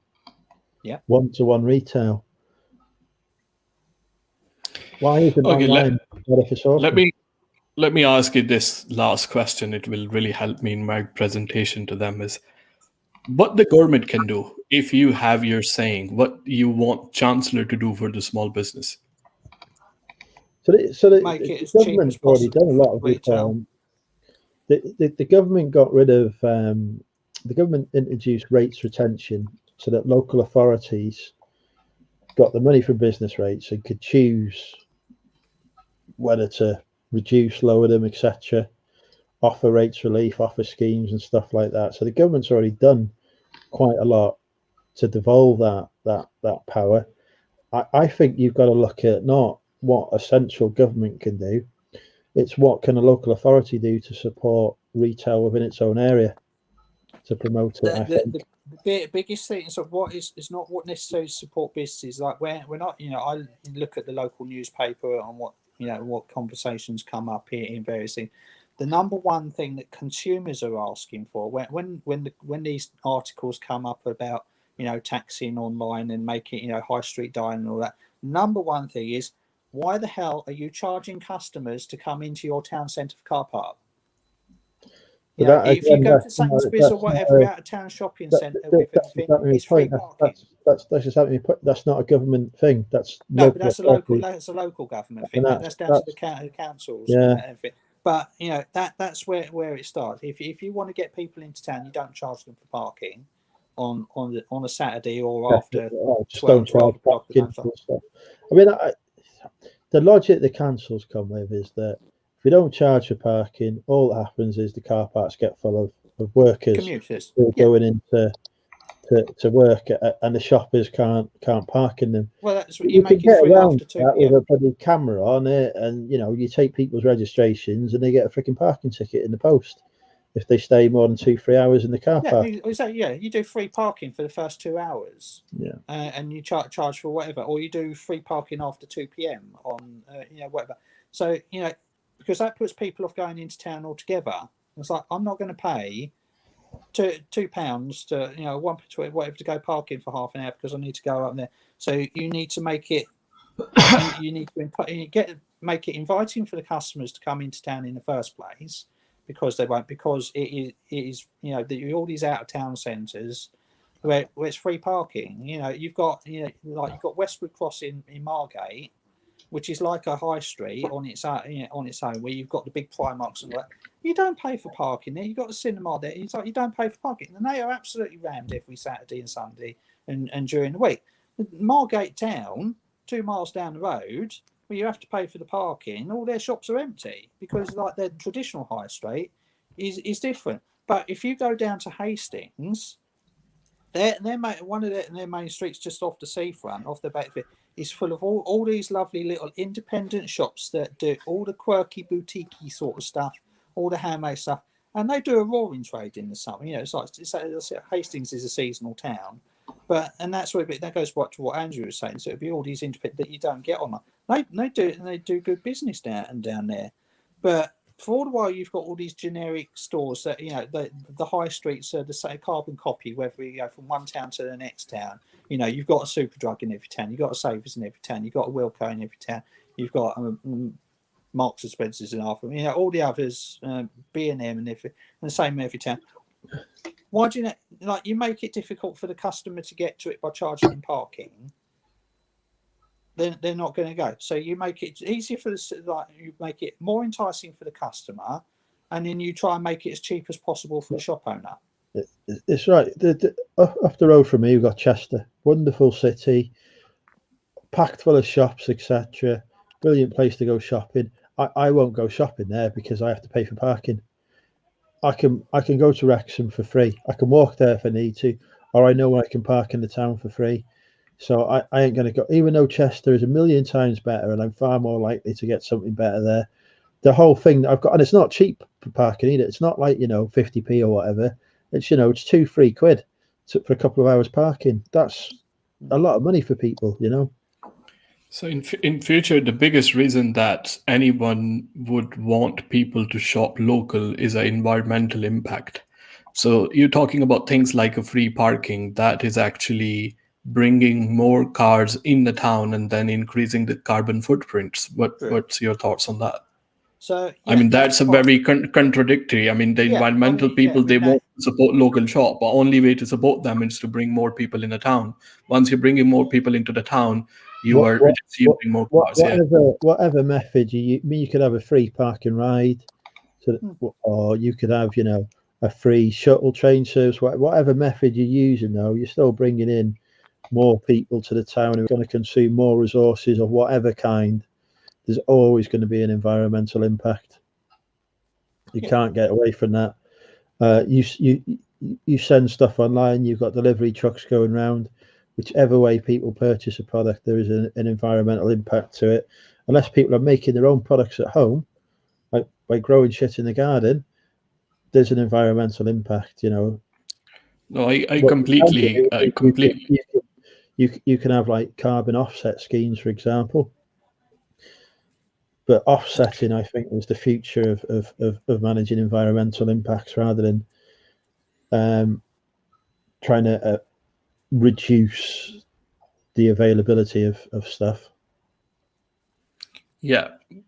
Rob made a very good point. This a shop could potentially validate the parking after a purchase, which I think many businesses does that already. Yeah, so supermarkets do the Asda does. You pay £1 for the parking, and then you go in, do your shopping, and they'll give you £1 back at the till. That's you know that's you know there are solutions, but you know like all the time that they're making it more expensive. You know, like more while the customer is out of pocket before they've even stepped into their first store. That's you know they're not going to go, and that you know like I said, when looking at what people's opinion is on it, the thing that comes up time and time again is it costs me money for parking. They don't want to get on the bus, go into town, get 10 bags of shopping from like various clothes and everything like, and then carry all that shit back on the bus, regardless of the environmental impact or anything like that. They do not want to be on public transport, pandemic, whatever. We're trying to lug the bus because the bus won't go to their door. Their bus will go to the end of their street, so they've got to carry all these heavy bags up the other end of the bloody road, and it could be raining. They don't want, people want convenience. Convenience is the number one thing. Like it is the thing on everything. Everybody wants everything immediately, or as quick as possible, or as easy as possible. Over cost, people will pay a bit more to have something faster or easier. So. You know, whatever way to say, it's like, it's convenient for me to drive my car into town in my comfortable car that I paid a lot of money for each month or outright to park in a space. You know, even though it costs £1.20, you know, the cost of the diesel to get there probably more than what the parking is. It's the mentality and the psychology. I've had to pay £1 to park near your shop so that I could go shopping when I didn't have to do that. I could do that online.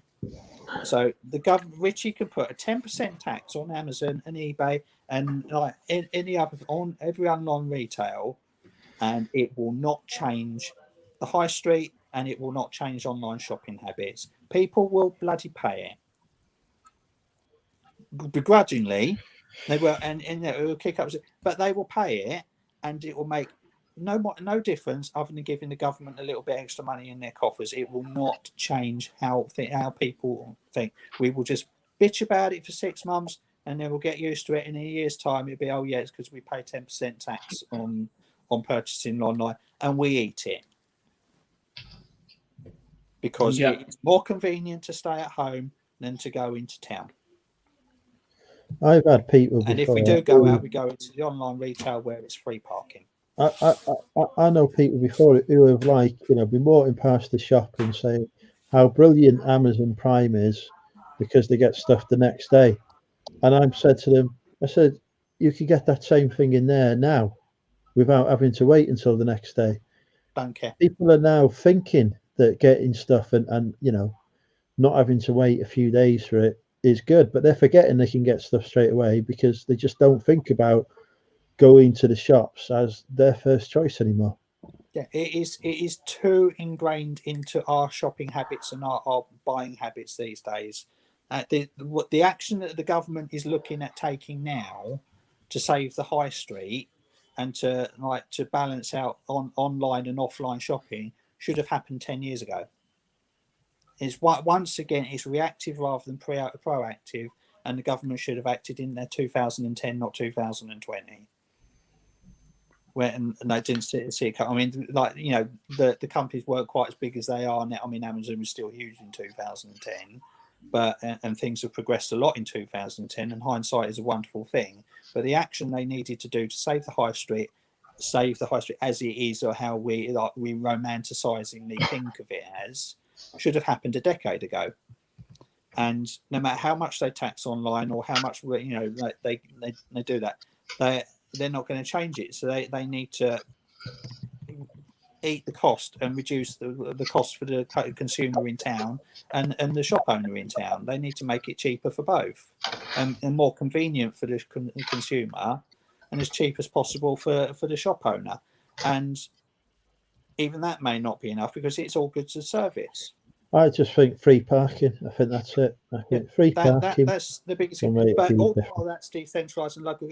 Everybody screams, goes to these local government meetings and all that, and they say, "Oh, how can we help our high street?" And it's like, right, we want free parking. Oh, why? And the government goes, "Oh, I know. Well, actually, we'll put in a new flower bed. That will entice people into town. Or we'll do this. Or we'll put this event on." And it's like we'll have a Dickens Day or whatever on a Saturday one month, one Saturday in June, and think that they don't. It's just it's the way government works on a local level and a national level. It's like you get the people go, well, this is the really good idea. This is the idea that is going to win. This is the idea it's going to get. And then you'll have the vote and you'll be, oh no, and then everybody will vote for the status quo, or they will kick it in the long grass down the line, and then it just goes around, and then it'll get 2 years' time that it'll look at it, and it'll go around again, and it'll come up again at the next committee meeting, and nothing never ever happens.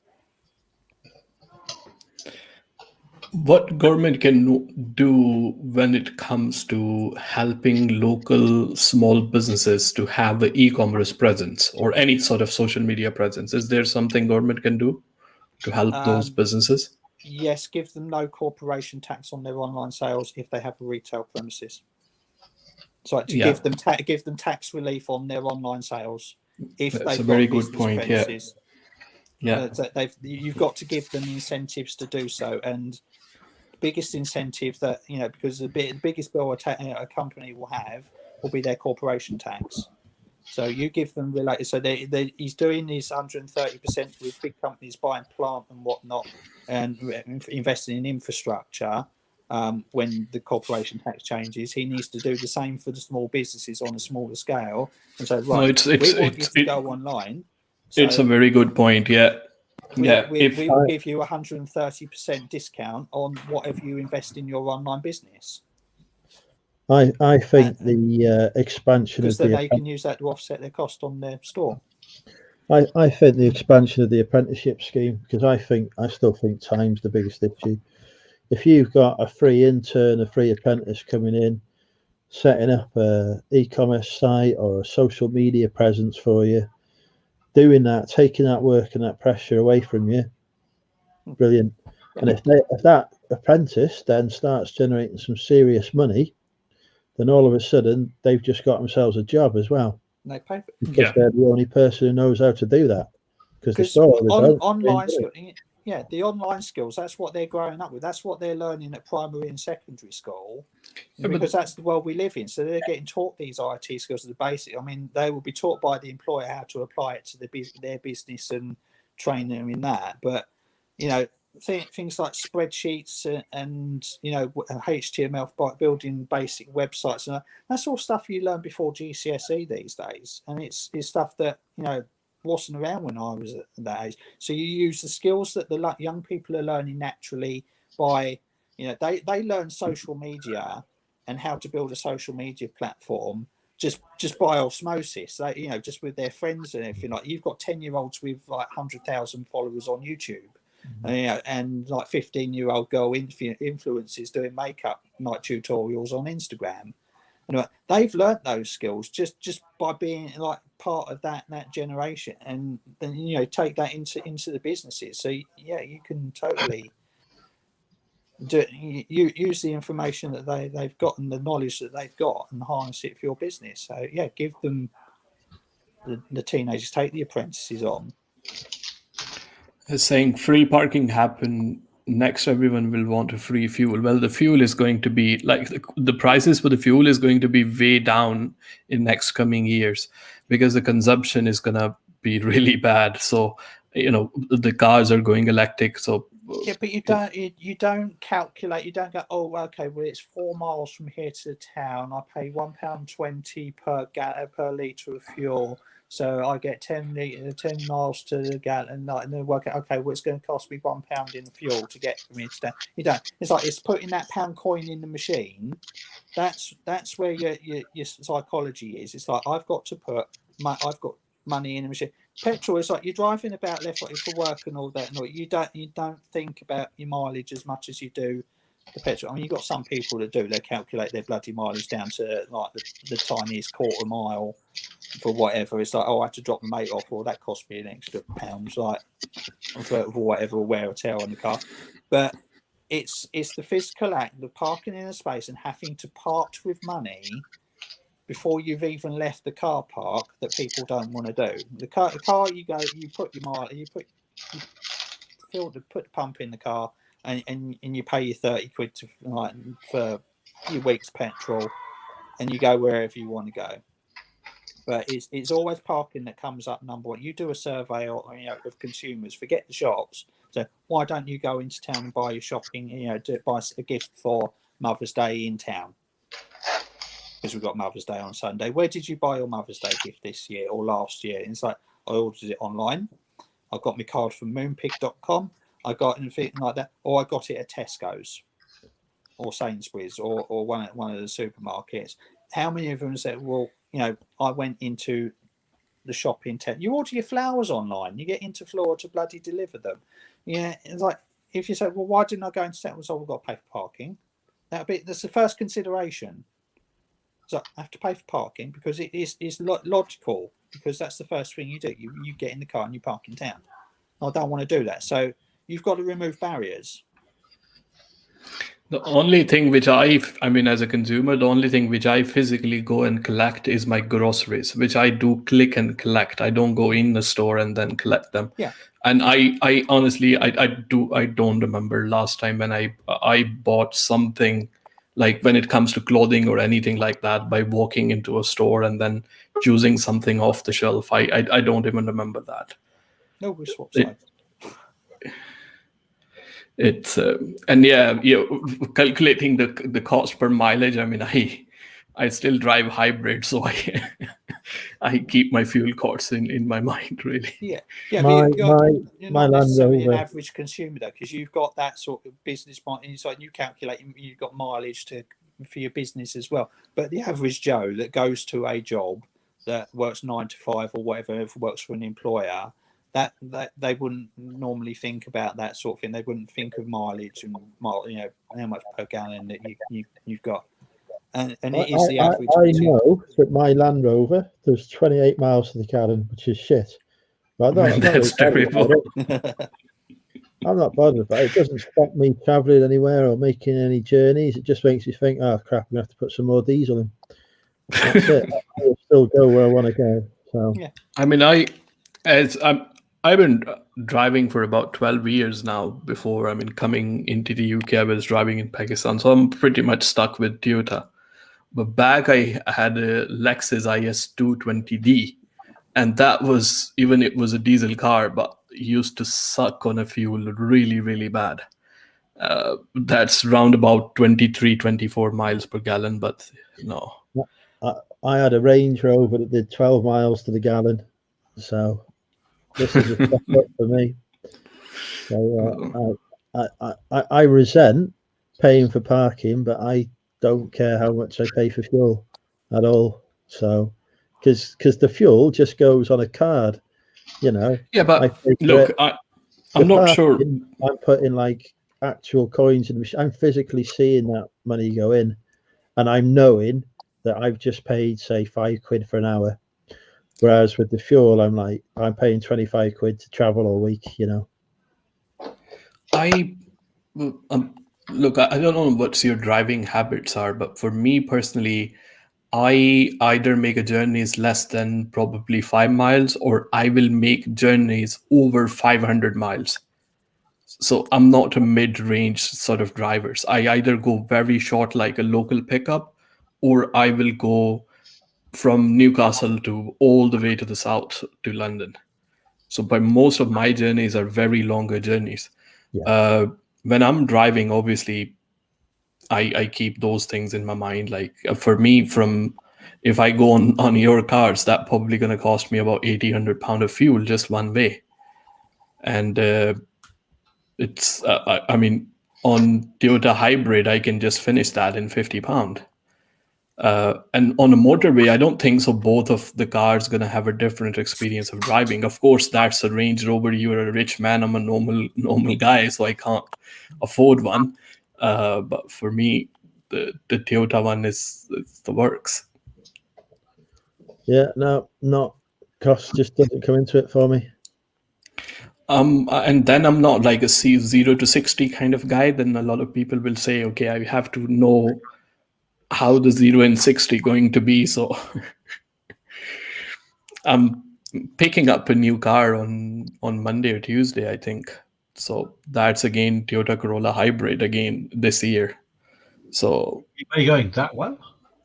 You can sorry, afford cars. You can afford cars with Man, it's just a necessity. It's not a Porsche or Lamborghini. It's a Toyota at the end of the day. But you, no, Jesus it's just £26,000 car. It's not like a million trillion car, isn't it? It's not Bugatti or anything.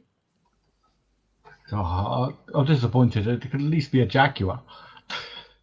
No, Jaguars and I mean, I said I'm not like a 0 to 60 kind of guy. So I want a car which will take me from A to B in less fuel and then brings me back as well. Now all cars are reliable, so reliability is not the biggest factor. But I am pretty much stuck in Toyota as well. Like your Toyota will be very reliable. It's not going to let you down. Sorry. Your Toyota will be very reliable as well. You know, those things are built well. You know, man, nothing is better than Toyota when it comes to the car. Reliability wise, I'm talking about. Yeah, we've got like 7-year warranties with them now as well. So five, yeah. So you know, you can't knock it from that perspective, can you? So, but yeah, I just like the fact that I can just run over small people, animals, trees. I don't like big cars. I hate the bloody SUVs that take up 1.5 car park spaces. Oh, that's me. I just park across them. Fuck it. I've been known to park across 3 spaces before if I can't be asked messing about. But then I live in a town where it's like, you know, there's plenty of parking spaces to go around. Well, but sometimes there is some. Okay, so in Pakistan, the reliability is the biggest factor for the car. We have a Kia now in Pakistan. We have Volkswagen as well, and then there's a Suzuki and Hyundai. But two biggest reliable brands are Honda and Toyota. So growing up, I was driving Toyota all the time. So when I moved to UK, that was the only option. I was very familiar with the infrastructure and how it works as well. So ever since I passed my driving license, from Toyota Yaris to then Corolla Hybrid. Now, I mean, Corolla Hybrid it's not a boring car anymore. It's a pretty much very good style. I mean, the Toyota, which they have this like sort of image to make a boring cars. No, I don't think they are boring anymore. They're really, really like a good looking cars now. It's not a Prius. Prius is a taxi sort of thing, but the Toyota Corolla Hybrid it's a great looking car now. Here's a question for you, Zane. Yeah. Online presence. If you were to do your own website, just how easy or difficult is it to get your listing seen, to actually get traffic through? You have So to need to find someone that can do this nicely for you, or can you do it yourself? I can completely do on myself. I mean, that's not, I mean, I have a skill set. I don't have a time rather than I spend. Themselves though, like if I decided oh, I'm fed up with eBay and all this, and I'll do a shop, I'll do an online shop. Yeah. Now, shop has never seen, because I have no experience in the algorithm that puts you anywhere near anything. How easy would that be to learn? Look, it's something that you can learn, but having your own website is something you will have to spend a lot of money on advertising as well. So it's something which you have a learning curve, of course, which is not.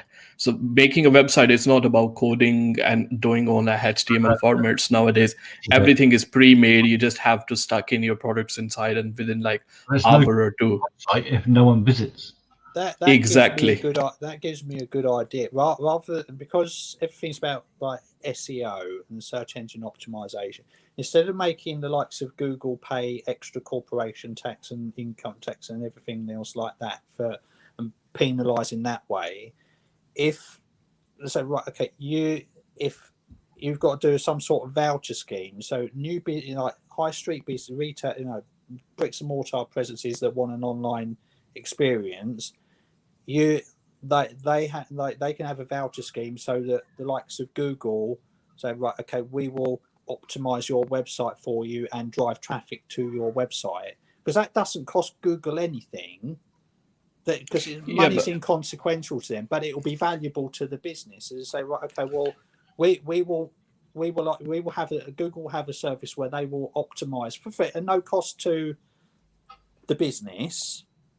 They will so that they will promote it. I mean, they do advertising, like sales and that, because that's a big cost for a new business. If I wanted to set up a website for my shop, I could set up the website on Wix, on Shopify or whatever like that, and nobody will bloody visit apart from my mum. So you need to drive traffic. So how do you drive traffic? Well, you need to have proper search engine optimization, and you need to have like targeted advertising, so like through AdSense or whatever. So right, okay, well, instead of charging Google an extra 1% per year on their advertising, so right, okay, you've got to spend a certain amount of money each year on anybody that applies for this scheme, i.e. these businesses. You pay for their advertising. You give them a certain amount of advertising space and on your AdSense, and you pay to have their sites optimized for search engine optimized, or you pay for them to outsource it to or whatever, so that it drives traffic to those websites, which is good for Google because it gets their advertising and people using their services. And the small businesses that have got a high street presence that are trying to get their website off the ground for the first year or 3 years or whatever, it's like you get Google to pay for that, or to work towards it. So you incentivize the big brands to help the little brands. You remove barriers. A barrier for going online for a small business is the cost and the knowledge of getting traffic to their website. Google can provide the traffic to whatever website they bloody want to. They can do that. So it's not they really need to be incentivized to do so. Do you get what I'm trying to get at? Yeah. I mean, so obviously the details need to be worked out, but you need to incentivize what Google can do and what Amazon can do and what they can do for, and make it work for the small business, rather than trying to penalise the big brands by making them pay more tax, which they don't care about because they're earning £1 billion a week, and you're asking for an extra penny in a pound, which is no help to the high street. So you need to remove the barriers for the high street people, and get the companies that can help them to help. By some way of doing it. Phil asked a question that is, I mean, very relevant to what happened to Nick and Andrea about their store. And last video, Nick was here before as well. So designing the own website. So designing your own website, Phil, the thing is like domain is literally about 16, 17 pound per year. It's not very expensive. And the next thing you're going to need is a hosting. The hosting depend on how much stuff you want to put inside your website, really. And then the last thing you have to figure out is your payment gateway. You want to use a PayPal or you want to use a Stripe or something like this. Designs are already there, like a Shopify or something. Be PayPal, because I've already got that set up perfect. Yeah. Yeah, PayPal No, you can, or Stripe or whatever. There's a few. You can look that and think about what comes to optimization. Optimization is something back in the days, like probably 10 to 15 years ago. If I want to bring attention to Money Mental UK keywords, for example, on my website, I'm gonna stuff that keyword many times inside my template. Money Mental UK, Money Mental UK, Money Mental UK. Yeah. So whoever will Google Money Mental UK, my website will come up. But the things are changed nowadays. They don't work like that. No. So what the algorithm is looking nowadays, the satisfaction of your viewers. So if they type Money Mental UK, which website they are most likely to click on, then algorithm really follow the audience. And then it will promote the website, which is getting visited more and more. So there is no way you can optimize a website nowadays without having people visiting your website organically for free or for paid marketing. So optimization is something which is, even you don't do that, it's not something which really matters for the website. It's like probably 1 to 2% is that sort of thing. And the thing about website is just opening a website is just like opening a shop in the jungle. Like people are not passing by, nobody's looking at your shop. So you need to bring attention somehow. And the people who have a YouTube channel with a bigger presence, like what the Zahir is doing nowadays, is like he's trying to drive the people from YouTube to his website. How much is working out for him? That, I mean, he will be able to give you some figures about that. And the other thing, like what you can do, and I see a lot of eBay sellers doing that. Sorry? If you have a large footfall of repeat customers, it's quite easy because you can get around eBay by once your first customer has come in, whatever you send them, you can send them a link to your online shop and say, look, cheaper. I mean, I've seen many sellers including a leaflet inside the package, but you can't do through eBay messages. So if you do that, eBay will give you a ding or strike. You're off. So yeah, so you can't do that on any e-commerce platform. I mean, e-commerce in a sense like eBay, Amazon, and Etsy sort of stuff. You can't promote your own website on it. Then, I mean, the best thing to do is including a package inside. So either you have to have some sort of brand awareness among people, or you have to pay to reach people, or slowly, if you're thinking, okay, I'm not worried about converting a sales now, but over the period of time, and that can take 5 to 10 years. Like it's not something that you can grow in a day. Brand awareness. Yeah, so you've got to have a strong brand and identity in your business. And whether you market that through leaflets or Google or whatever, you will build that over time, and that's where the social media aspect comes in. If you get social media presence, so you keep on. Your logo keeps popping up every now and again. Yeah. So you keep on including the leaflets inside anytime when you send the order. But let me tell you, like a realistic scenario: if you send 100 orders, 1 out of 100 people will go and visit your website. So conversion is very bad. But the thing is, if you do it repeatedly over the period of time. One thing I've got again, a good thing I've got for that is some of my stuff is quite fragile, so I have to include a piece of cardboard with it anyway. So, yeah, I mean, it's eBay and Amazon doesn't do anything. You can like freely put that. Even somebody will complain it, they will do that. So although you're getting only 1% maybe from the shit you put in your envelope, it's something I have to put in it anyway to protect my post and to keep my customers and my feedback to the level that it is.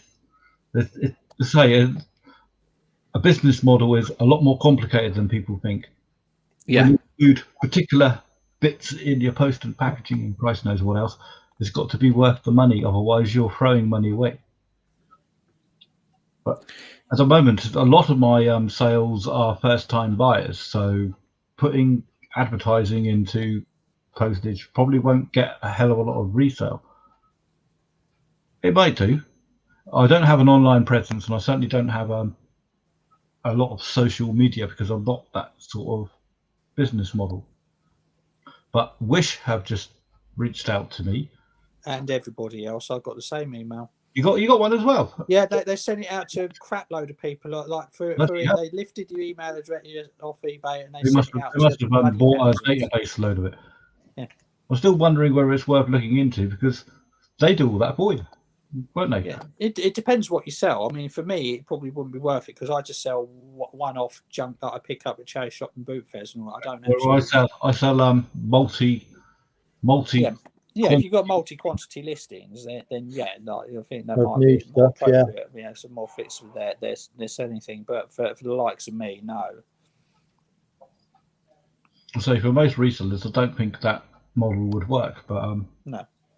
If they are, but they reached that. They just did a mailing campaign out to loads of people.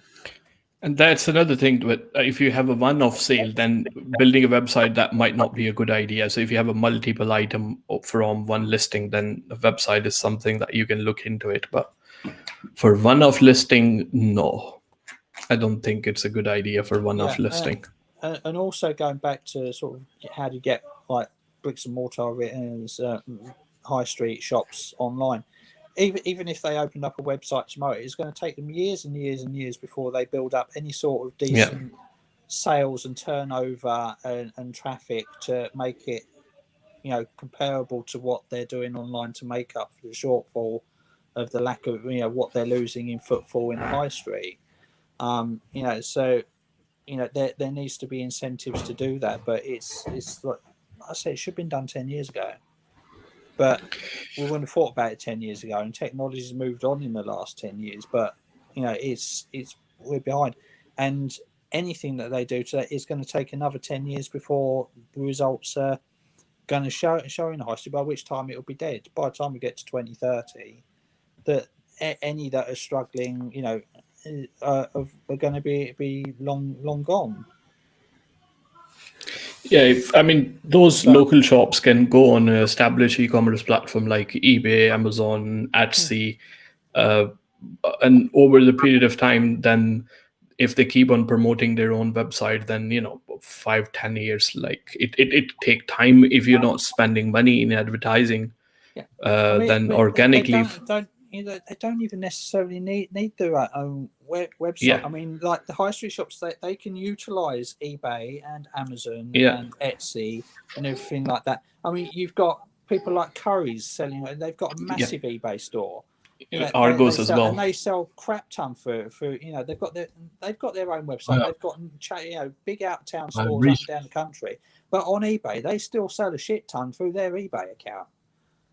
So that's where these online, these bricks and mortar, the small ones do, rather than having their own website. I mean, they have their own website, yes, but if they sold their products on eBay, on Etsy, on Depop, or anything like that, they would get more of an income quicker than they would through their own website, and because that's a proven revenue stream because companies already do that, both like small, medium, and bloody giant.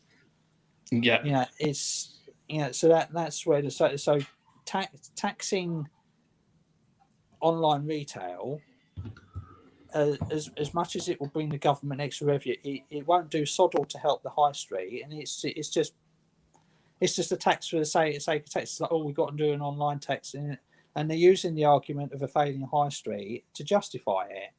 And it won't work because the likes of Amazon and eBay, if they get taxed, and if they put a 5% tax on everything, then that's just going to go down to the sellers. So Currys will have to pay that tax.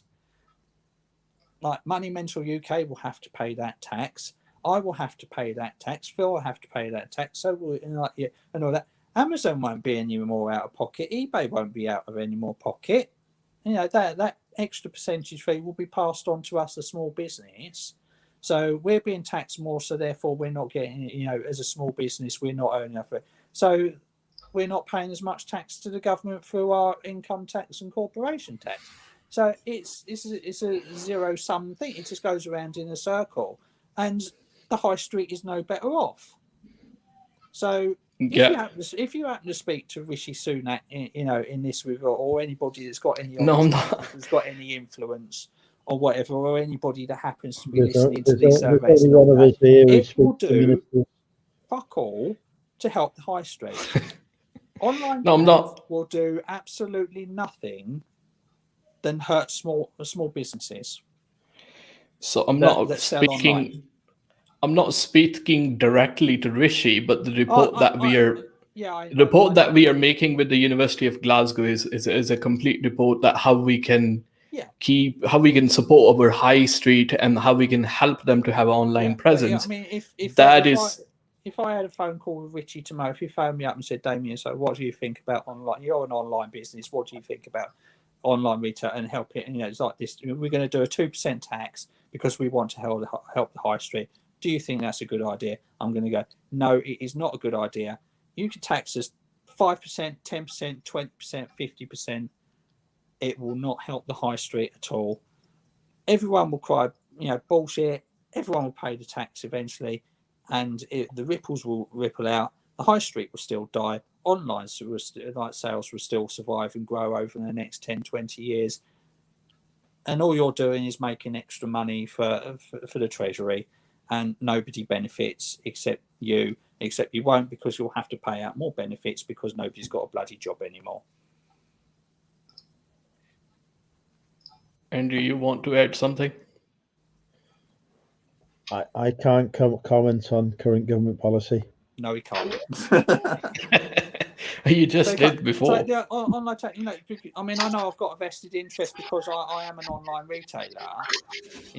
There's any online tax will affect me, but it just I can't see any reason why it would help benefit the way that they sell these things, like, it's to help the high street. The high street is dead and buried, no matter what anybody says, because nobody can actually change it to get it off the ground. It's like it's just going to be business as service. It's goods as service. That is the only thing that is going to save the high street, because that's the way to, and that's it's not necessarily it's a bad thing in general, because things change through the years. People adapt, people move their businesses on. You survive and die. Debenhams has all gone up the wall because they didn't change their business model 20 years ago and move it online. Nobody wants to shop in department stores anymore, so they went up the wall. But you've still got like Harrods, which is a department store, and they will thrive and they will survive for another 100, 200 years because they've got a different market. They've got the USP because they say high-end goods to high-end people. They've got you can't buy their stuff on Amazon. No, exactly. So that's their USP. If you haven't got a USP, you're going to die. It's as simple as that. And most high street shops that have all these chains and all that, they're failing and all that because they haven't got a USP that can compete with online sales. Because their USP they can buy online, either through saving time or also saving money or through convenience. If your USP isn't, the only way you can get what I'm selling is by you getting off your ass and paying that £1 in parking and getting into town and buying it because you want it. We've got a desirable product that you can't get anywhere else. You're just going to buy it on Amazon. Simple as that. And in 10 years' time, it won't. And there won't be any shops in the high street in 10 years' time. No matter what the government does, it's already gone. It's done. 10 years ago. 20 years ago. Yeah, I don't even think pound shops will necessarily survive because they'll all be absorbed by the supermarkets. Yeah, it's very hard and obviously after the Brexit, it's not possible for them to keep up with the prices. Like that's why you see the pound shop is selling the items worth more than £1. Yeah, they're going exactly. So Poundland, they started doing £2, £5, £10 items and that because it's not.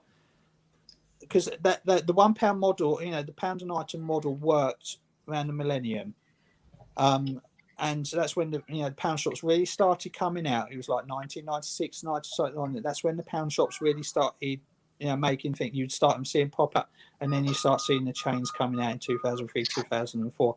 But now you can't, like, a pound gets you bugger all these days. Inflation and everything. 20 years later, a pound is not worth what a pound was in 2000. So it's hard to quit. So that's why they are moving off of that business model.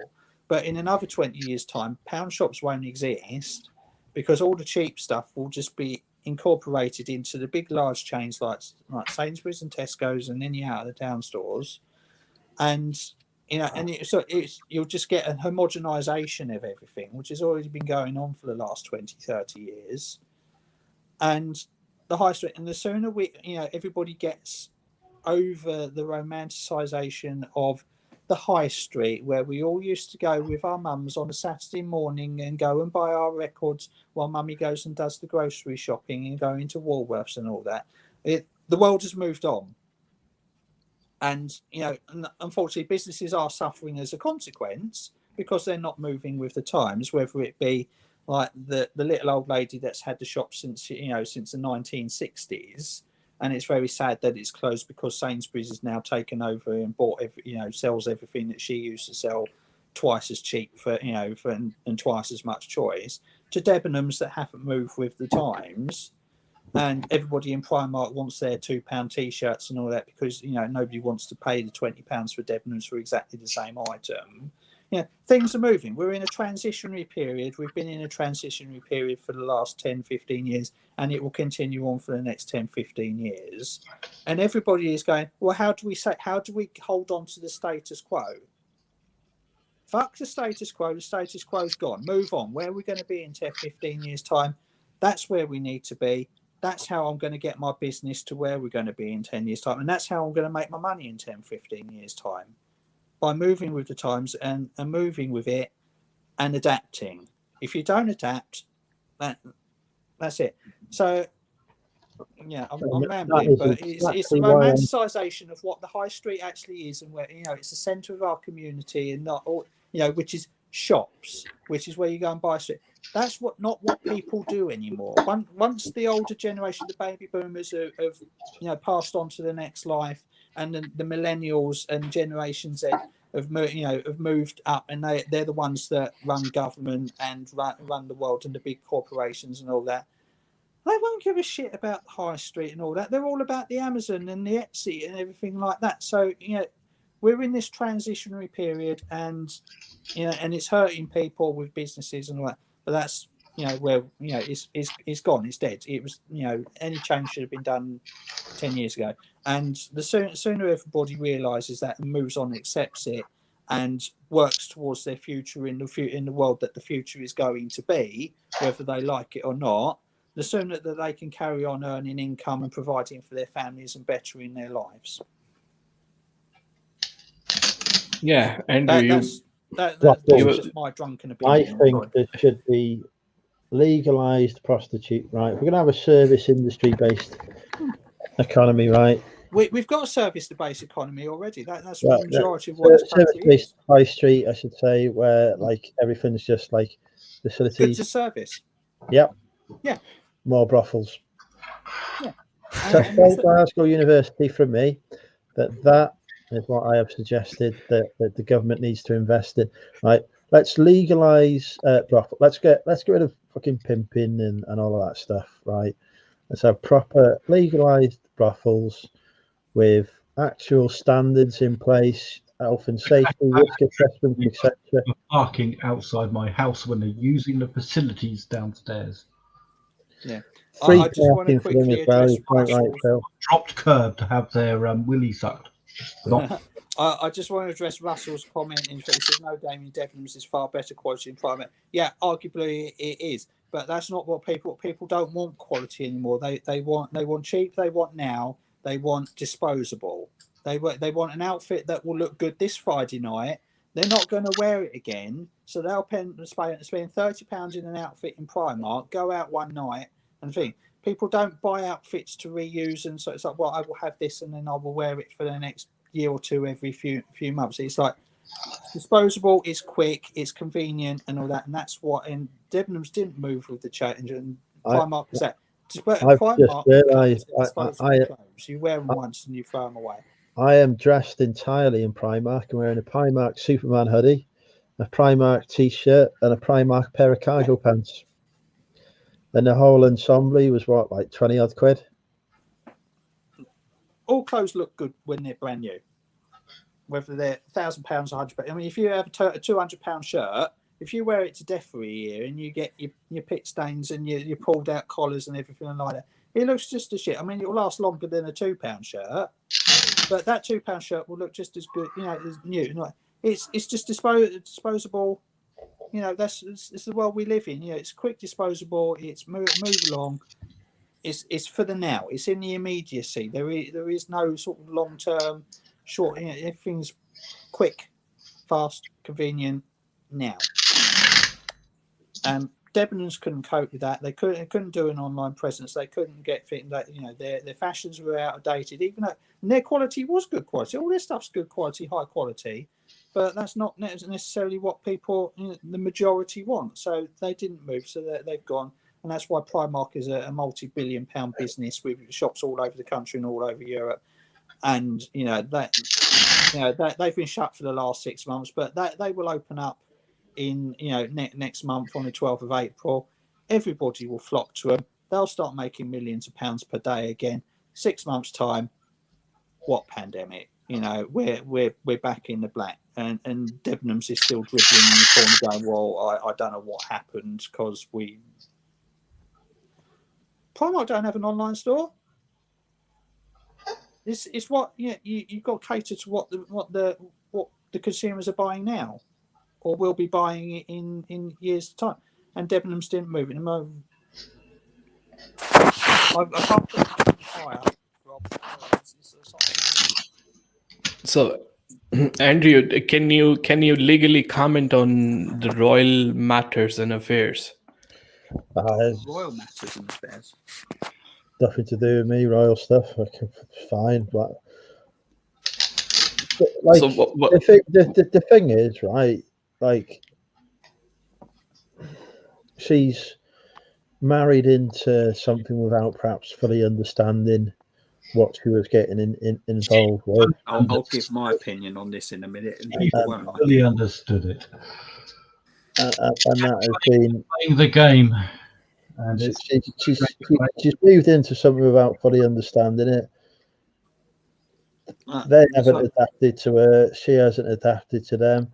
They've gone separate ways. That's the end of it. So you want them to go on a separate ways now? Well, they already have. There's no two ways about it, Oh, so both of them, as a couple, they're gone. As a couple, okay. Yeah. So my opinion is pretty little rich American actress wanted to be a princess, and she found herself her prince, and she thought it was all going to be Disney happily ever after, and then she found out that it wasn't, and then she went, I don't like this anymore, I want to go.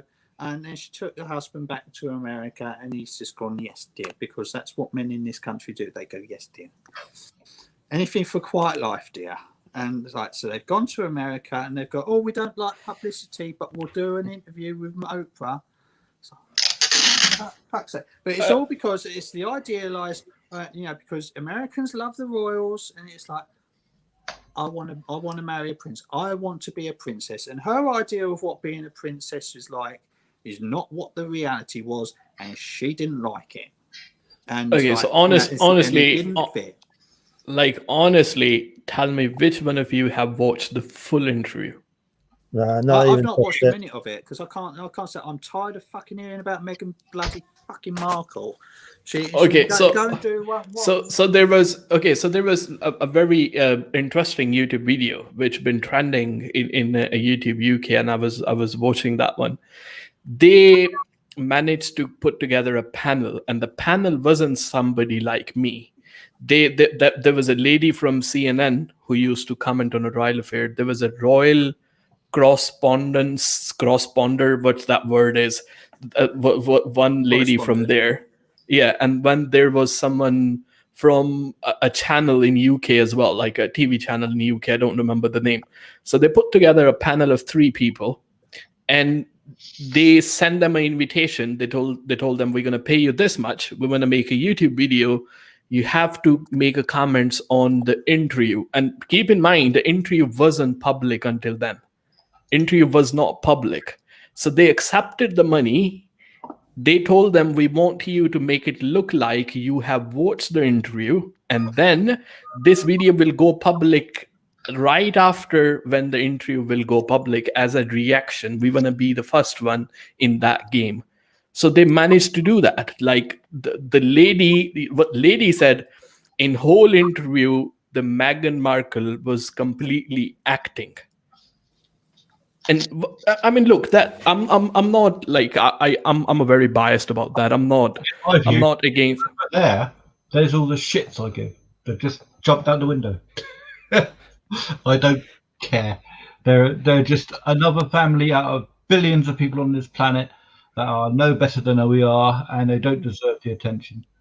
Yeah, this the media attention for things like that is like Why I don't buy into it. I'm not interested in it. She's a rich American actress that wanted to be a princess. It didn't work out for her. She didn't like it, and now she's buggered off back to America. You know, it's like you have to remember with this interview and all that. She is an actress. She's done shows and all that. So whether she's telling the truth or not telling the truth, I couldn't give a shit whether she's telling the truth or whether she's lying out of her backside. You know, I'm really not interested. I'm not fussed about the royal family one way or another. But anybody that wants to air their laundry in public, be it on Facebook or Oprah Winfrey Show. They're asking for trouble, and it's like if they want to live a quiet life, if they want to do like a bloody Simpson Wallace and whatever, and just go off it. So I don't want anything to do with the royal family. It didn't work off. I want to go and live my life, and go and live like. If they just disappeared, they moved out of the royal family and disappeared a year ago, and just didn't. So the world would have moved on now, and just not giving a shit. But now they want to do this interview and bring it all back into their public side. And they want to make their money and get the attention and all that. And it's like people buy into that. People read the tabloids and all that. Personally, I couldn't give a toss. If I can get their publicity person to run my website, I'll be very happy. I'll sell a shitload of Lego. But I would say like the biggest mistake that Meghan made was marrying Prince Harry instead of me. What she should have done was I don't think you want to marry somebody like her anyway. She sounds like a complete bloody bunny boy. I really definitely would. I very much definitely would. I used to have such a crush on her when she was in Suits. Never seen it. Great series, Suits, or used to be. It wasn't that great after she left, to be honest, but yeah, I've never watched it. I've never seen anything she's in. It's a very, very good series. I mean, I know her from there, not from getting married with Prince Harry. Actually, yeah, it's amazing series. It's I don't want to spoil it a lot, but it's about a guy who is getting away from a police chase and end up in a law firm, and he was so talented that the liar who was hiding as some assistant kind of thing, he ended up hiring him. But the thing about them, they only hired the people who graduated from Harvard, but he wasn't a Harvard graduate, but they hired him anyway because he was outsmarting everyone else. And the whole series is going on based on that lie and the cases that they are dealing. And she's a girlfriend of that guy in that TV series. So it's a good series. It has about 6-7 seasons, I think. Very entertaining and to watch as well. It was great. It just went downhill when Meghan and that chap left. Then it just lost the whole sort of core premise that it was built on, just gone, which was So I think it limped on from the 2 seasons afterwards, but not the same. It had some really great actors and really great cast. Yeah. Specifically the guy Harvey Specter character in there. coming across a person who's very confident and be able to close all sort of deals in every circumstances and under every scenario. So it's sort of inspiring character to watch. Because yeah, Rob, Okay. you could have sorted this out. You could have said, Megan, Money Mental UK, marry him, lot more drama, far less actually more controversy, but no Oprah involved. Job done. How would you deal with the all those media attention then? Because the media attention was going to be on her anyway. Oh, it'd be brilliant. I'd get my cock out for him. And it's okay. So at some level, it's not easy to deal with all sort of media attention. Like, trust me on that, because people will say all sort of things, and you have to put up with them. It's a very hard thing to do. I'm terrified if I ever manage to become some kind of media personality. The shit they'd uncover about me, Jesus Christ. So you're gonna be that? What's that? What's the name of husband of Kim Kardashian? That singer guy, Kanye West. Kanye West. Yeah. Well, so you're gonna be soon to that be Kanye divorced. West too. Yeah. There'd be court cases going. There'd be people crawling out the woodwork about all kinds of crap as soon as they realised I was famous. That'd be it. I'll be getting sued left, right, and centre for stuff I don't even know about. I just don't pay any attention to all the celebrity gossip and things like that. So I couldn't give a shit. I've never watched an episode with the Kardashians. I've never. It's not. He even decided to run for president as well. I know. I saw that. He got about 20 votes or something like that. I would do that. Would have done a better job than Trump, I think. Well, we don't have a Bobby here to defend Trump, so we can't say much about that now. We don't have another side of story. It'll be straight back on here now. He's heard that. After he's drunk his quad. Anyway, it's 10-2, so yeah, I think it's time for bed. I've got to go and post my stuff because the post comes at 7 o'clock in the morning. They come to collect on Saturday. I have a post box around the corner, which okay. On a Saturday.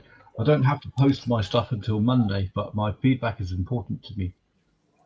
So if I post it now, they're going to get it on Monday, and they're not expecting it to be delivered. Well, not even expecting me to pack it by Monday.